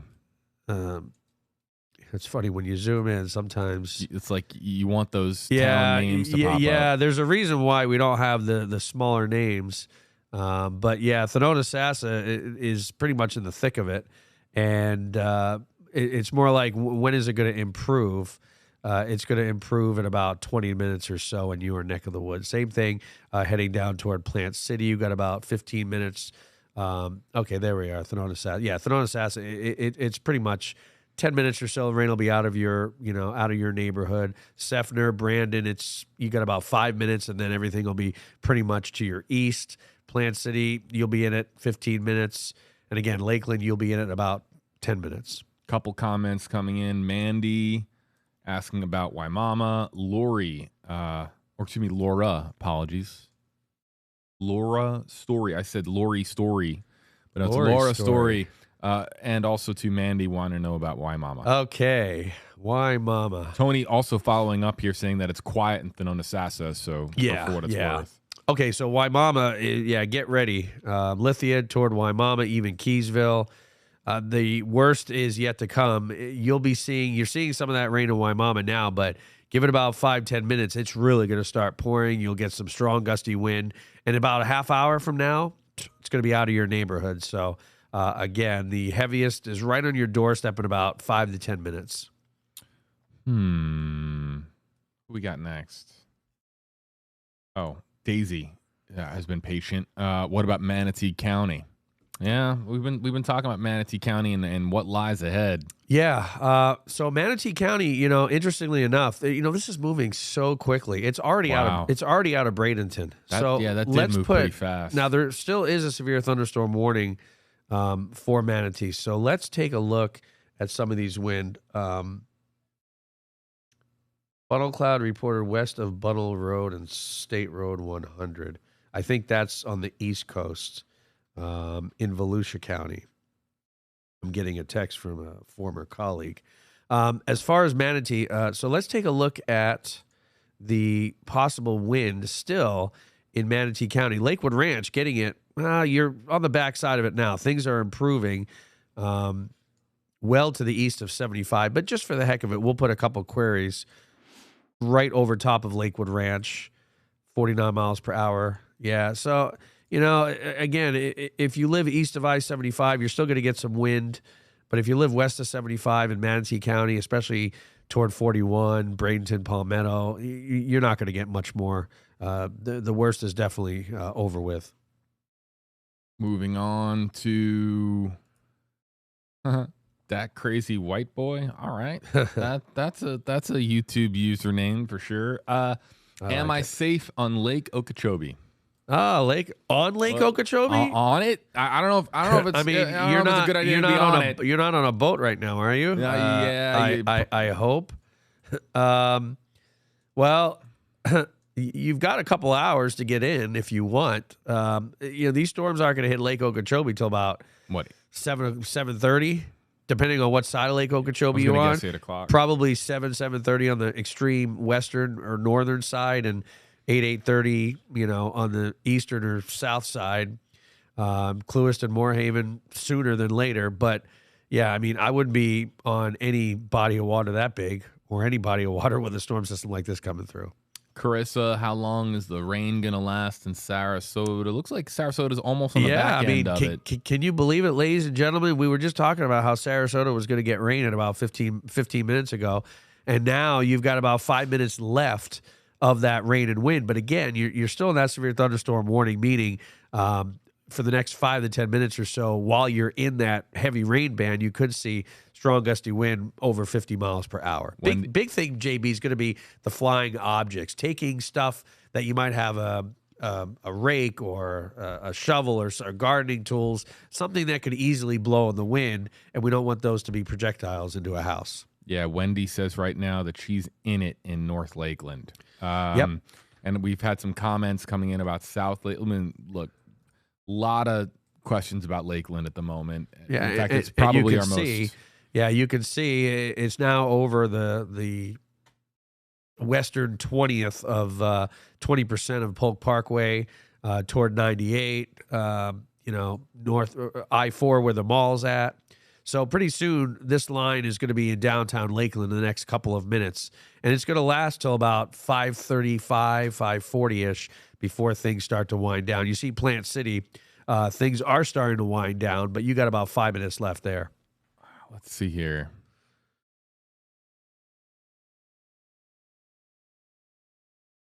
Got Craig chiming in, saying the rain just about ended in Longboat Key. Pretty light winds there in Longboat Key. Yep. Again, if you use hashtag HJB, hashtag HeyEric, that's how it gets on my screen. It's looking pretty good. I mean, Anna Maria, the sun's going to set in a few minutes. No, I wouldn't be going out to the beaches, although, yeah, definitely quieting down. Yep. Is the sun out on the back end of these storms? No. It's gray. That was my sarcasm. No, but because I love going to the beaches to watch the sunset, even if the sun's not out, JB. Because sometimes you get really pretty sky colors even without seeing it. But no, there's definitely. What about on the Nature Coast? Sun out? I don't think so. No. Okay. In fact, Nature Coast is still, they've still got some spotty showers, Homosassa southward. So. Harley's joining us on Facebook Live and says, are we in the clear for tornadoes in Newport Richey now that the worst has passed? Yeah, I would definitely say so. The biggest threat of tornadoes from now on, it's going to be from this leading edge. So from Lakeland up toward Polk City and then southward toward Mulberry and Bartow. Again, I don't see the threat being as big as it was in Tampa and St. Pete earlier, because these storms have been over land for a while now, and they are weakening and they are encountering the friction of land. So we're not seeing the rotation in the atmosphere as we did when they were over the open water and right along the coast. Lithia, Waimama getting the heaviest, Duet, and then, even Lakewood Ranch pretty much out of the woods when it comes to that, Sarasota, now Osprey, and of course, Venice on the doorstep. And, just for folks that are to the south, because the further south, you are, the less likely of a tornado. But over the open water, I just want to see if I see any signatures. I'm not seeing anything even down towards southwest Florida. Strong straight line wind, but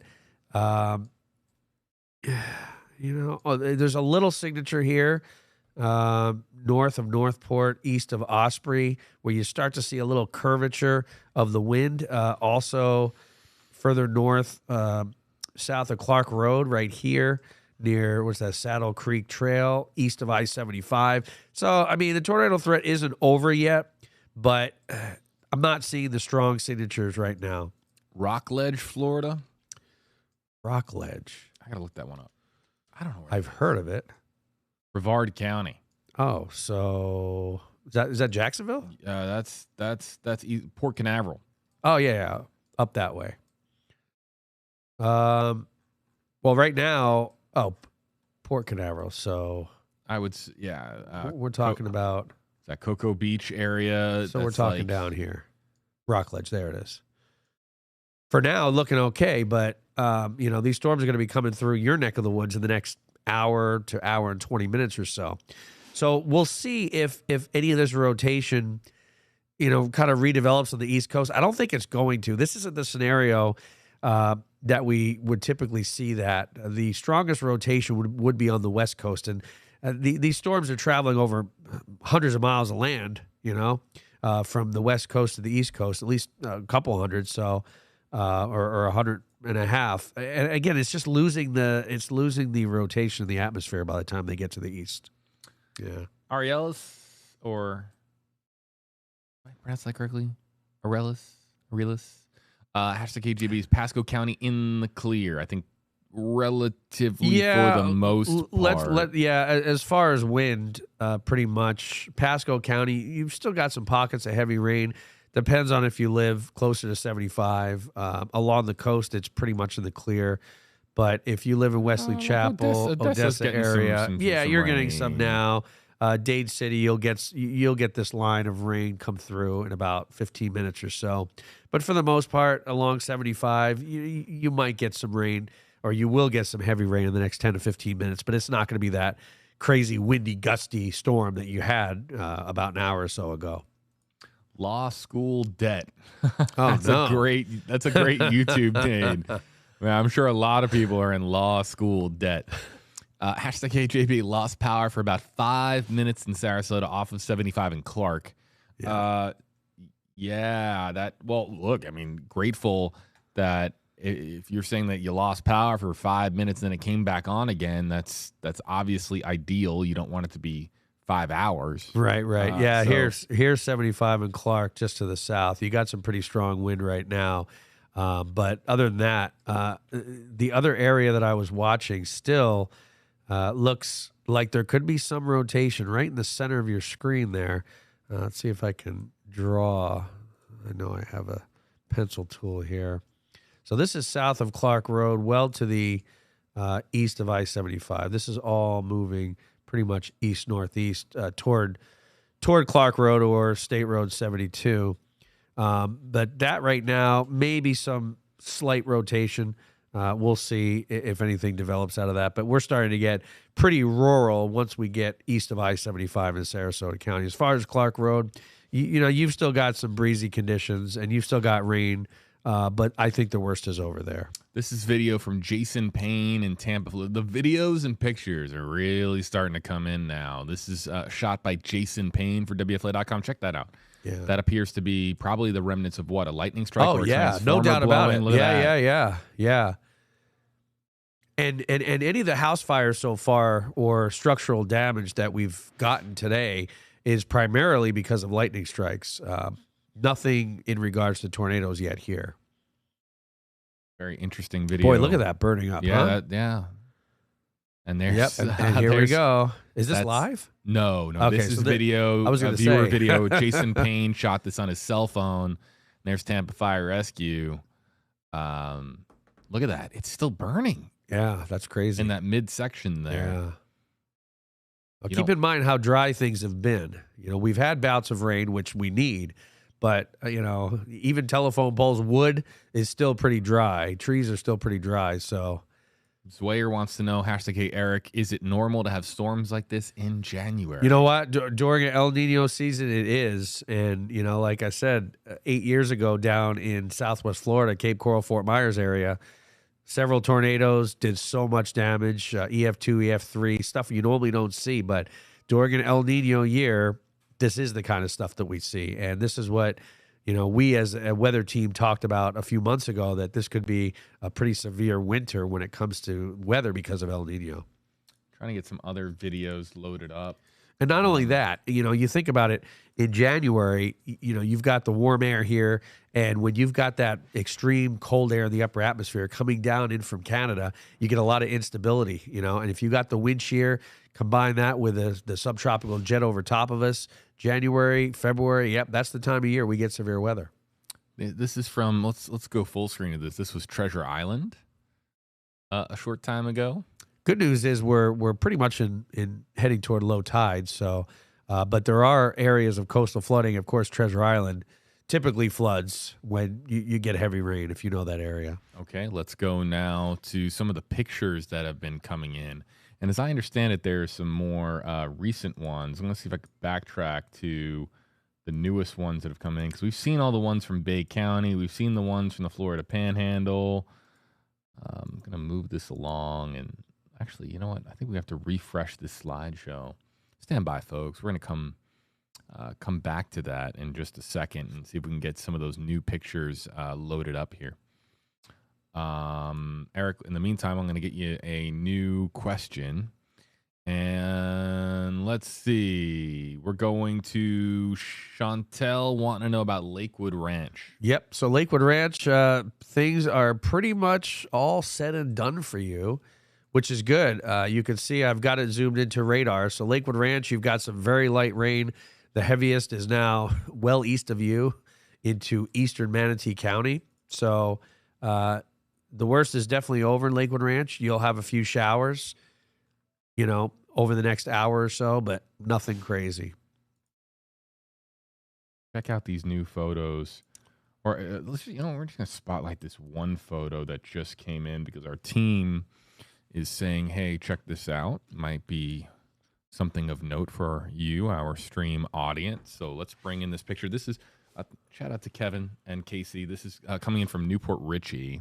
Oh, yeah. Look at that. Ooh. That's a large tree down over the roadway there. This is coming in from Vaso Jean Unks, and this photo being sent to our team at WFLA.com. Again, just send in any photos that you have to weather@WFLA.com, and our team will then send it our way to get up here on the live stream. But let's go full screen. Look at that. Yeah, it definitely looks like straight line wind there. But, some of these trees are pretty old, JB. I mean, even older than me, believe it or not. And, if you get 50, 60 mile per hour wind gusts, especially for a long period of time, and it was, relatively windy for quite some time today. I think we just got a new severe thunderstorm warning. This is for, looks like southern Sarasota County, so the Venice area. People were asking about Venice earlier. One is going to expire. The one in Sarasota proper, Lakewood Ranch, Osprey, northward, Manatee County, that's going to expire. But a new one that does include Fort Meade as far north as Polk County, Wauchula as well, and Hardee County, parts of DeSoto County, and looks like extreme eastern Manatee County. Again, this is for strong gusty wind that we've been talking about this the whole time, 50 to 60 mile per hour wind. And likely what did blow that tree down that you just saw. Sunny Ray Reinhardt, #KJB. Have we got the rough of it in Apollo Beach? Probably, right? Yep, definitely. Yeah, we were talking about Apollo Beach a little while ago, about 20, 30 minutes ago, and it looked pretty bad, Riverview down toward Apollo Beach. But now, as you can see, it's pretty much all said and done. And it looks like the one severe thunderstorm warning expired, and here's the new one that does include Venice, just north of Northport. And again, the southern portion of that line of storms moving through Manatee and Sarasota counties, but well to the southeast of Sarasota. Let's go back East Coast, Eric. Yeah. And let's check out Flagler County. John wants to know. Flagler County, isn't that right? Is that near Daytona? Yeah, so that's where my colleague had sent me. She is working in Orlando monitoring the storms. It's north of Daytona. National Weather Service Slack channel. Funnel cloud reported west of Bunnell Road and State Road 100 in Flagler County. So right now it's looking like I don't see a tornado warning anywhere near there. So it looks like things have really quieted down. In fact, severe thunderstorm warning most likely for just wind. Let's just quickly take a look at the velocities and see if I see anything. Well, there's a little rotation around DeLand. It's very weak. other than that, basically just strong straight line wind in Flagler and Volusia counties. Yep. Let's see here. Daryl wants to know if anyone was injured by the possible tornado. We have no reports yet of any injuries. We will keep you posted right here on stream and on WFLA.com. Daryl also passes along a Happy New Year to everybody. Happy New Year. And it usually takes a while, obviously when the storm's happening, we don't know until the aftermath. So Cape Coral, Lee County, Mean Sugar wants to know. Yeah, my stomping grounds. Still, you got a little while to go down in Fort Myers, but as you get to the southern end of this line, you can see it really breaks apart before it moves. Before it's going to make its way into like Sanibel, right where Ian hit, Key Acosta, Fort Myers Beach area.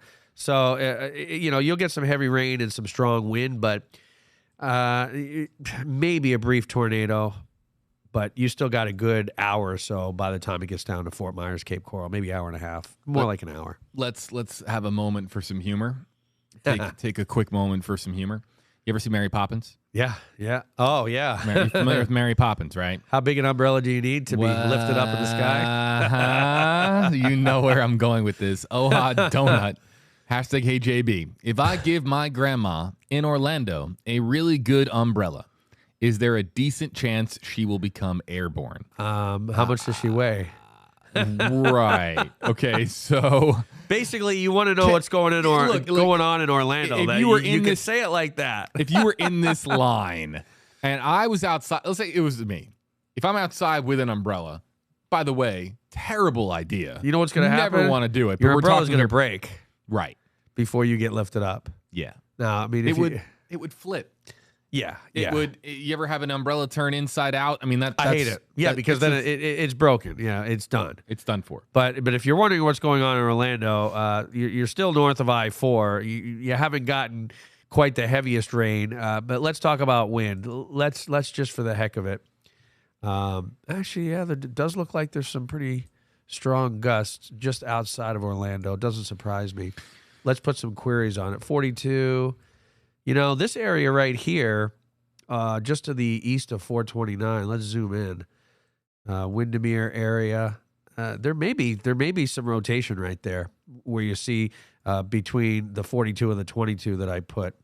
So, again, south of the Turnpike, north of I-4, there could be some weak rotation. So some of this might get translated to the East Coast. But, if there was a tornado that touched down, it'd be an EF0. And it would be a weak one, but still the possibility. Let's, as we say goodbye to this comment, let's just, please do not try to Mary Poppins your way around Florida. It's not possible. And we're not in Kansas. Yeah, and we're not in Hollywood either. Just be very careful out there, folks. No airborne grandmas on our watch. All right, let's just squash that while we can. This is interesting right here. Right along I-4, there's a very weak what we call couplet right before 27. I want to say that's exit 55. You know me and the exit numbers. 55 or 58. Somewhere around mile marker 50. Possible rotation here. You see the reds and the greens, pretty bright. So heading toward Champions Gate and the far northeastern portions of Polk County. So again, we're just keeping an eye on the line to see if, any rotation does form. So up and down 27, we'll continue to monitor this. Jenny wants to know, are we okay? You okay? We're fine. We're great. You okay? Yeah, we're great. I just won some money in California playing pinball. I mean, I'm doing great. Yeah. I love it. Another top 3 finish. I didn't win. I could have won $15,000. And I had a lead on the last game. And boy, this guy Dalton, he come back and he just blew it up, and I came in second. But it was still worth a good chunk of money. We're not speaking in hyperbole, folks. Eric is one of the best pinball players on the planet, and just competed this past weekend in California. Yep. And yeah, he dominates. What was the game that you remember, Mo? Like, which pinball game was it in California for this particular tournament? That it was the same game that I won the world championship 4 years ago, F-14 Tomcat, and F-14 Tomcat. I won. Yeah, it's a mid 80s, 1980s machine, And I won the world championship on it in the last game in 2020. I won a tiebreaker to get into the Final Four in the big money tournament, but then I lost the very, very last game. But I still had a good game. You know, the whole week it was a lot of fun. It was a great time. I want to, again, moments to just take a quick break and show our stream audience what I'm talking about here. We'll go to kind of Google Images and just, let me see if I can bring this up. Let's see.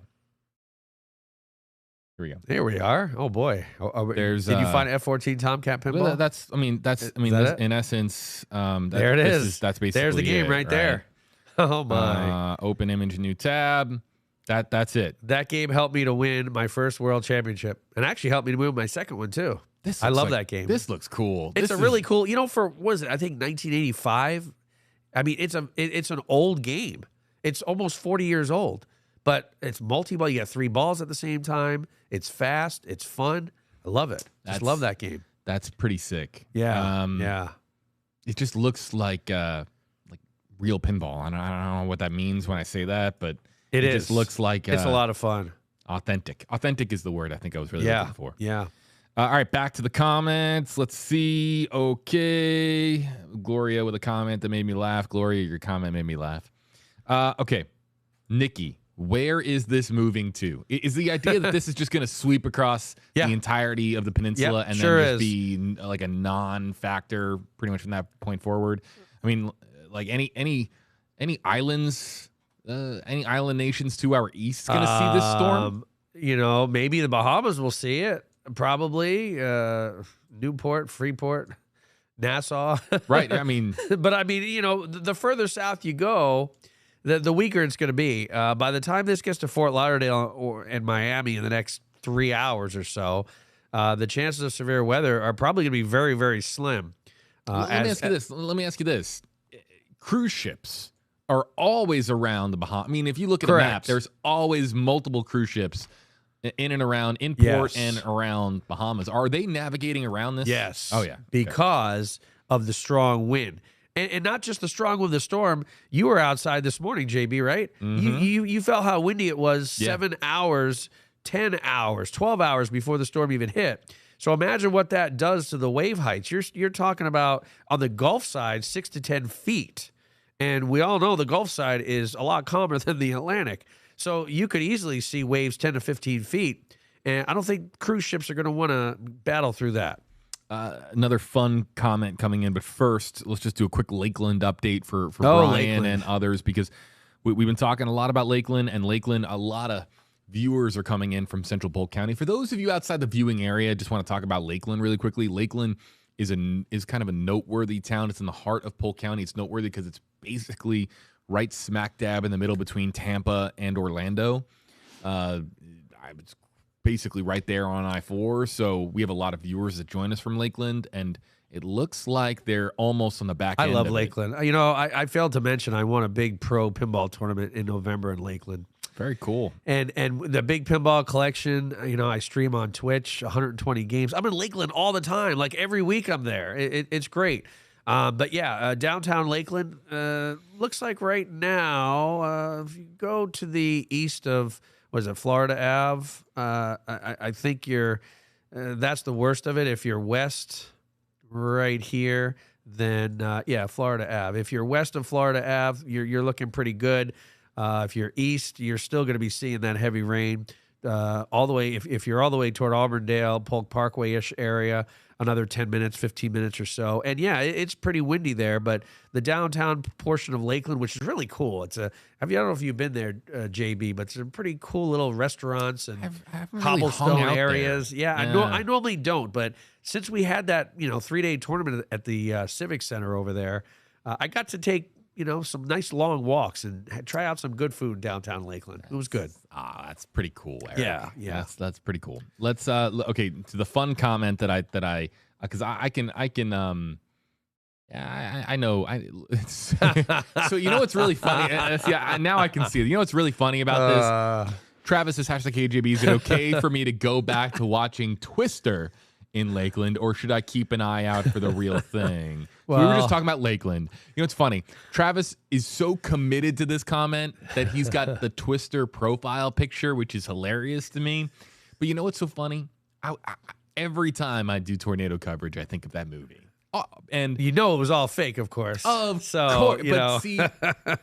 I think that I'm probably not alone. Everyone in the comment section, give me a thumbs up. Give me a thumbs up emoji if you're like me, that when you hear about tornadoes, your mind immediately goes to that movie because it's such a iconic 90s movie, and it's probably the most extreme sort of storytelling that exists when it comes to tornadoes. Of course, that's way to our west in the Midwest, but Twister is very much an exaggeration of reality, is it not? Oh, yeah. 3 tornadoes coming down, and I don't think any meteorologist. We'll have to ask. Val, are you still here? Yeah. Val, when you think of tornado, does the Twister movie come to mind? Have you seen Twister? There's No Place Like Home. I don't know if I've seen that one. She's talking about. Oh. Yeah. I thought there was a movie called "There's No Place Like Home." She's talking about Wizard of Oz. I Just think call it Wizard of Oz. a lot of. Okay, I think, right. I think a sure lot on of the same page a lot of meteorologists, when we hear tornado, I think of like where I've been, like Tuscaloosa or Joplin, Missouri, checking out the damage and stuff like that. I don't necessarily think of the movie, although there is a pinball called Twister. Very interesting, but we'll get out of that. There's a scene in the movie, Eric. I want to ask you about this while this is on tip of our tongues. There's a scene in the movie where the main male protagonist, played by Bill Paxton, right. He kind of he stands around from it. They make this very big dramatic thing with him looking out over the clouds, and he can almost see a tornado before it formed just by not looking with any scientific instrument. He just has this moment. They play this very dramatic music, and he looks at the clouds. He's like, oh. Like he almost gets a spidey sense, if you will, that a tornado is about to touch down, or that there's going to be tornadic activity. Is that even remotely possible? Well, no, you can definitely look up and see rotation in the clouds. I can't tell you how many times, even in New Hampshire, we'll have a strong thunderstorm, and I'll look up at the sky and I'll see clouds moving this way and moving this way, and I thought, this is the beginnings of what could be a tornado. But we just don't have the ingredients in New Hampshire for that. And you can do it like in the Midwest. I'm sure if it was one of those days where, the severe weather threat was high, we're looking for imminent tornadoes, and all of a sudden, there is going to be a rotation in the sky first before it does touch down. So, technically you could, but it probably didn't look like the movie. You know what I'm saying? Right. And then, of course, as people are commenting, Team Brittany in our comment section letting us know that there is also then the Wizard of Oz connection in Twister, because that scientific instrument that they use to measure the Twister is called Dorothy. And there's we could talk about Twister all day, but it's so many people, it just immediately like pops into their minds that that is something that they associate with tornadoes. They should have named the cow Toto. The cow that got... Yeah, the cow that is... Why not? Is that possible? Airborne cows? Yeah, if... Technically, yes. Obviously, if you've seen cars being lifted and parts of houses, you have to be a pretty strong tornado, but yeah, of course. Right. I don't know about Sharknado, but that's a different story. That's a whole other Now thing. we're getting controversial. Okay. Yeah, and we're going to go down the rabbit hole if we start talking about Sharknado and whether Sharknado is possible. How many movies are there? Okay. There's a lot of movies. I know there is. Okay. Okay.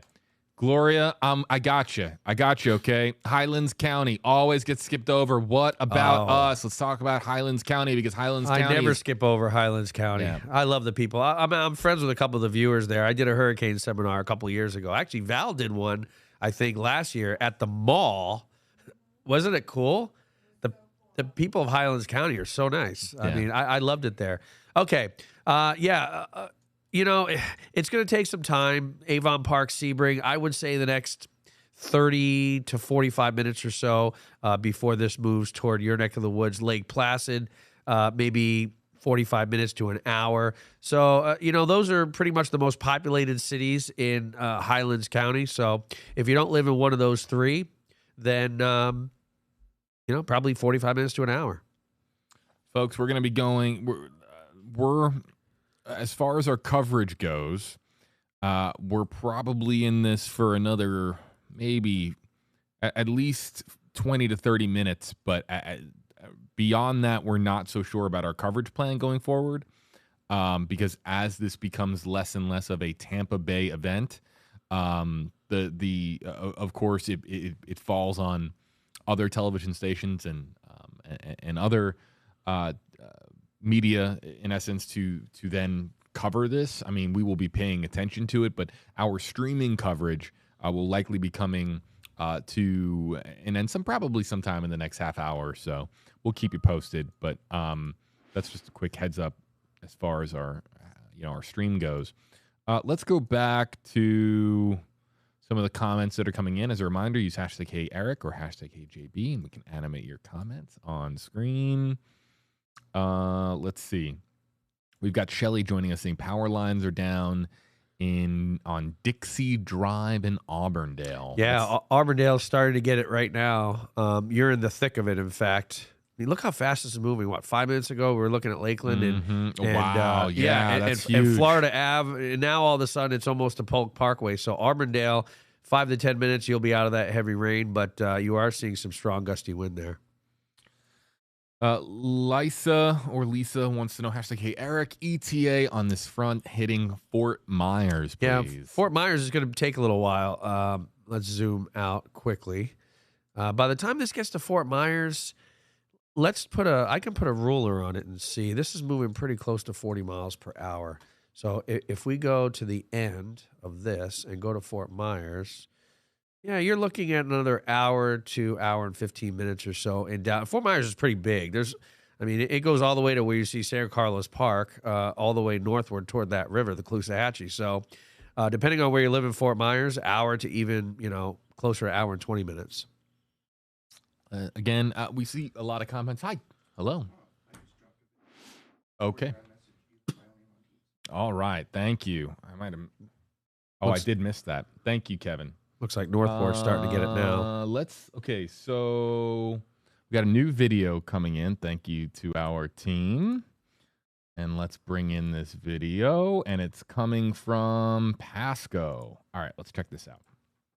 All right, so we'll come back to the Q&A, folks. You can continue to use hashtag HeyJB or hashtag HeyEric to interact with us and engage with us. But let's go to that video.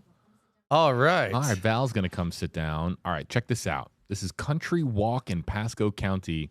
Yolanda Torres. Oh, there's that down tree. Look at that. Uprooted tree.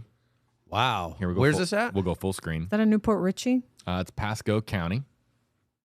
Country Walk, Pasco County. Here we go. New severe thunderstorm warning, Sarasota and Lee County. So... Yep, so the southern end of that line that I was just talking about that's going to hit Northport.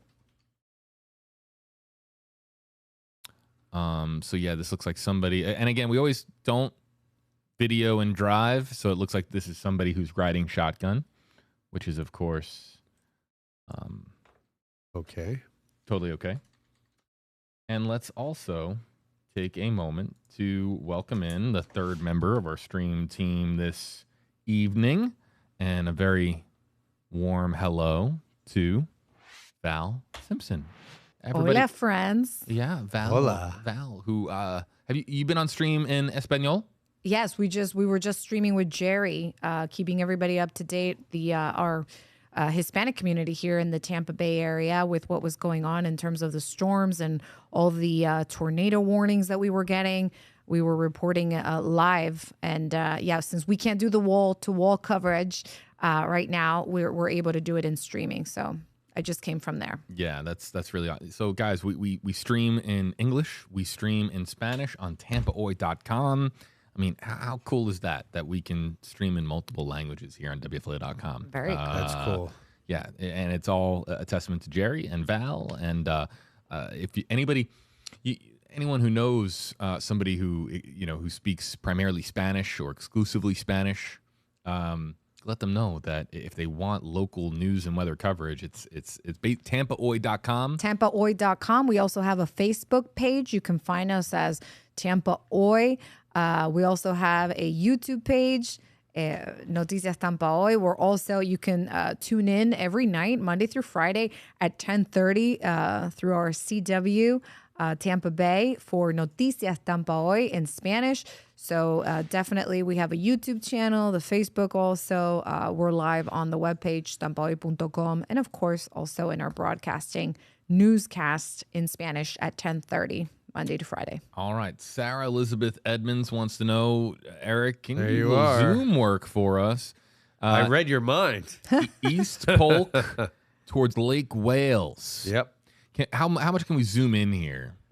Can we? Yep. What I want to do is I want to put a cone on that. So let's zoom in toward Lake Wales. There we are. And right now, I mean, things are quiet, but you look just off to the west, you see the heavy rain. So we'll throw a cone on here. See how long this is going to take. And again, this is moving so fast. It's moving like 40 miles per hour. So again, Lake Wales, it's going to be over top of you shortly. It's not going to take too long. Of course, there are many cities before Lake Wales, but I would say in the next 20 minutes or so, you're going to really start to see that heavy rain. And by the time we hit 6:30, 6:45, everything's all going to be said and done. Yeah. Val, one thing I was hoping you could check, and Eric, feel free to do the same. I'm trying to get some information on power outages in the viewing area. Yeah. So Do you have the... Yeah. So let me bring up the graphic here on power outages. Yeah, we did have a... Here we are. There it is. And so I can query these so 7,000 in Sarasota County. That's a Here, lot. Let me get rid of this this comment. We can see a little better. Okay, 7,000 down there towards Northport in Sarasota County. Yeah, Manatee, not much. Hillsborough, 2,000. Pasco, 2,000 ish. And again, these are rough estimates. Not so much in Polk County. Hernando, 1,500, and in I got two math. If you viewers could only see this two mice thing we deal with, you would laugh at us. I'm not sure if the 1,500. Let me click on this 1,500. All right. Well, you get an idea. The further north you go, the fewer power outage reports you're going to see. But that's a few people there without power right now. Especially in those southern counties. All right, here we go. All right, let me get rid of the last couple so that we can make this look good. Everyone knows I'm a perfectionist, so everything has to be lined up and looking good. Okay, so let's do Citrus County first.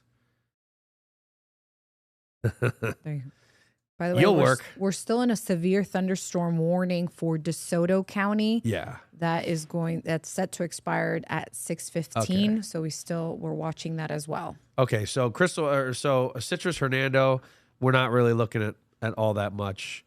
Pasco County, Hillsborough, a couple thousand. We didn't do Pinellas. Pinellas 4,500, and that would make sense, especially because of the possibility of a tornado. Just south of St. Petersburg. So right now it's looking like Sarasota, but that makes sense because the heaviest rain is over Sarasota County right now. So a lot of times you get those strong gusty wind, it'll knock power out for a little while, and then whether it comes back on its own or the power crews are right on it. It doesn't take them too long. Sometimes they do it as a precaution measure as well, just in case, so that no fires start up. And yeah. So for now, this Sarasota County, the most power outages, still several thousand in the Bay Area. Let's go to Malacy wants to know, coming your way, Val, asking about current situation going on right now in Manatee County. Maybe you can drive some maps here. For Manatee Val. County, if you can let me look at what's going on here. So let's see. We can still see this line of storms that is headed in direction south-southeast. It's going to continue moving. What do we have in Manatee right now? Not Let's much see. in Bradenton. No, but it's Mayaca light City, to moderate. Yeah, Mayaca City is seeing the heaviest of the rain, but it's pretty much getting out of that area. You see this little edge Yeah. of Manatee County, Sandy, Edgeville. Yeah. Look, Edge. I guess that's why they call it Edgeville, because it's kind of like a little edge there. Honore in Sarasota County.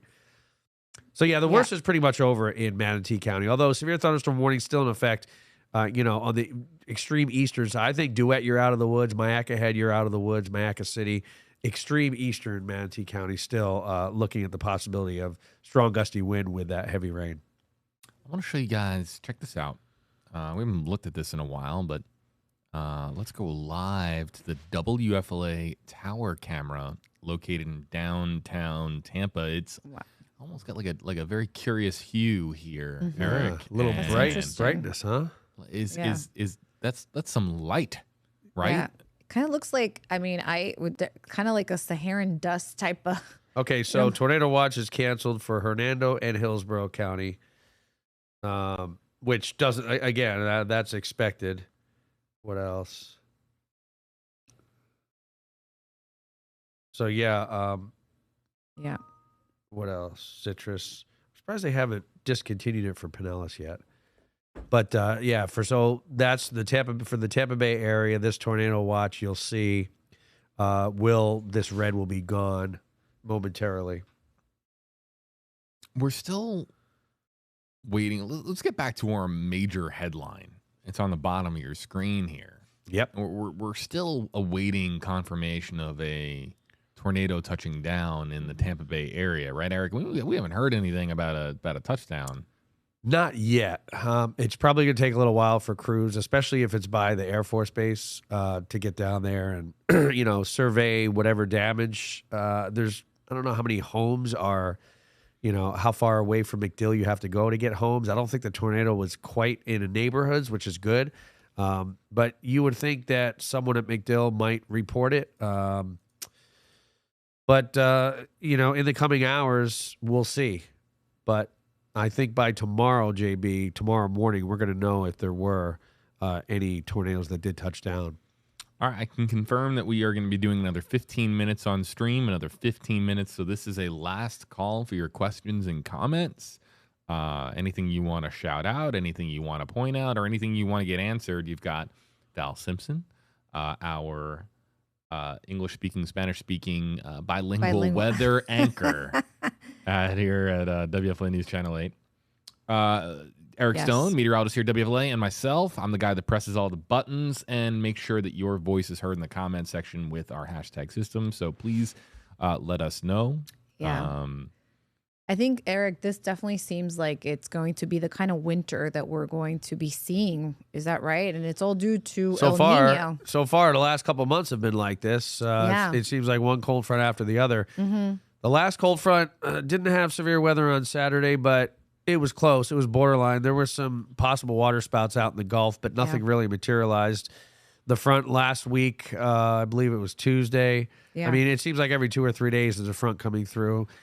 Yep. The key here is that we actually got the warm air. We didn't have that with the previous fronts. When the high is only in the 60s and the cold front comes through, and now the high is still in the 60s, you need that warm and cold air to clash, as well as the subtropical jet to be over top of us to really get all the ingredients. Of course, the El Nino year, you do get that subtropical jet, but we didn't have the strong southerly flow ahead of the previous several cold fronts like we did today. The south wind at 30 miles per hour, gusting to 50.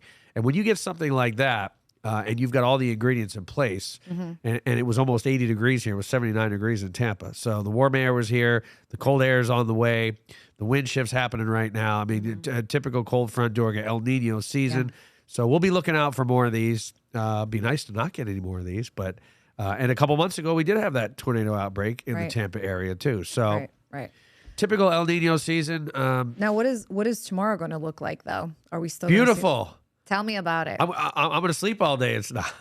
It's going to be too cold for me. But it will definitely be a complete contrast from what we're seeing now. Is that not right? even tomorrow? In the next couple hours, this rain in Tampa is going to be gone. You know, by 8 o'clock, 8 o'clock.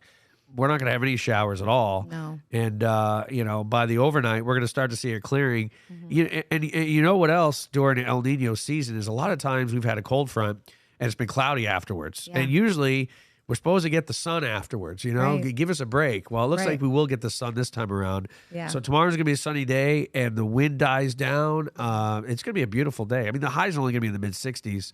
But nice. at least, some people like it really cool. I mean, I was in California where the highs were in the 50s and lows around 40.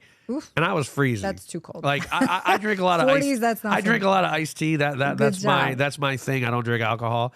And when I'm holding my to-go iced tea, which is another stone cold deal, I always ask for a to-go iced tea. What about a hot tea? Well, when I go to a restaurant and I have a steak dinner, I don't want to drink hot tea. But I did go to a place called the Old Spaghetti Factory. Oh my gosh, it's so good. Where's In the old California? That's California. In Riverside, yeah. So they had one in Salt Lake City. You walk in and it almost looks like you're in a church. You got wood floors, wood like benches. Oh my gosh, and the food is amazing. Good Italian food. But like when I'm carrying an iced tea and I drink 3 of them and I walk outside, I got something cold in my hand and I'm like, and I start freezing. And then I got to try to win 15 grand. So that's not too easy. All right, now we're really getting offshore. You're good. I like that. We're not getting off topic. We're getting offshore. So that's how I say it. But bringing it back to tomorrow, we're going to see it's going to be a nice day overall. Yeah, it'll be really nice. But however, on next Monday, is there another front coming in? I was looking. I don't want to get ahead. I know that we're watching. There's a front.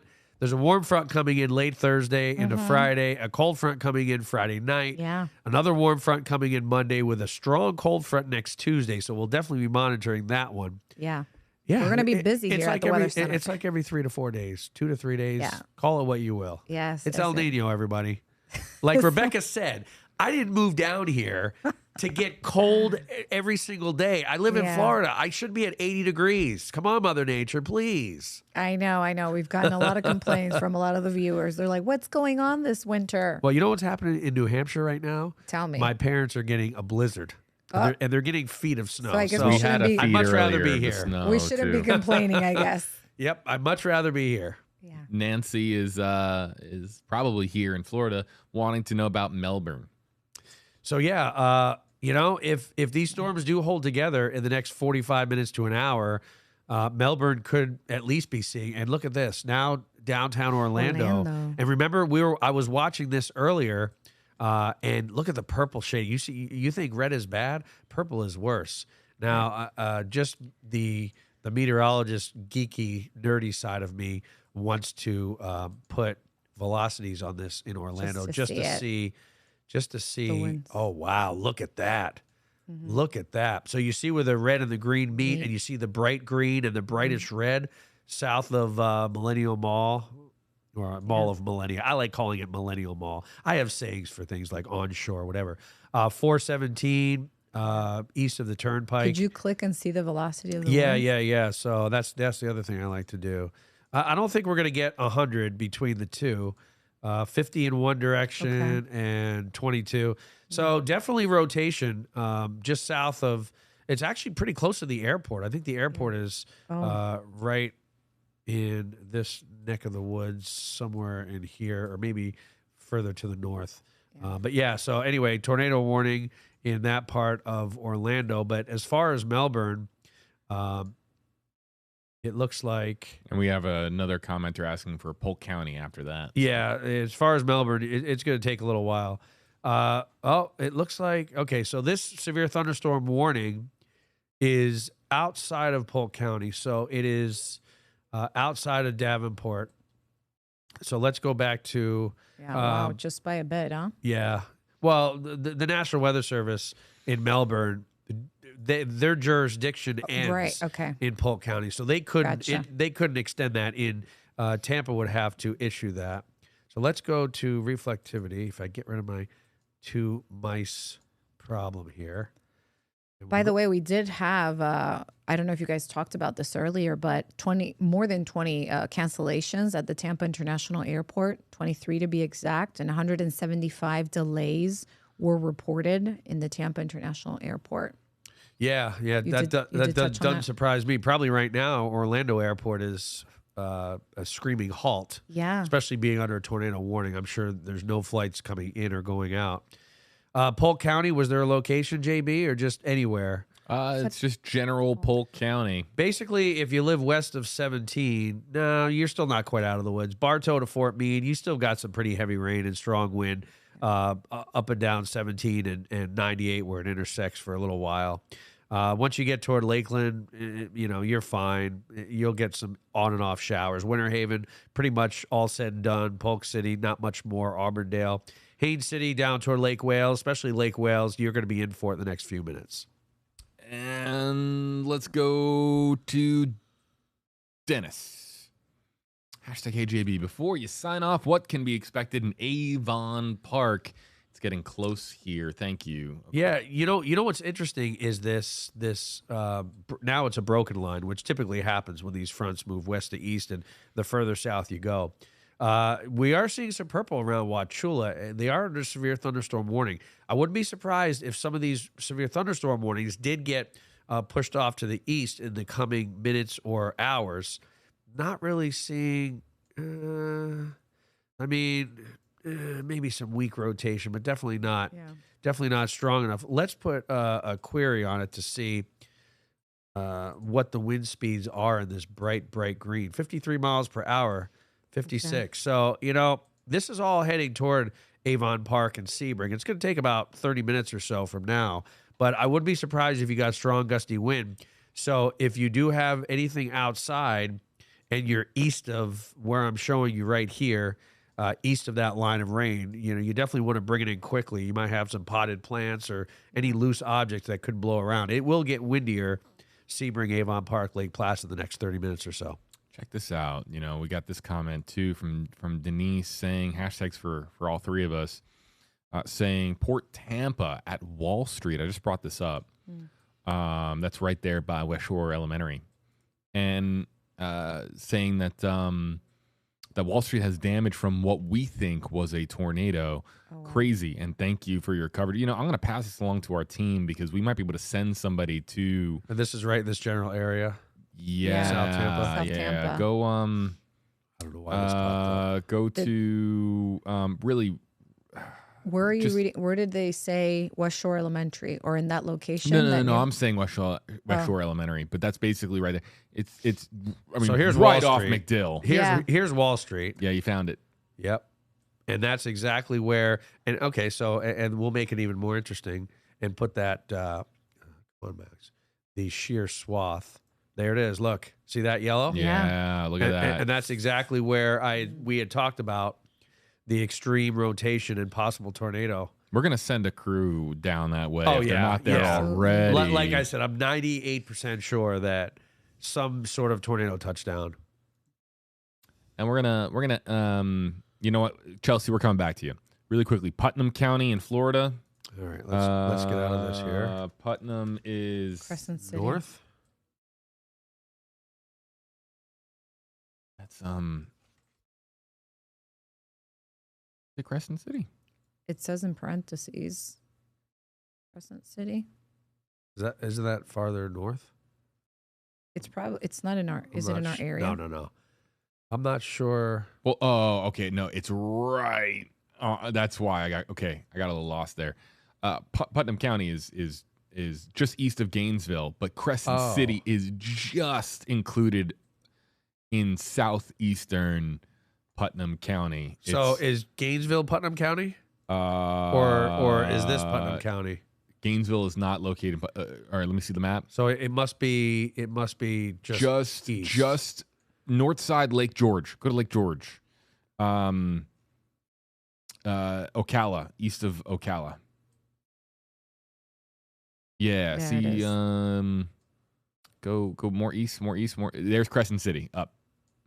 A little higher. There we go. are. Okay. There we Looks like light to moderate to me, Eric. Yeah. Crescent City. There's not much left. I mean, this is just light rain, and it'll be all pretty much said and done the next 10 minutes or so. Yeah, the worst is long over. Yeah. And then we'll end out here with Chelsea. This is one of our great moderators, by the way. Hi, Chelsea. Team Brittany, Lynn, Chelsea. We had some great moderators. Moderators, hat tip to you.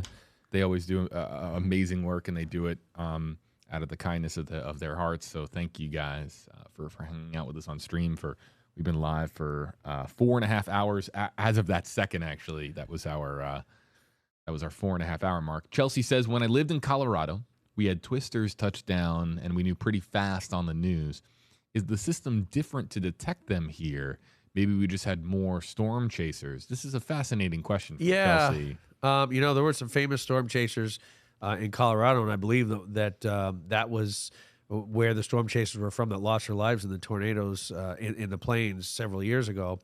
I was actually at the Denver airport when there was a tornado warning years ago, and they have at the Denver airport, which you never think, they have tornado shelters inside. Oh, how cool. And you'll see this picture of a tornado, and you think, wow, like I would never think Colorado tornado. But the eastern part of Colorado, where it starts getting flat and you're out of the mountains, that's where you could get a lot of tornadoes to form. Now, the storm chasers don't usually say, oh, I'm going to go to Colorado to chase tornadoes. They want to go to Kansas or Oklahoma. But, maybe it's just easier to see in certain areas, And another thing is the rain-wrapped tornadoes here in Florida, you can't see the tornado because there's rain all around it. So a lot of times, out west, it is a little bit drier. It is a little less humid. You'll get the tornadoes on the front side, typically of the front, just like we do, but you won't see that rain wrapped around it. So you might get a prettier picture of those tornadoes out west versus here where, you might, that might look like a tornado, but now it's raining so hard, we don't know. And then next thing you know, tornadoes wrapped in the rain. Right. It's rain wrapped in the tornado. It's a great question. It is. From Chelsea. And is the technology that much different across the country, or is it do we have any idea? The technology is the same, and now we have 2 new severe thunderstorm warnings, but they're mainly south. They cover South Sarasota, South Lee, or Lee County, Fort Myers, which we got a lot of questions about Fort Myers. In the next 20 minutes, 20 minutes, Fort Myers, we'll see some of that heavy rain. Northport in our area, still seeing some heavy rain and some strong wind under that severe thunderstorm warning. And it looks like the new warning will be in effect until 7 o'clock. The warning that extends up toward Hardee County, Wauchula, toward Fort Meade, that's going to expire in a couple minutes. So let's see if the Weather Service does issue another warning for east of Wauchula and eventually toward Avon Park and Sebring. But again, you can see we're not seeing the rotation anymore with these storms, but the strong gusty wind, that's going to continue as this front just pushes fast to the east.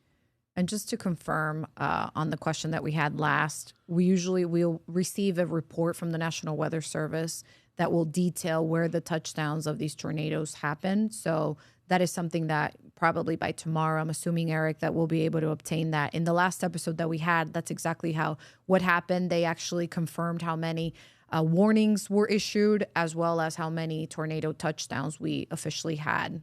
And we'll get viewers point out, hey, I saw a tornado. Yeah. Before the Weather Service will confirm it a lot of the time. And that was happening with Jeff on air. I mean, Jeff was getting some.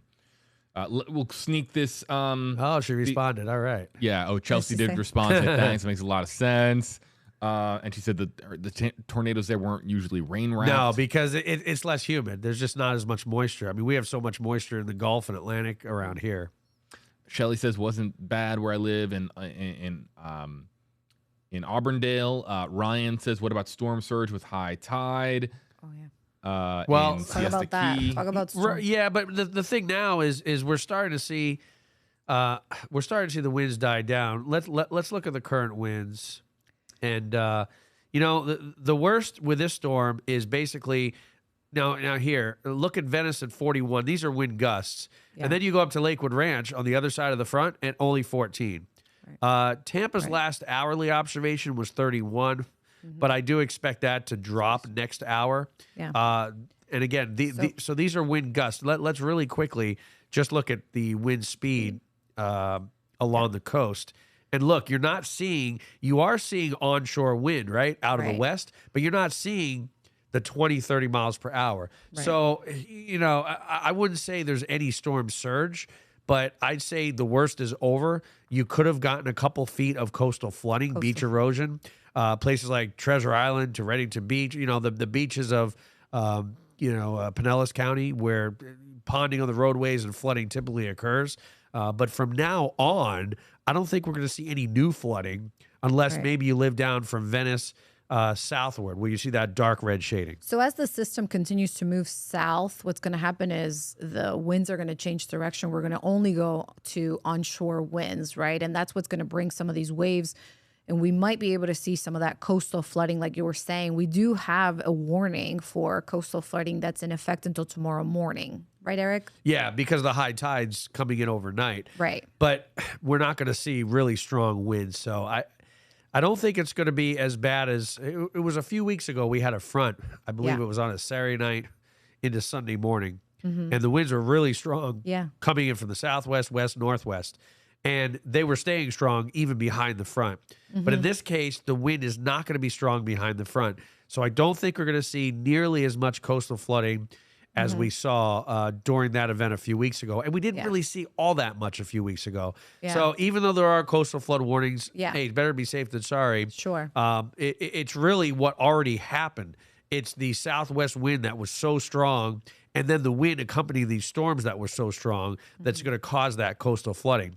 From now on, I think it's going to be, improving. I don't think we're going to see any uptick in coastal flooding between now and tomorrow morning. And maybe, that flood warning will expire sooner than later. Okay. We'll look into that. Yeah, we'll continue. But I like the fact that you see the winds are very slim. Yeah. So. Yeah, that's true.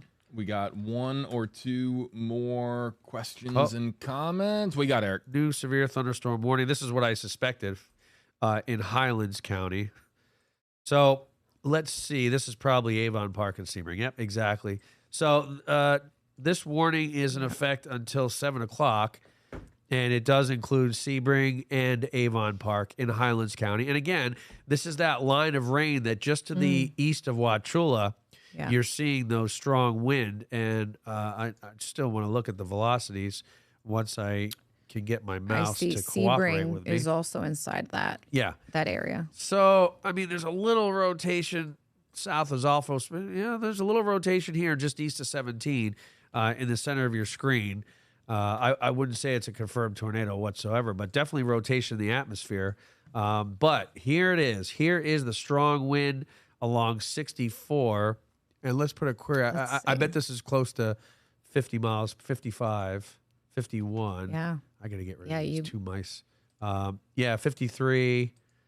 So 50 to 55 mile per hour winds. So these storms are definitely holding together in regard to straight line winds. So that's why we've got that severe thunderstorm warning now extended further east of Wauchula, Alphos Springs, Avon Park, and Sebring as we head toward the 7 o'clock hour. Real quick, we got to get these in before we wrap up. Lori says, #KJB now, it's rolling thunder and lightning in the distance in Lake Placid. Wow, you hear it. Yeah. You hear it that far away. Wow. I mean, Lake Placid is pretty far south. And they're hearing it. And you could hear it all the way toward Arcadia. Another 20 or so minutes, Lake Placid, you're going to be in the mix too. And I wouldn't be surprised if, again, these two cells, the one near Wauchula and the one, entering DeSoto County, just exiting Northport toward Arcadia, they both have severe warnings on them because of strong gusty wind. And I don't expect that to stop. So I wouldn't be surprised if Southern Highlands County, Lake Placid area is going to get in on the action in regards to possible severe threshold with 55 plus mile per hour winds. So another 20 minutes or so, you got a little time to go outside and take in, anything that might fly around. You don't want any debris in your yard. Turns into missiles. But by 7 o'clock or so, shortly after, or even before that, 6:45. I don't even know what time it is. 6:20. 20 minutes or so, you'll be getting it. All right, rapid fire real quick. All right. Samantha Beach, is Arcadia out of the woods? No. And also asking, is DeSoto County out of the woods regarding tornadoes? So, no, they're not out of the woods yet, Samantha. No, I mean, regarding tornadoes, no, because, you look at this one little section in the middle of your screen entering DeSoto County with the green wrapping around the red a little bit. It's very weak rotation. I don't foresee tornado forming, but you're definitely not out of the woods as of yet. Okay, really quickly, Dennis says starting to see tornado-like lightning. I don't know what that. I don't know what that means. Tornado like lightning north of Avon Park, frostproof. I'm not sure what that means. No, I've never heard that as a term, but you've got that purple. You've got some heavy rain on 64 heading toward Avon Park in the next 5-10 minutes. So, again, it's going to be very windy. You know, you don't want to have anything outside in your yard. WSP is Port St. Lucie safe. We've been talking about Port St. Lucie. That's going to be a few hours still. Port St. Lucie, what, 2 probably hours? it's probably more like hour and a half or so. Wow. Yeah, it's. I mean, this line's picked up a little bit of speed, hasn't it? It seems to be. Yeah, the southern end. I mean, it's a broken line. You can see in Hardee County, it kind of breaks apart, and then it reforms in DeSoto down toward Charlotte County. And then really quickly, Polk near Haines City. Are they out of it? Not quite. You're almost out of it. You've got some heavy rain just east of 27, but for the brunt of it is out of your neighborhood. Lake Wales, you've got another 5-10 minutes. Frostproof. Give it about 10 minutes or so before it's out of your neighborhood. All right, that's it for the live Q&A, and this is a live picture. Somewhat pretty, isn't it? Yeah. This The is from aftermath. downtown Tampa, the aftermath of what we believe to be, and our Max Defender 8 weather team believes to be, a possible tornado, at least one, touching down in the Tampa Bay area. Exactly how many tornadoes touched down and when we get confirmation, that all remains somewhat unclear. Of course, the sites will be investigated. The National Weather Service will be putting out their alerts / advisories and letting us know as to where and when a tornado touched down. Eric, how long does it take for them to determine intensity? EF 0, 1, 2, 3. Is that a couple of weeks? Usually, no. They can go out the next day. They can go out the next day or the second day after. And also, look, the tornado watch is now out of Hillsborough, Pinellas County, Pasco, Hernando, and Citrus, and that will be the case heading into the evening for the rest of the counties. Val, Eric, any final notes before we wrap up here on stream? It's been fun as usual. I mean, I'd like to meet under better circumstances, JB. Yeah, I know, absolutely. But it's a great, I mean, it feels really good to be able to serve the community. Of course. Yeah. In multiple languages. In multiple languages. Yeah. Val, of course, and Jerry on TampaOy.com. You saw myself, Eric Stone, Chief Meteorologist Jeff Baradelli, Rebecca Barry, as well as Trevor Sahaki, where we had a cameo appearance from Brittany Muller as well. The entire WFLA News Channel 8 team working on our broadcast today. Really appreciate everybody who participated in this live stream. And then also as well, a shout out to our moderators, our terrific moderators that help keep our comment section kind, respectful, welcoming. They even, put our socials out there, you guys, and remind us to follow our socials. Really just incredible what they do. So thank you guys for helping out and being part of our stream team here at WFLA News Channel 8. From the Stream Center, Val, Eric, and myself, we've got Jeff and Rebecca downstairs doing the broadcast television thing. We really appreciate you guys. Appreciate you joining us here on the live stream. And as a reminder, WFLA.com for all your news headlines, MaxDefender8.com for all your weather headlines. We've got you covered. More streams in the weeks ahead. Really quick note. Yeah, you want to make a note. And noticiastampahoy.com too. Don't forget. There TampaOy.com, Espanol. Yeah. News, weather, all everything. Of it. Yeah, that's where you can find it. Yeah, isn't that great? Awesome. And then really quickly too, I've got some fun announcements for the weeks ahead. Some cool stuff that I've been working on specifically for our Facebook Live, YouTube Live audience. Stay tuned. The next couple months are going to be really exciting. Can't talk too much about it just yet, but there's going to be some cool stuff happening in the Stream Center that we are so excited to deploy and use, and we're going to be cranking out more content than ever before. We're really excited to hear about more it. about Can't that. wait. Good job, JB. All right, everybody, thanks so much for joining us here on Max Defender 8 Thank you, Live. Really everybody. appreciate it. From Thank the Stream you. Center, Good Eric night. Stone, Val Simpson, I'm JB Buno. We'll see you next time here on Stream. Stay safe out there, folks. Bye.